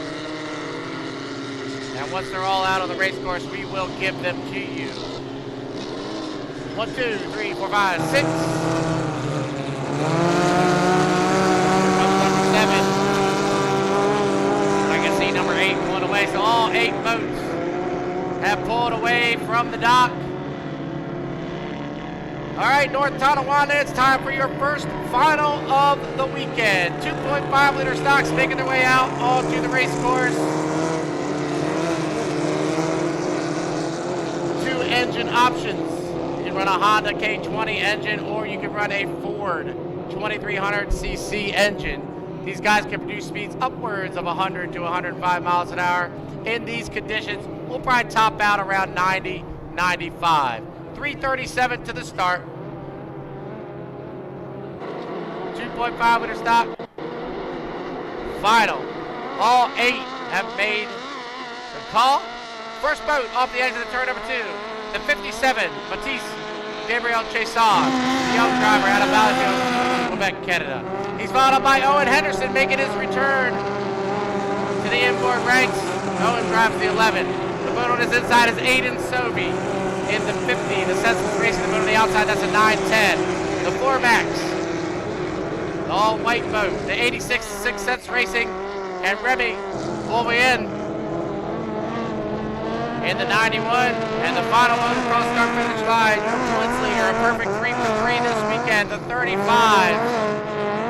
Thompson Automotive Group TM Special, driven by Austin Hayes out of Clarkston, Michigan.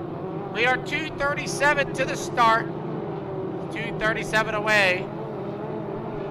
8 boat, 2.5 liter stock final. This will be followed up by an 8 boat Formula 2500 final. Then a 7 boat H350 final. And to round out the day, the granddaddy of them all, the 6 boat Grand Prix final, 2:15 from the start.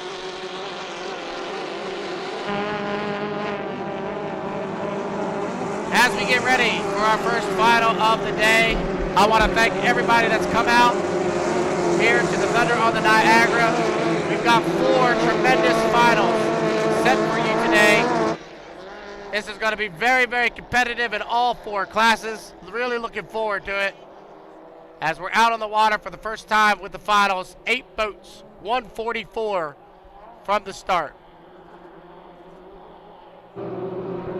Don't forget to support the Thunder on the Niagara by purchasing a t-shirt or a hat down by the pit entrance. I was told that they have reduced the price. So make sure you pick that up before you get out of here today. 4 more heats for you, including this one on the water. 1 minute, 16 seconds to the start. Remy Beauvais coming across the start finish line. He is actually from Arms, France. He saw what we did over here, came over and wanted to race with us. He's been here for 2 seasons. Great to see Remy in this final.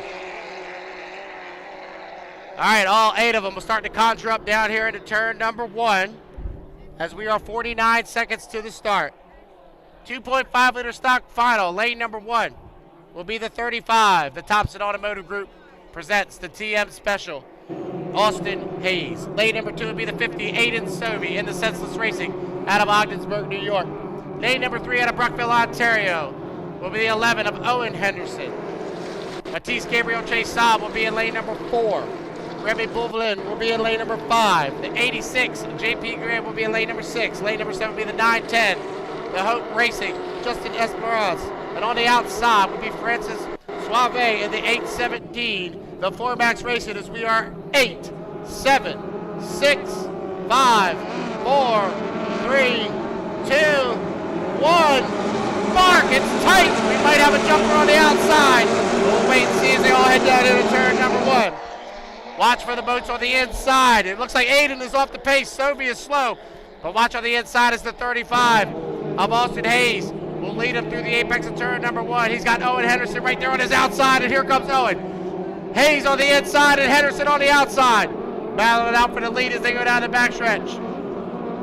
We'll wait and see if there's any gun jumpers as they head down here into turn number 2 on lap number 1 of 5. Going down into turn number 2.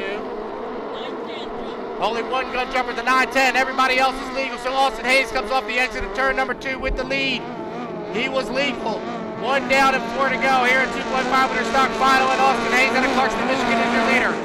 Owen Henderson runs in second. Remy Boulaye is moved up on the outside for third.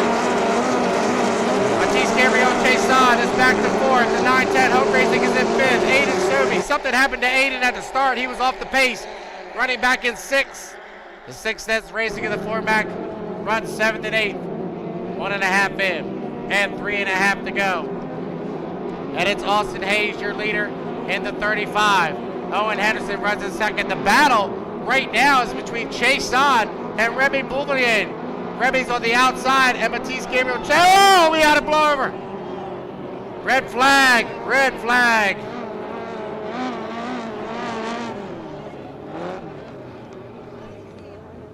The same spot we saw the 104 go over. Owen Henderson is upside down in the 11.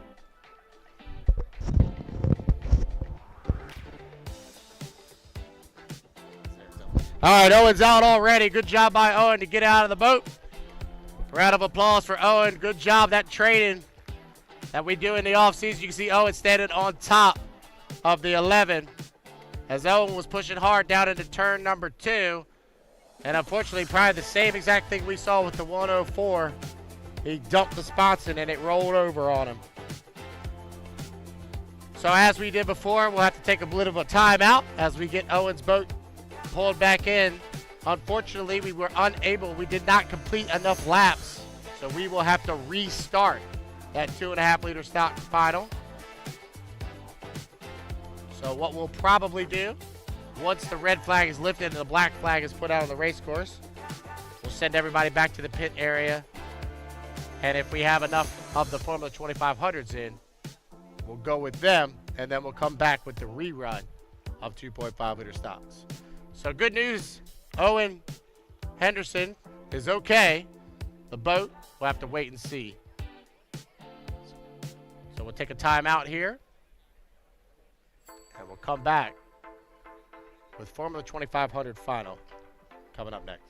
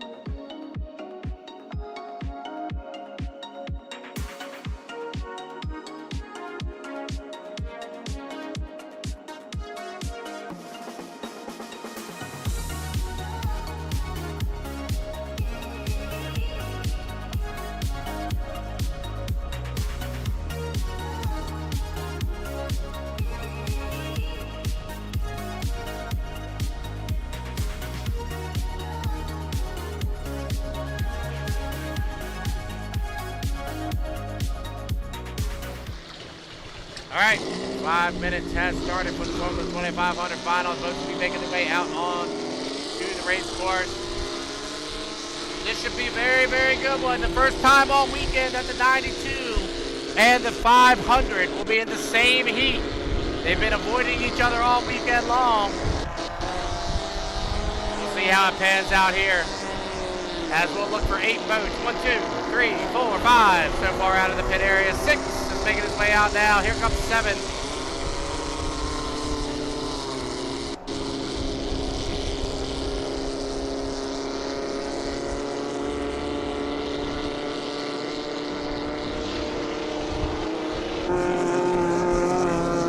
And here comes number 8. So all 8 have made the call.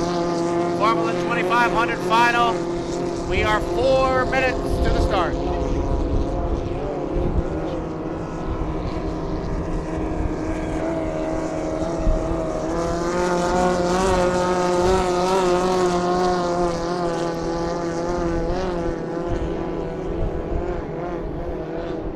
All right, 3 minutes and 42 seconds. Once again, I want to thank the Lions Club for pina colada this time. Thank you to the Lions Club. Make sure you get your pina colada, strawberry daiquiris, everything you need before the end of the day.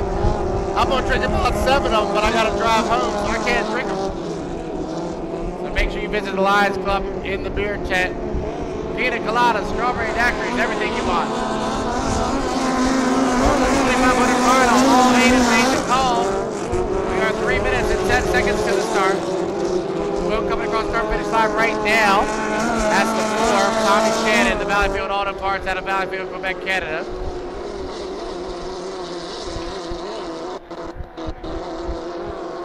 Followed up by the 77 of Derek Anderson, 74 Matthew Brown, 14.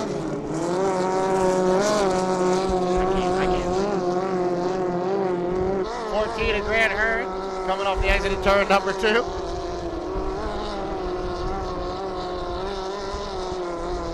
The 92, Tenacity, Chris Veneris.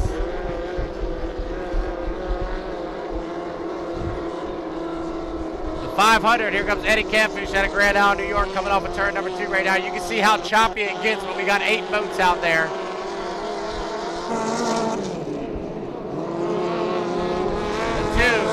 Jacob Haydu coming out way number 5. He'll have to start in lane number 8. He takes his time and run from that spot. And Kevin Smith, the Dreamweaver in the 26, will be in lane number 7.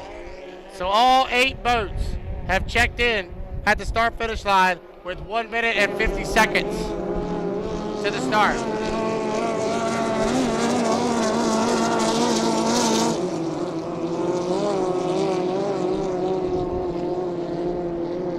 .136 away, 136. Formula 2500 8-boat final. All 8 are out on the race course.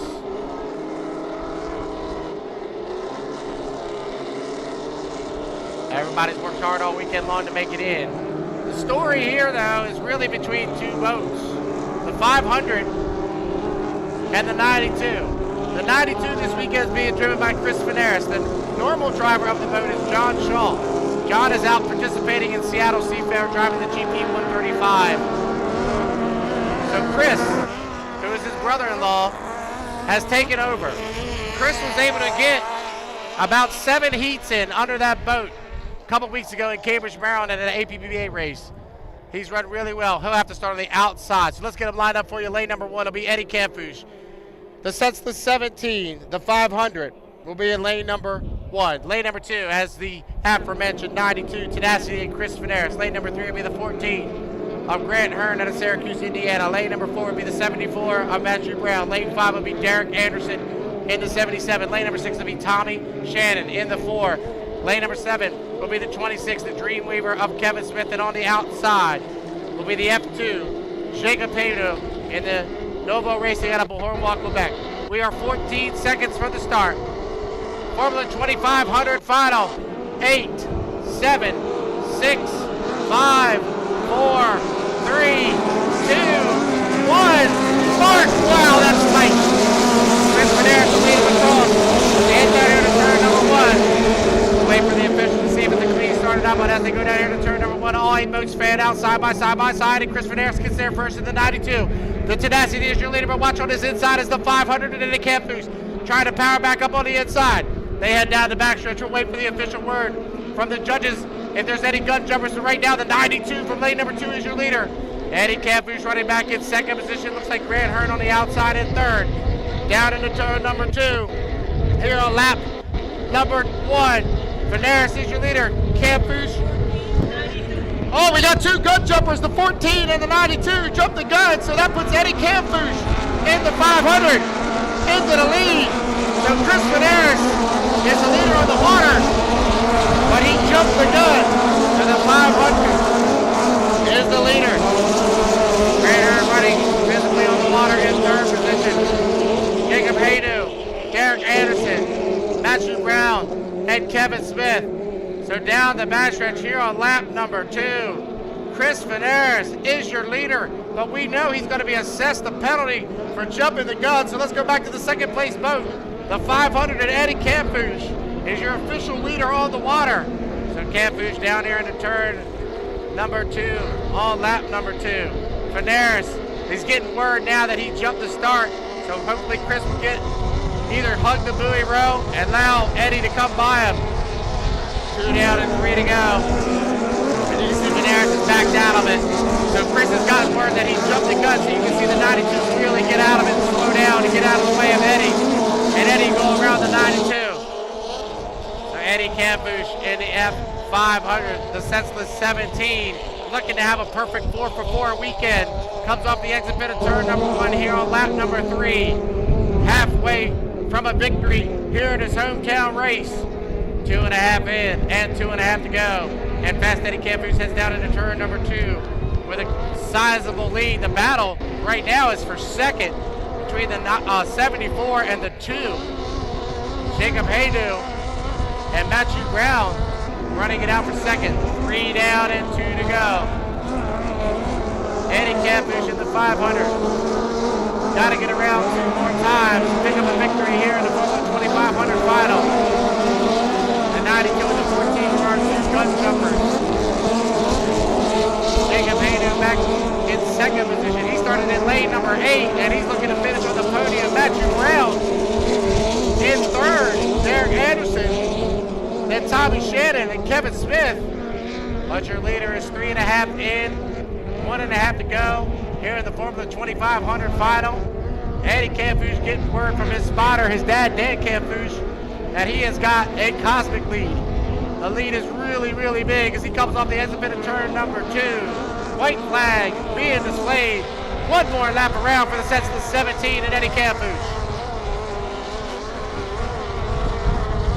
Your second place boat is right now coming across. Jacob Hayden runs in second. And the 2, Nova Racing. Your third place boat is the 74, and how about this? If the 74 can come around, he'll get on the podium this weekend in that F74. Down the backstretch, half a lap away. Past Eddie Campus, down into turn number 2. He is backed off considerably, taking it nice and easy. Don't want to mess anything up as he comes through where all the water is really rough through turn number 2. Checkered flag wave from Grand Island, New York. He's going to come really wide. Your winner of the Formula 2500 final, Eddie Campus. Second position will go to the 2. Jacob Haydu will get second. And the Novo Racing, the battle is for third. The final spot on the podium, Matthew Brown, and Matthew Brown will get on the podium in the 74. Tommy Shannon will get 4th. Derek Anderson 5th. Kevin Smith 6th. Grant Hearn will end up 7th. An unfortunate gun jump by the 92. He'll end up in 8th. Once again, all unofficial. All unofficial, but good news is we know the gun jumpers by about the end of lap number 1. And you saw that was really respectful driving there by Chris Veneris to get out of the way. Once he got word that he jumped the gun from his spotter, he got out of the way. But how about that? North Tonawanda, one of the local guys, the Senseless Racing Team, the Senseless 17, Eddie Campus, your winner on the Formula 2500 final.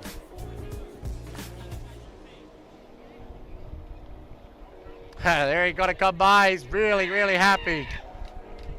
As Eddie gets a victory here in his hometown race. Your winner of the Formula 2500 final, Eddie Campus in the Senseless 17.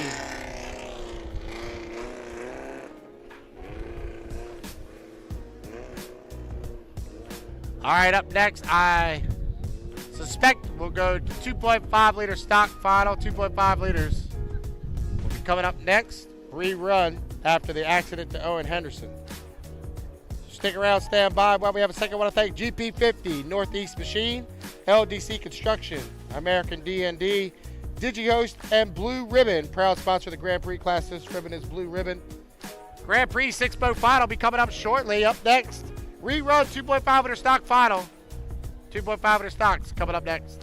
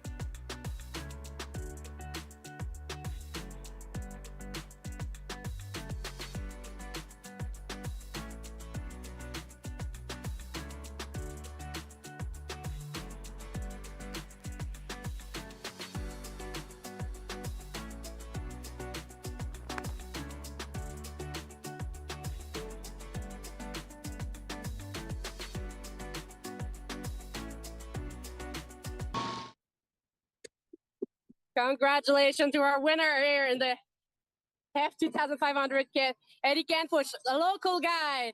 Donc, félicitations à notre gagnant dans la classe F2500, Eddie Canfush, le pilote local. Donc, on va attendre qu'il vienne nous rejoindre pour faire l'entrevue. It won't be long. He'll be more than happy to see me, I guess. Yes, yes. What I'll do since I'm facing you, unless you want me to swing the camera. Okay, okay, we'll do. I'm not really very picky right now. Yeah, you're not picky, so here we are. Congratulations, Eddie. Thank you. Can you describe your race? Stayed legal. Stay legal, yeah. It's rough out there. There's some really fast boats out there. And sometimes you just have to not take yourself out. Yeah, exactly. Il dit l'important pour ici, c'était vraiment de rester légal, de vraiment. Oh, that was hot. Sorry, guys. I'd say legal. It had to be play safe. On voulait jouer safe, on voulait rester légal, c'est ce qui est important parce que ici tout peut arriver. You had a great weekend. So being in front of your fan, what do you have to say to your sponsor, your family?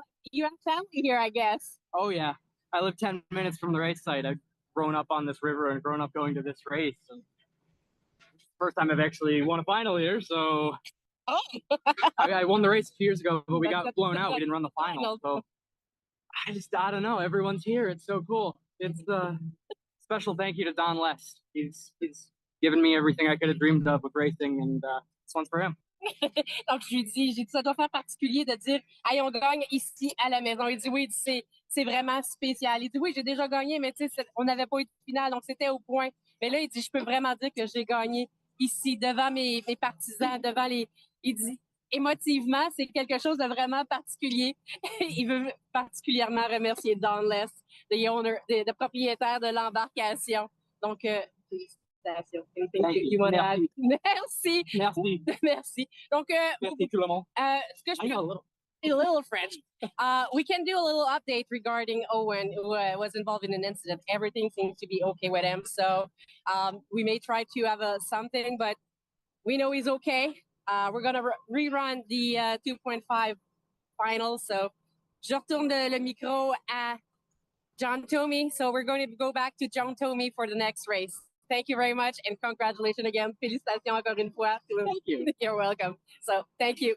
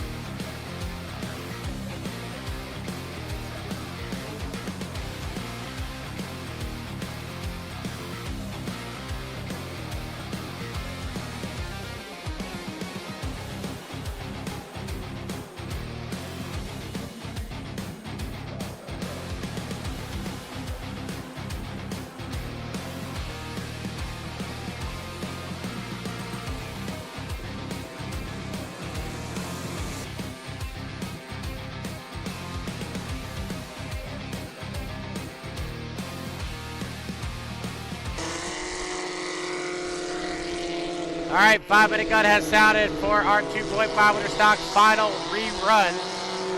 If you were with us a little bit ago, we were running the final, and on the lap number 2, Owen Henderson turned over the S11.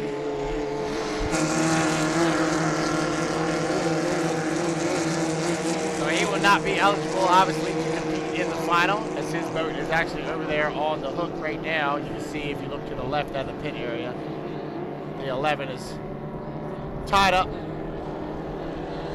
on the crane. So 2.5 stock rerun. Big beneficiary here is the 910. They were going to be assessed a penalty for jumping the gun.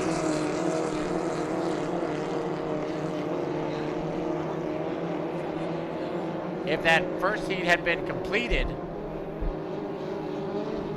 But they get a second chance. 3:45 to the start. 3:45 away. First boat coming off the exit, turn number 2. Matisse, Gabriel Chasson in the 57, the Howe out of Valleyfield. The 4-Max Racing, Crescent Suave. Aiden Sovey on the inside in the 50, Senseless Racing. He's out of Ogdensburg, New York, on his outside. The 910 Hope Racing of Justin Lasperance.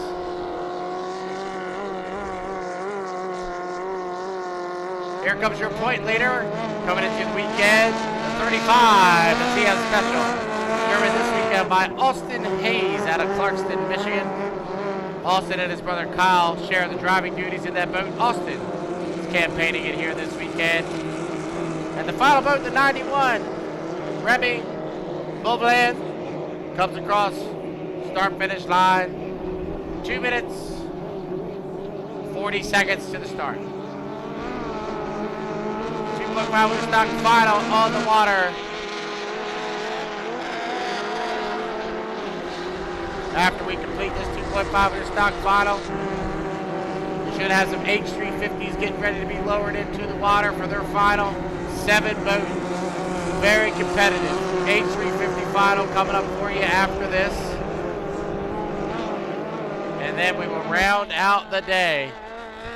6-boat Grand Prix final. Already today, the senseless team has one winner. Eddie Campouche picked up the victory in the Formula 2500 final just a few minutes ago. There is a senseless boat in this final as well. The S50 driven by Aiden Sovey.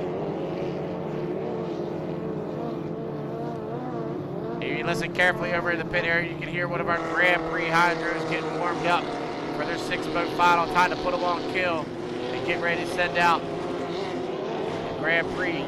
But first, we got to get through the 2.5 liter stock final and the H350 final. 1 minute 30 seconds away. 1:30 to the start.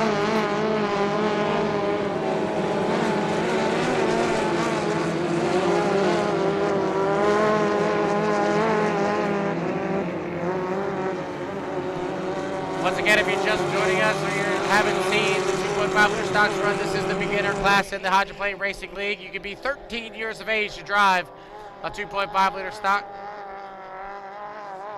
and make your way through the ranks. These are our rookie drivers campaigning for the first time in the series, either in their first or second year. We will get them lined up as they come down the backstretch. 2.5 liter stock final. Inside, Austin Hayes, Buxton, Michigan, the F35. Thompson Automotive represents the TS Special 2 is outside of the 8 and Sophie in the 50. Matisse Gabriel Chase Son will line up right outside of him. And it will be the 86, the 6 Cents Racing of JP Gouillet. The Hope Racing, the 910 will be on the outside in lane number 6. And then Remy Bouillet.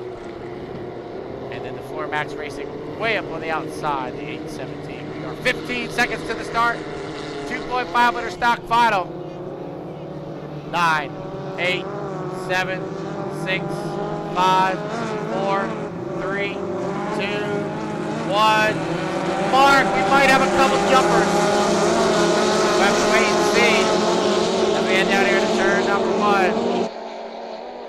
Watch for the boats on the inside as Austin Hayes gets there first in the 35. The TM Special is your leader through the apex of turn number 1. He's got company on his outside, the 50. Running back in third position. And Matisse Gabriel Chase on running in second. So right now it's the 35 on top of the 57. Only one gun jumper. The 817 was the gun jumper. So everybody up to the front is legal. So Austin Hayes off the exit of turn number 1. The 35, the Thompson Automotive represents the TS Special League. Lap number 1, 1 down, 4 to go. Hayes is your leader. Matisse Gabriel Chase Tom with a brand new boat runs in second. Aiden Sophie in third. Remy Bouillet runs in fourth. Fifth place is the 817. It looks like we've lost the 910. The 910 is down on the race course right in the middle of the DMZ in turn number 1. But as they come up the exit pin, it's Austin Hayes in the 35, the TS Special. As he heads down the backstretch, we'll call it about a 7 or 8 boat length advantage down into turn number 2. The 57, Matisse Gabriel Chase on, trying to hunt him down, running back in second. 9-10. 2 down, 3 to go. The 35 of Austin Hayes is your leader. 2 over tails.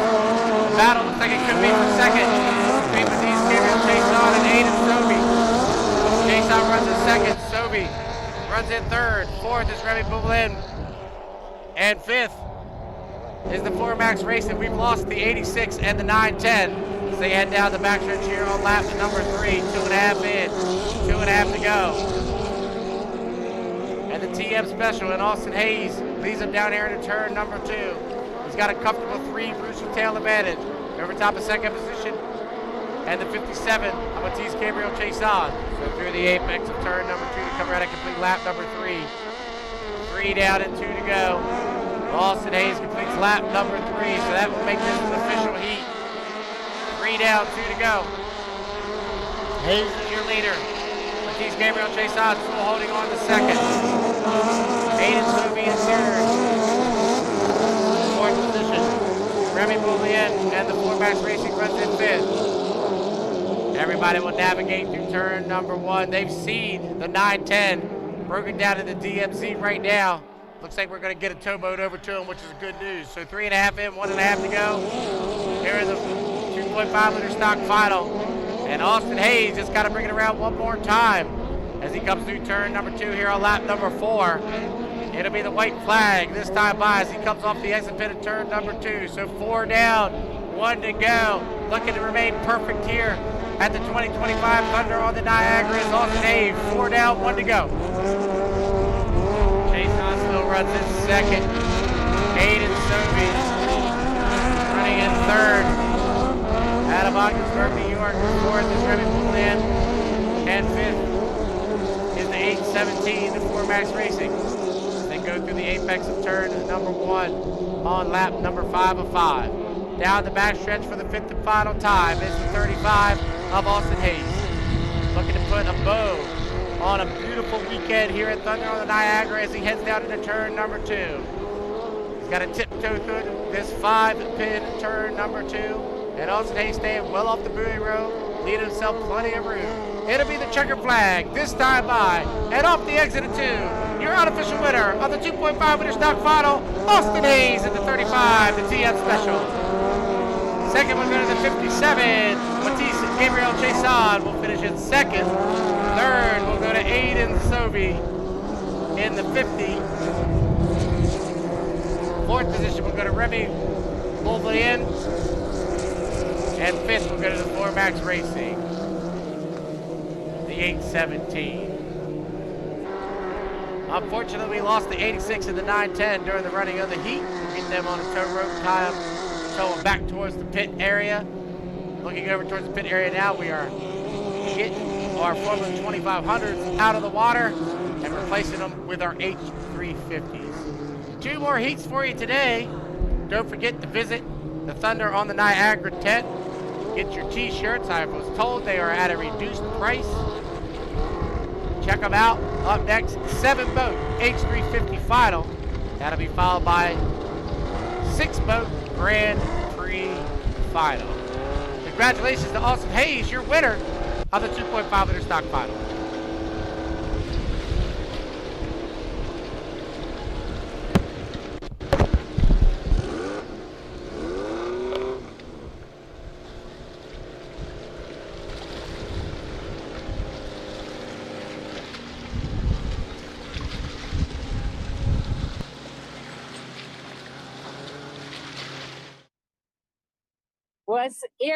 Here's our winner in the S2.5 boat, F35, Austin Hayes.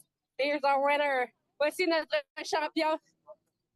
He locked up the championship. His mom is so proud. And the team is okay. Donc, on a notre champion ici à Tonawanda dans la classe 2.5 litres.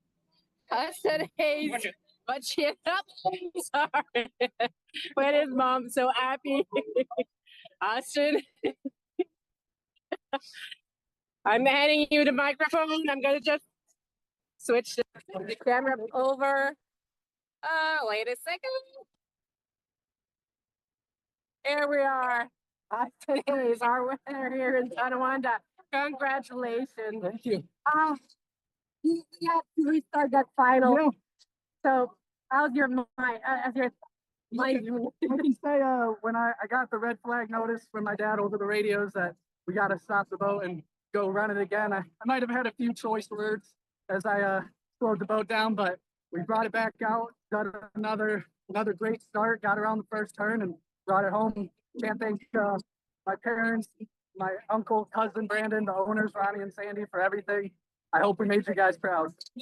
J'ai dit, on a eu une première qualification, on a eu à faire un drapeau rouge. J'ai dit, ouais, il dit, quand j'ai entendu l'information du drapeau rouge, puis on devait tout arrêter, il dit il y a plusieurs mots qui ont sorti, qui ne se répètent pas, mais il dit, il fallait que je me concentre et refaire le départ. Il dit, on a eu à faire, mais il dit, je me suis concentrée, il dit, j'ai repris sur moi, J'ai fait un très bon départ. Je veux aussi remercier toute sa famille, les gens qui l'entourent, les propriétaires de l'embarcation, Sandy and Rock. So, congratulations. And I think you won the championship. Pretty sure that's the Sealed it up. So, he's probably our champion for the season. Fingers Just crossed. fingers crossed. Donc, c'est presque assuré qu'il a le championnat. Il reste quelques petites confirmations à faire. Donc, félicitations again. Congratulations again. And you had a great weekend here. Thank you. I was happy to go forth before. First time ever. First time ever. Congratulations and enjoy. Donc, félicitations. Donc, c'était une fin de semaine parfaite pour Austin ici à Tonawanda. Donc, la prochaine finale, ce sera la finale du H350. Next race will be the H350 class. Do you have a projection for that class? Honestly, it's hard to say. I know we've had a couple of those guys on the podcast lately, and like it's always tell them, there's 8 to 10 boats that can go out and win any weekend. So I'd say any boat in the water for that final got a pretty good chance. Je me demandais s'il y avait des précisions pour le gagnant de la prochaine finale H350 ici. On a eu plusieurs de ces pilotes-là sur le podcast. Puis, n'importe laquelle de ces embarcations-là peut gagner. Donc, good luck for the guys and congratulations again. Enjoy. Donc, on retourne à la discussion avec John Toomey. We're going to be back with John Toomey to the tower. Thanks. Enjoy.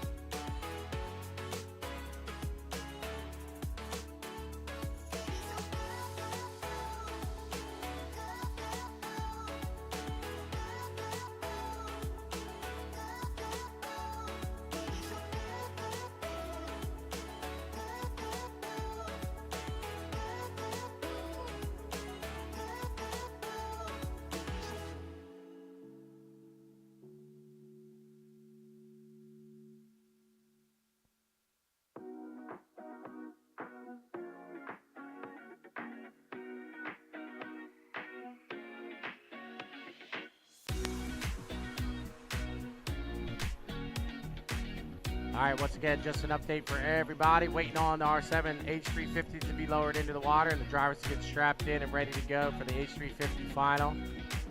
Looks like, to me, all of the 2.5 liter stocks are out of the water now. So we should have the 7 H350s in, just waiting on the drivers to get strapped in and ready to go. For our friends tuning in on YouTube, just wanted to give you a little bit of an update. That's where we stand right now. So we have 2 heats rated for you today. The H350, very competitive 7-boat final. And of course, we'll end the day with the competitive 6-boat Grand Prix final. Some good stories at the H350. The guys that got the inside lanes aren't normally there on any given weekend. So the faster boats really typically are going to be fighting hard from the outside. So the 751 of Mark Lalonde's had a great weekend so far. He put himself into lane number 1. Daniel Leger also having a good weekend in the 666, the carbon deck. He'll be in lane number 2. Lane number 3 will be the 97, young Grant Lidcote, the 17-year-old out of Suffolk, Virginia, will be in lane number 3. Lane 4 will be Paul Barber, your points leader coming into the weekend.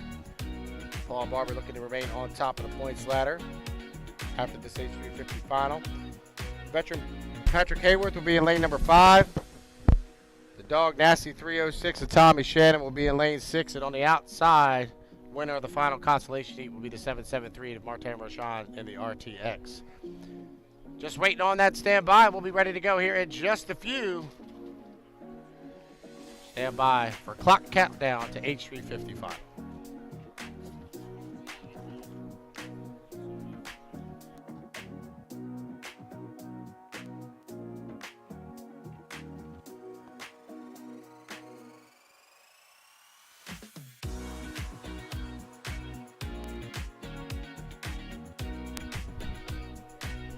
All right, we just got the standby, so that is we are ready to go.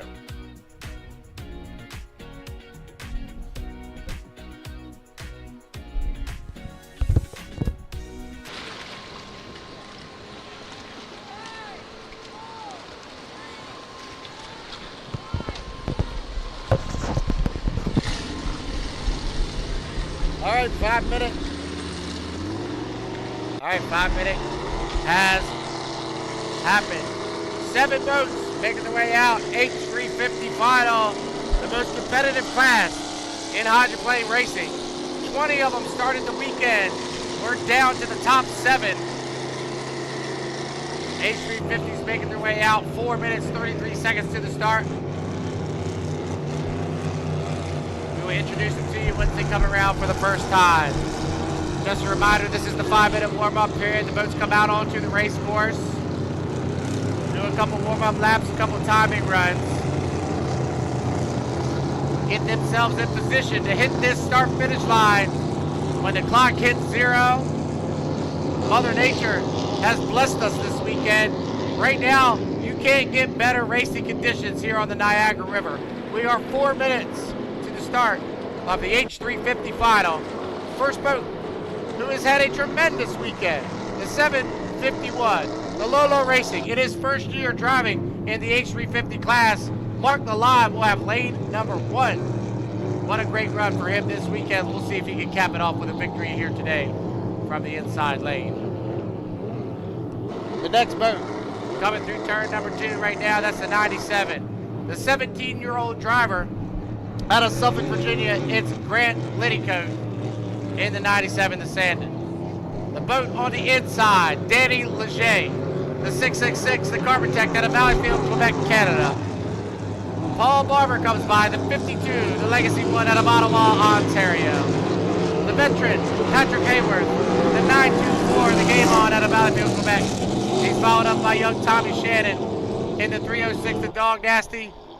And the final boat across start-finish line, looking for a little bit of redemption here on the Niagara. The 773 of Martin Rochon, the RTX sponsored team. 773 out of Valleyfield, Quebec. We are 2 minutes, 45 seconds away. 2:45, H350 final. 350 cubic inch, speeds upwards of 120 miles an hour. These boats will probably top out around 110, 115 down the straightaways here on the Niagara River. And I'm very interested to see this because, as I said prior to the boats coming out of the pit area, there is some fierce competition and some boats that we don't normally see on the inside for the final are going to have it today. The boats we normally see get the inside are actually going to be on the outside. This is going to be very, very competitive.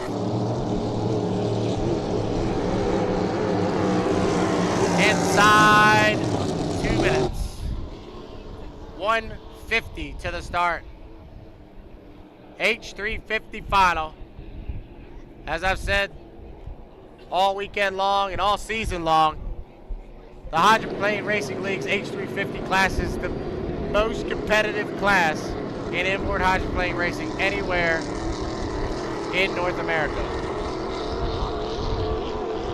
20 of them started the weekend. We're down to the top 7. You got to fight every single heat just to make the final. And then if you're lucky enough to win it, you've done a heck of a job. We are 110 from the start. 110 away.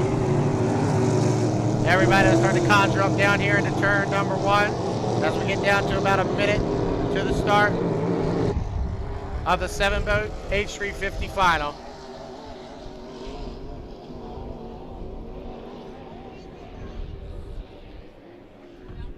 Inside 1 minute. 45 seconds to the start. Lane number 1 will be the 751, the Lolo Racing, Mark Lalonde out of Valleyfield, Quebec. Lane number 2 will be the 666, the Carpetech of Daniel Leger. Lane number 3 will be the 97 Descendant. Grant Liddycoats up there just a little bit early. The 52 of Paul Barr out of Ottawa, Ontario will be in lane number 4. Lane number 5 will be the 924 of Patrick Hayworth. Lane 6 will be the Dog Nasty. Tommy Shannon on the outside. Look at him going way wide. That's Martin Rashad in the 773. So we're 15 seconds away. North Tonawanda, here we go. H350 final is 10, 9, 8, 7, 6, 5, 4, 3, 2, 1. Mark, we're going clean from here. Watching the boats on the outside as they head down here to turn number 1. Everybody going to hold their lane all the way through the apex. All 7 of them barrel down into turn number 1. On the inside, it's Lalonde. Mark Lalonde is your leader to 751 as it gets rough down there off the exit of turn number 1. Bubba Lalonde is your leader, but there's 6 or 7 boats to his outside.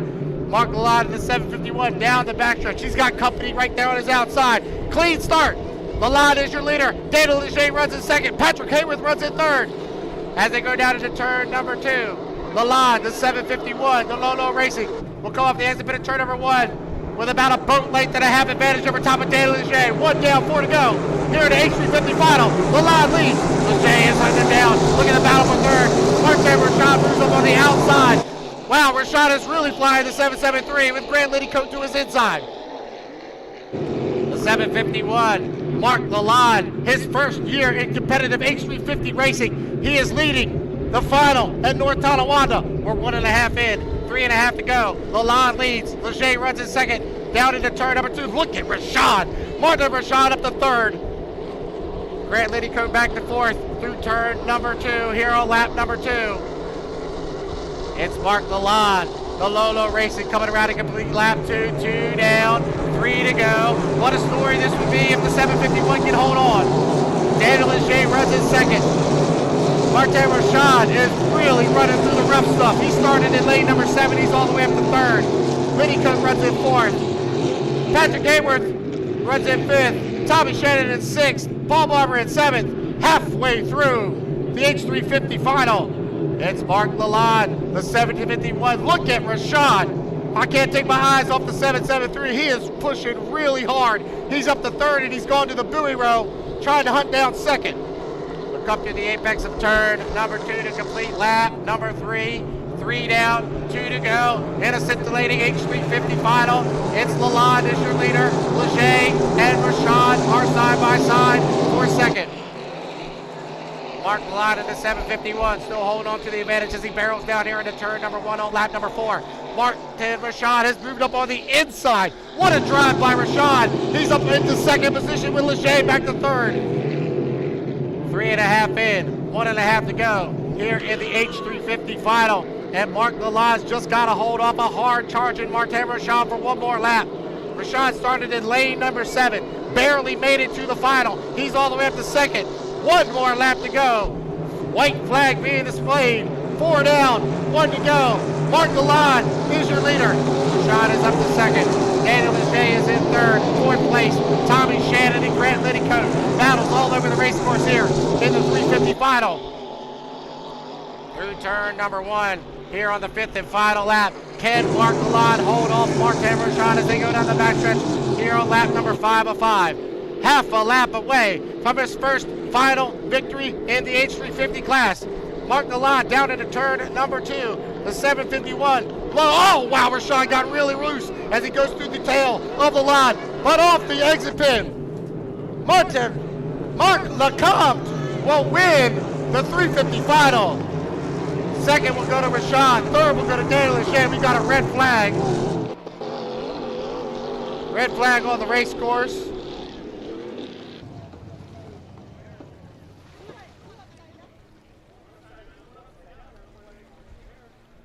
Red flag on the race course.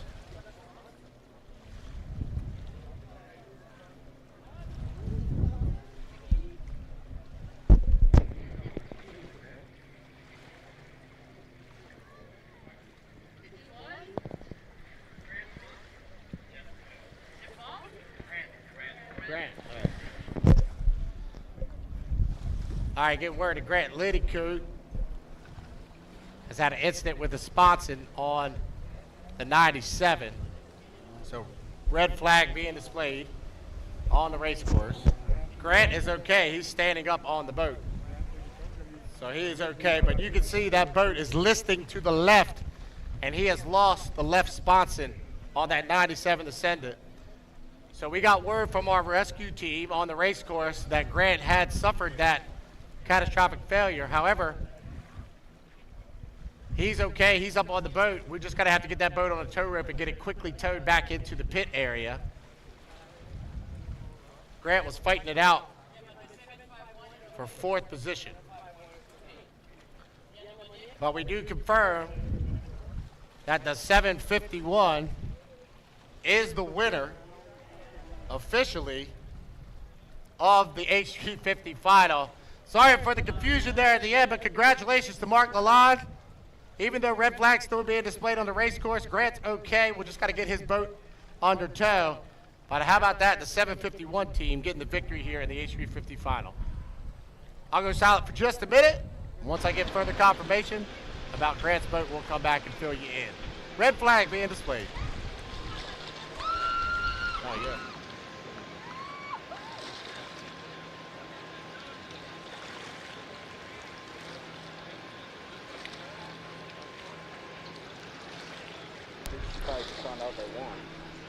All right, black flag being displayed. Black flag being displayed means we'll bring the boats back in, but it is official. Mark Lalonde is your winner. Unfortunately for Grant Liddicoat, you can see the sponson off of turn number 2 is floating down the winner, but just to confirm, Mark Lalonde is your winner of the 350 final. So what they'll do is they'll revert back to the lap number 4. And as they came across lap number 4, that's how they will score the points. So Lalonde officially is the winner. Rochon runs in second, and Daniel Leger in third. We'll get our rescue team over there to Grant Liddicoat's boat. You can see the sponson floating off of turn number 2 by itself, separated from the boat. That team's got a lot of work ahead of them to get that boat fixed up for Bahormwa in 3 weeks' time. But congratulations once again to the 751 team, the Lolo Racing, Mark Lalonde, your official winner of the 350 final.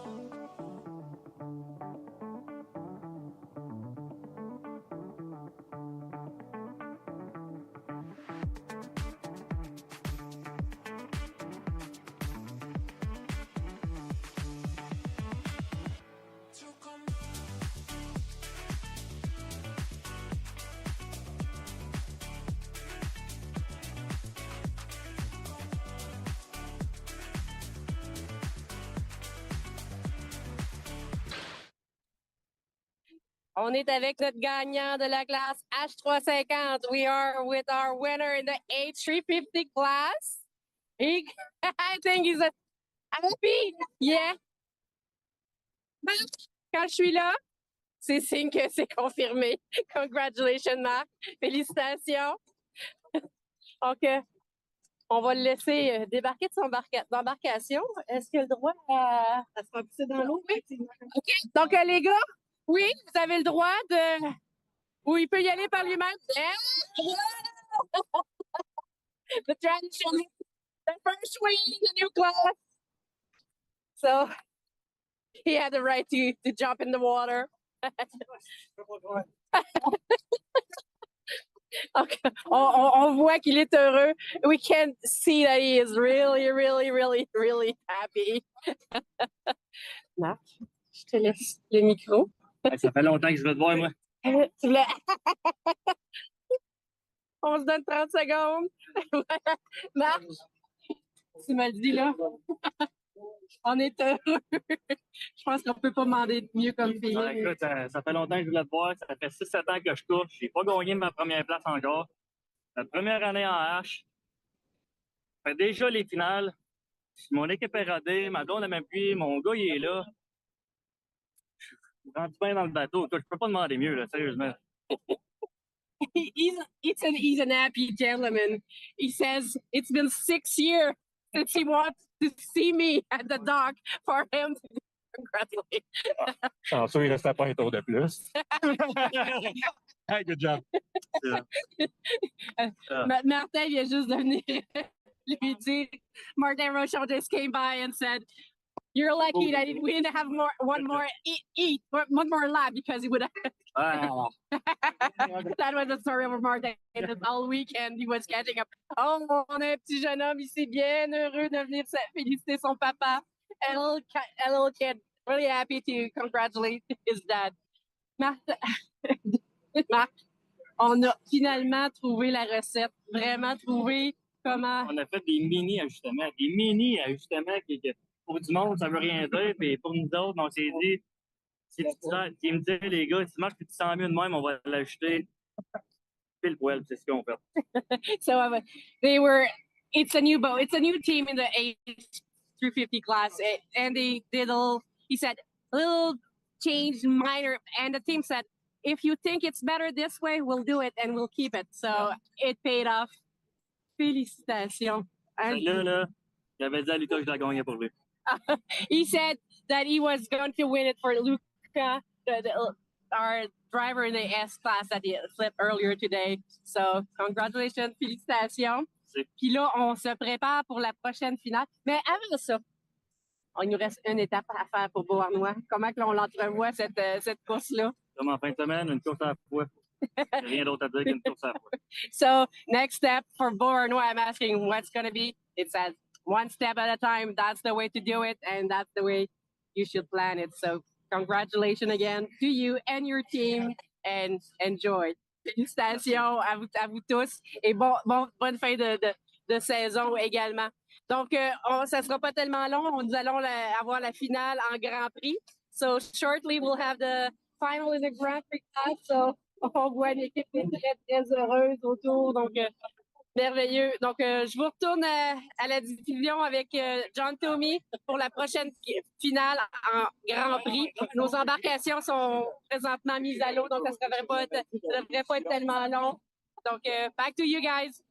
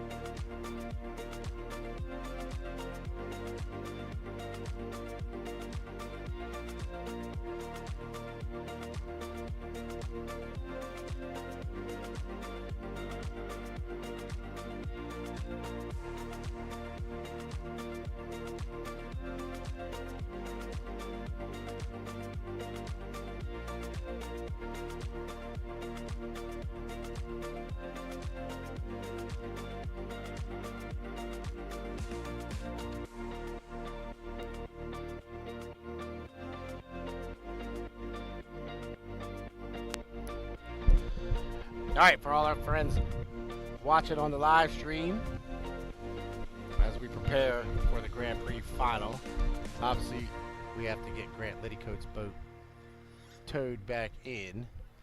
The sponson just came by on the rescue boat. So Liddycoat's boat is listing heavily to the left apparently. So we'll get it hooked up and hopefully towed back in off the race course, and we can go racing for this Grand Prix final. Looking towards the pit area, Jack Lupton's boat's being lowered in right now.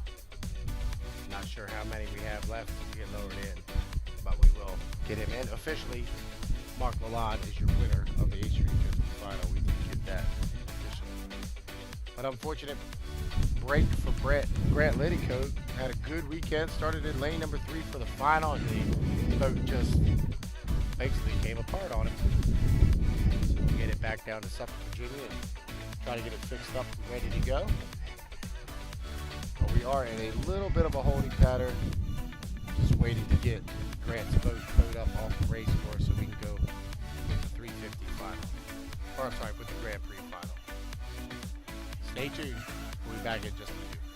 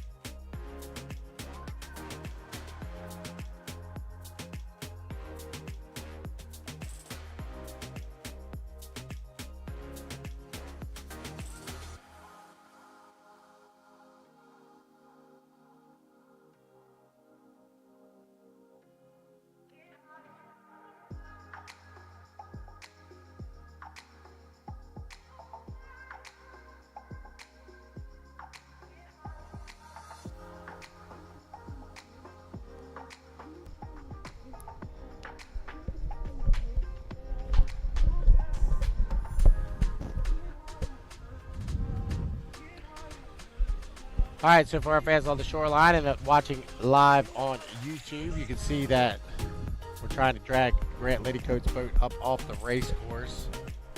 The only thing you can see is the right sponson sticking up out of the water as he lost the left sponson during the running of the HV50 final.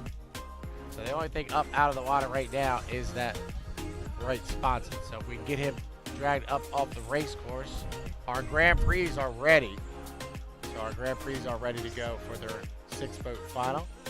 So as long as we can get the course clear and get that boat up out of the way, we'll be able to go with our 6-boat Grand Prix final. So it shouldn't be too much longer now. Thank you for sticking with us here for the 2025 Thunder on the Niagara, sponsored by GP50, Northeast Machine, LDC Construction, American D&D, Dodger Host, and Blue Ribbon, your sponsor of the Grand Prix class this weekend. So if you look to the right down towards turn number 1, you can see our rescue team and tow boats are trying to get Grant's boat pulled up off the race course so we can go racing for our final heat of the day, which will be the Grand Prix final. So as soon as he gets up off the race course, we'll be ready to go. Thanks for sticking it out with us. Great crowd on hand here today. Sorry for the little bit of delay. Sometimes you can't prevent these situations from happening. We were shooting for a 3:30, 4 o'clock GP final time. Just a little bit delayed, but we're going to get it in. Coming up next, Grand Prix final.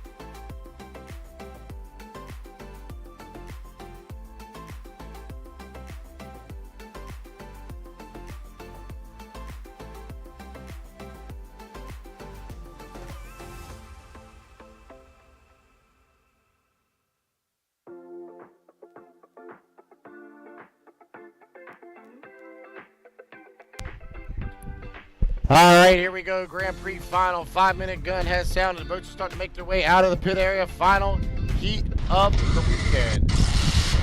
Grand Prix final.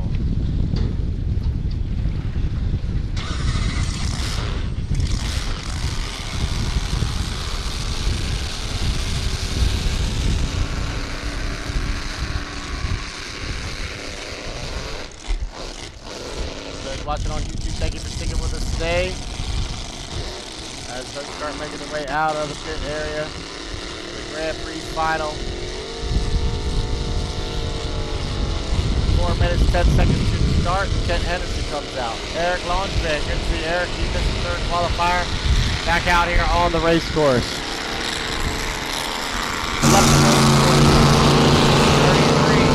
Jack Lupton making his way out.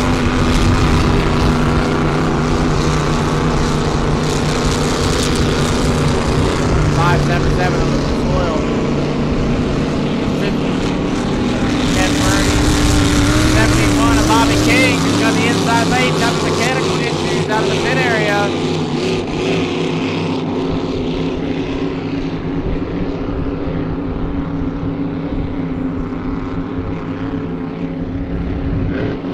All right, Thunder on the Niagara fans, the 2025 Grand Prix final is on the water. 5 of the 6 boats have made the call. Bobby King is trying to get the 71 fired up and out onto the race course. He's going to turn it to the left and try to get it fired up and bring it out. The 71 Wild One. He's pointed in the right direction. Hopefully he can get it fired up and out onto the race course. We are 2 minutes and 56 seconds away.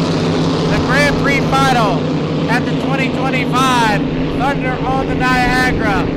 Come on, Bobby, get that Wild One fired up. And King has got it up. Can he get it up on plane? No.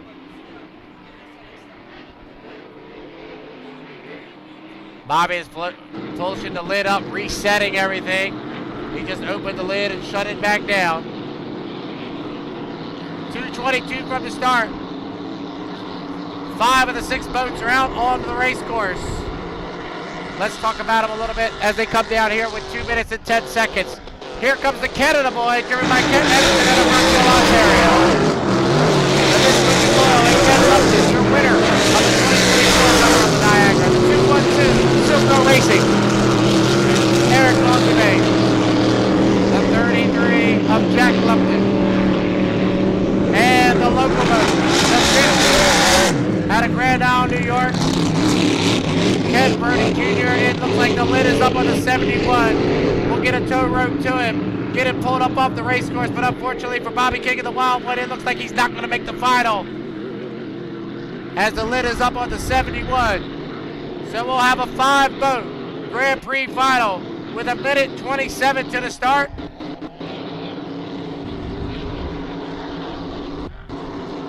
At this point of the weekend, everybody's done their timing runs. Everybody knows where they're supposed to be. We'll get a tow rope on the 71, get him pulled up off the race course. Unfortunately for the 71 team, unable to go here in the final. All 5 of them. And down here in the turn, number 1. Grand Prix final.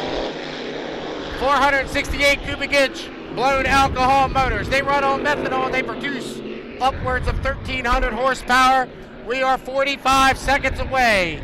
Lane number 1 will be the 757, the Canada boy, driven by Kent Henderson out of Brookville, Ontario. The 33 of Jack Lupton will be in lane number 2 out of Waverley, New Zealand.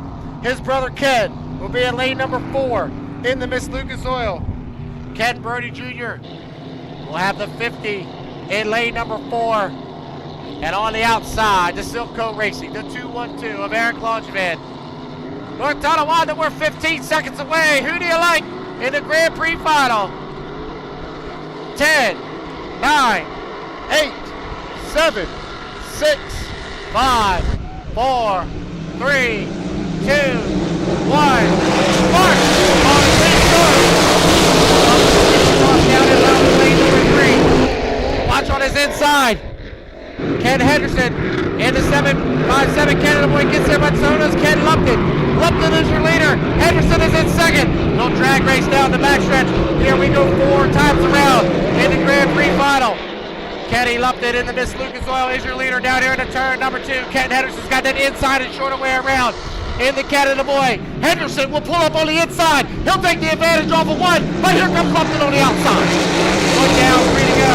Ken Lupton trying to go back to back and runs on the Niagara. Ken Birdie runs in third. Fourth, Jack Lupton is in the Derek Lundgren. Turn number 1. It's tight racing here in the Sunday final for the Grand Prix. Off the exit of turn number 1 on lap number 2. Ken Lupton opens it up 2 boat lengths over top of Ken Henderson, running back in second. Lupton and Henderson go be side by side through the apex of turn number 2 here on lap number 2. Ken Lupton comes off with the Miss Lucas Oil. He'll lead lap 2. 2 down, 2 to go. Here in the Grand Prix final at the front of the Niagara. Ken Lupton walks away, going 8 boat lengths. Henderson runs in second. Ken Birdie is in third. In the 50, after a tough weekend, I'm sure he'll take a podium finish. Off the exit of turn number 1 here on lap number 3. We are 2.5 in and 1.5 to go in the Grand Prix final.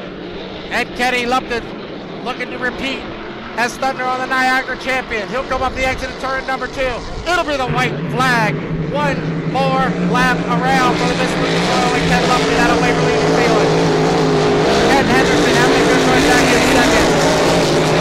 Ken Birdie finish on the podium in the GP50. But as they head down the backstretch for the final time on the final lap of the Grand Prix final, it's half a lap away from Miss Lucas Oil and Ken Lupton. He's backed off just a little bit as he heads down here into turn number 2. But it's the final turn, and it's the final lap, and the checker flag is out. Your unofficial winner of the Grand Prix final, Ken Lupton and Miss Lucas Oil. Ken Henderson will get second in the Canada boy. Third place, great run from Burns. He'll get third. He'll finish on the podium here in his hometown race. Fourth position will go to Jack Lupton in the 33, the Lupton Motorsports. And Eric Londerman round out the field.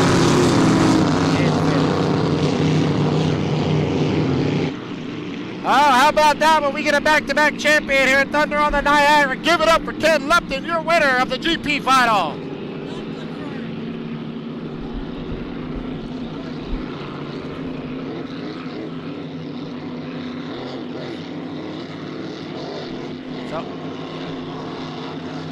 Unofficially, Ken Lupton is your winner. They are going to look at something on the drone. But coming by, one more time, give it up. Ken Lupton, your winner of the GP final.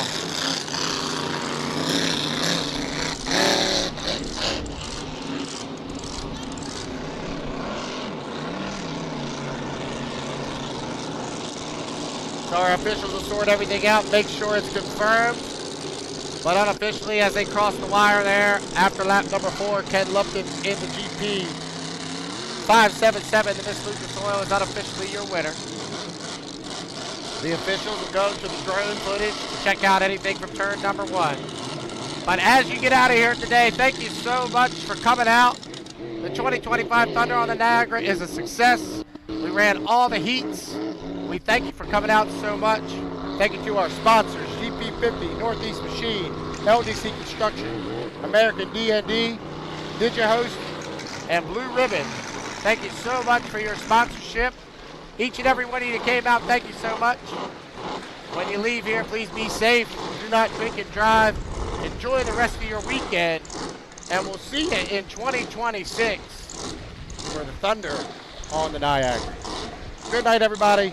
Safe driving home. We'll see you next time. For our fans on the live stream, we will be with you just shortly.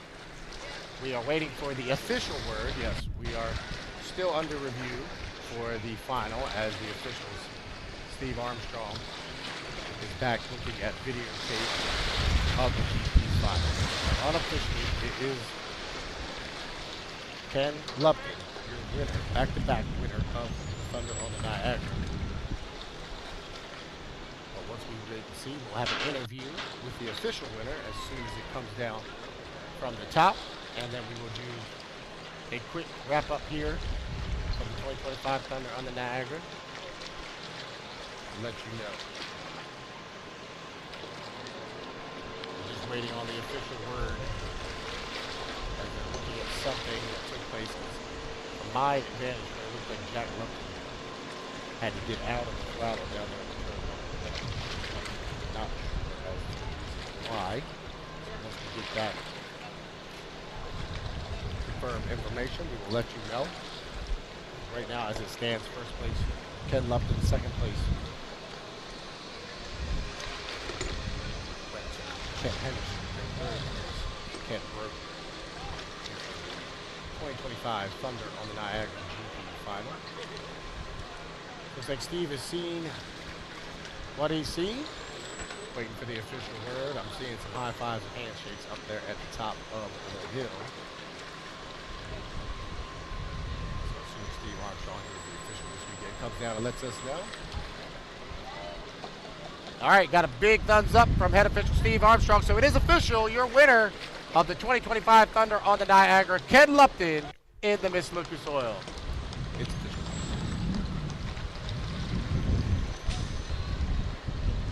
All right, so everybody, we're going to send it down to Joan, and Joan will get a word with Ken, and then we'll come back and wrap things up. Joan?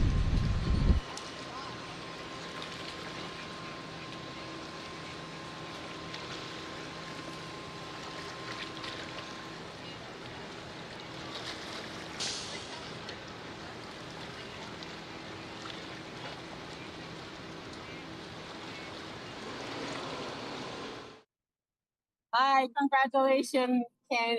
You are a winner here in the Grand Prix class. You're a bit tall for me now. How does it feel to be the winner here in the camp in Tonawanda? Yeah, good. It's really good to actually get a final in. We haven't had many finals this year in the series, so it's good to get involved. We played a bit of a script, like a plan this weekend. We wanted to make the final. We needed to build the points for the series as well, so we sort of let it have rip in the final, and we come away with the win, which is pretty cool. Je lui demandais, j'ai dit comment on se sent d'avoir la finale. Il dit enfin une finale depuis le début de la saison dans la série. On n'a pas eu de finale. On a toujours question de météo ou quoi que ce soit. Donc, de finalement avoir une finale, de pouvoir avoir les points aussi pour la série et tout. Donc, c'est super intéressant. How was the water condition this weekend, and how do you read your weekend? Yeah, the water conditions are really good yesterday, and after today it's got pretty rough out there. 6 boats in that final was pretty interesting. There was a few big waves were jumping off, but hey, it's the same for everybody, so it's we've all got to deal with it, and yeah, it's really good to get out and have a final that we haven't had for many of them all year, so it's really cool to be out there and a great cover of boats out there as well. Je lui demandais comment on peut décrire les conditions d'eau. Il dit avec la finale à 6, finalement, only 5 boats were in the final because the 71 couldn't start. Donc, finalement, on a eu juste 5 embarcations dans la finale, puisqu'on a eu l'abandon du 71. Mais ça fait beaucoup de vagues, beaucoup de remous. Donc, d'avoir autant d'embarcations pendant la finale, c'est quelque chose. Mais au moins, on a eu une finale. Congratulations again, and we'll hope for you for the continuation in the series. So, thanks again for your win and your participation in the series. Yeah, thank you, and thanks everyone that gets behind us and supports us. Really good, thanks. Thank you. Donc, il nous remercie, puis il remercie tous ceux qui supportent la série. Donc, je vous remercie infiniment. On va retourner sur le live stream avec John Tomey. We're going to go back to the live stream with John Tomey to wrap up everything. So, thank you very much, and back to John Tomey. All right, thank you, Joan, for that interview with our official winner, Ken Lupton, in the GP Miss Lucas Oil Grand Prix final. Your winner, Ken Lupton. Let's just go down and wrap things up for today. Thank you all out there watching in YouTube, all our friends out in Seattle. Good luck with your final coming up. I believe it's at 5:30 Eastern Standard Time for the GP final out in Seattle Seafair. For everybody watching on YouTube, we appreciate you. Before you get off the air, please go ahead and like and subscribe to our YouTube page It's been an awesome weekend here in North Tonawanda. We got everything in that we wanted to. Obviously, some hiccups there at the end with a couple accidents in the 2.5 liter stock final and obviously the H350 final. But we got everything run, and that's what matters. And everybody is safe. That's another thing that matters. Let's go over and review the results from today. In the winner-take-all final for the 2.5 liter stocks, it was Austin Hayes. And with that victory today, they have wrapped up the 2025 championship. Austin and Kyle Hayes, the brothers team driving the TM Special, cannot be caught when we go to stop number 6 in Bahornwa. They have wrapped up the championship. Second place today was Matisse Gabriel Chason. His brand new boat looked really good out here today. Hopefully they'll be ready and back in 2026. And Aiden Sovey gets a third place finish driving the Senseless 15 here this weekend at Thunder on the Niagara. For the Formula 2500s, it was Eddie Camfus getting a victory on his hometown waters.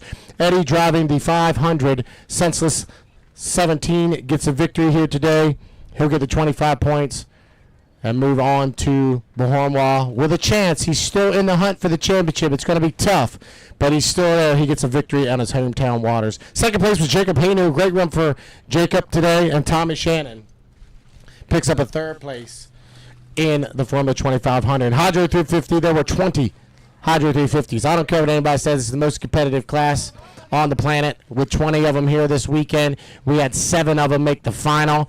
And for the first time ever in the H350 class, Mark Lalonde picks up a victory in the final in the Lolo Racing, the 757. Second place, Martin Rashan. He started from lane number 7. He drove the wheels off that RTX. He got all the way up to second. And third, Danny Lejeune with another good weekend in the 666, the Carpentech. That shakes up the points in the H350. And, of course, we just had the final in Grand Prix settled.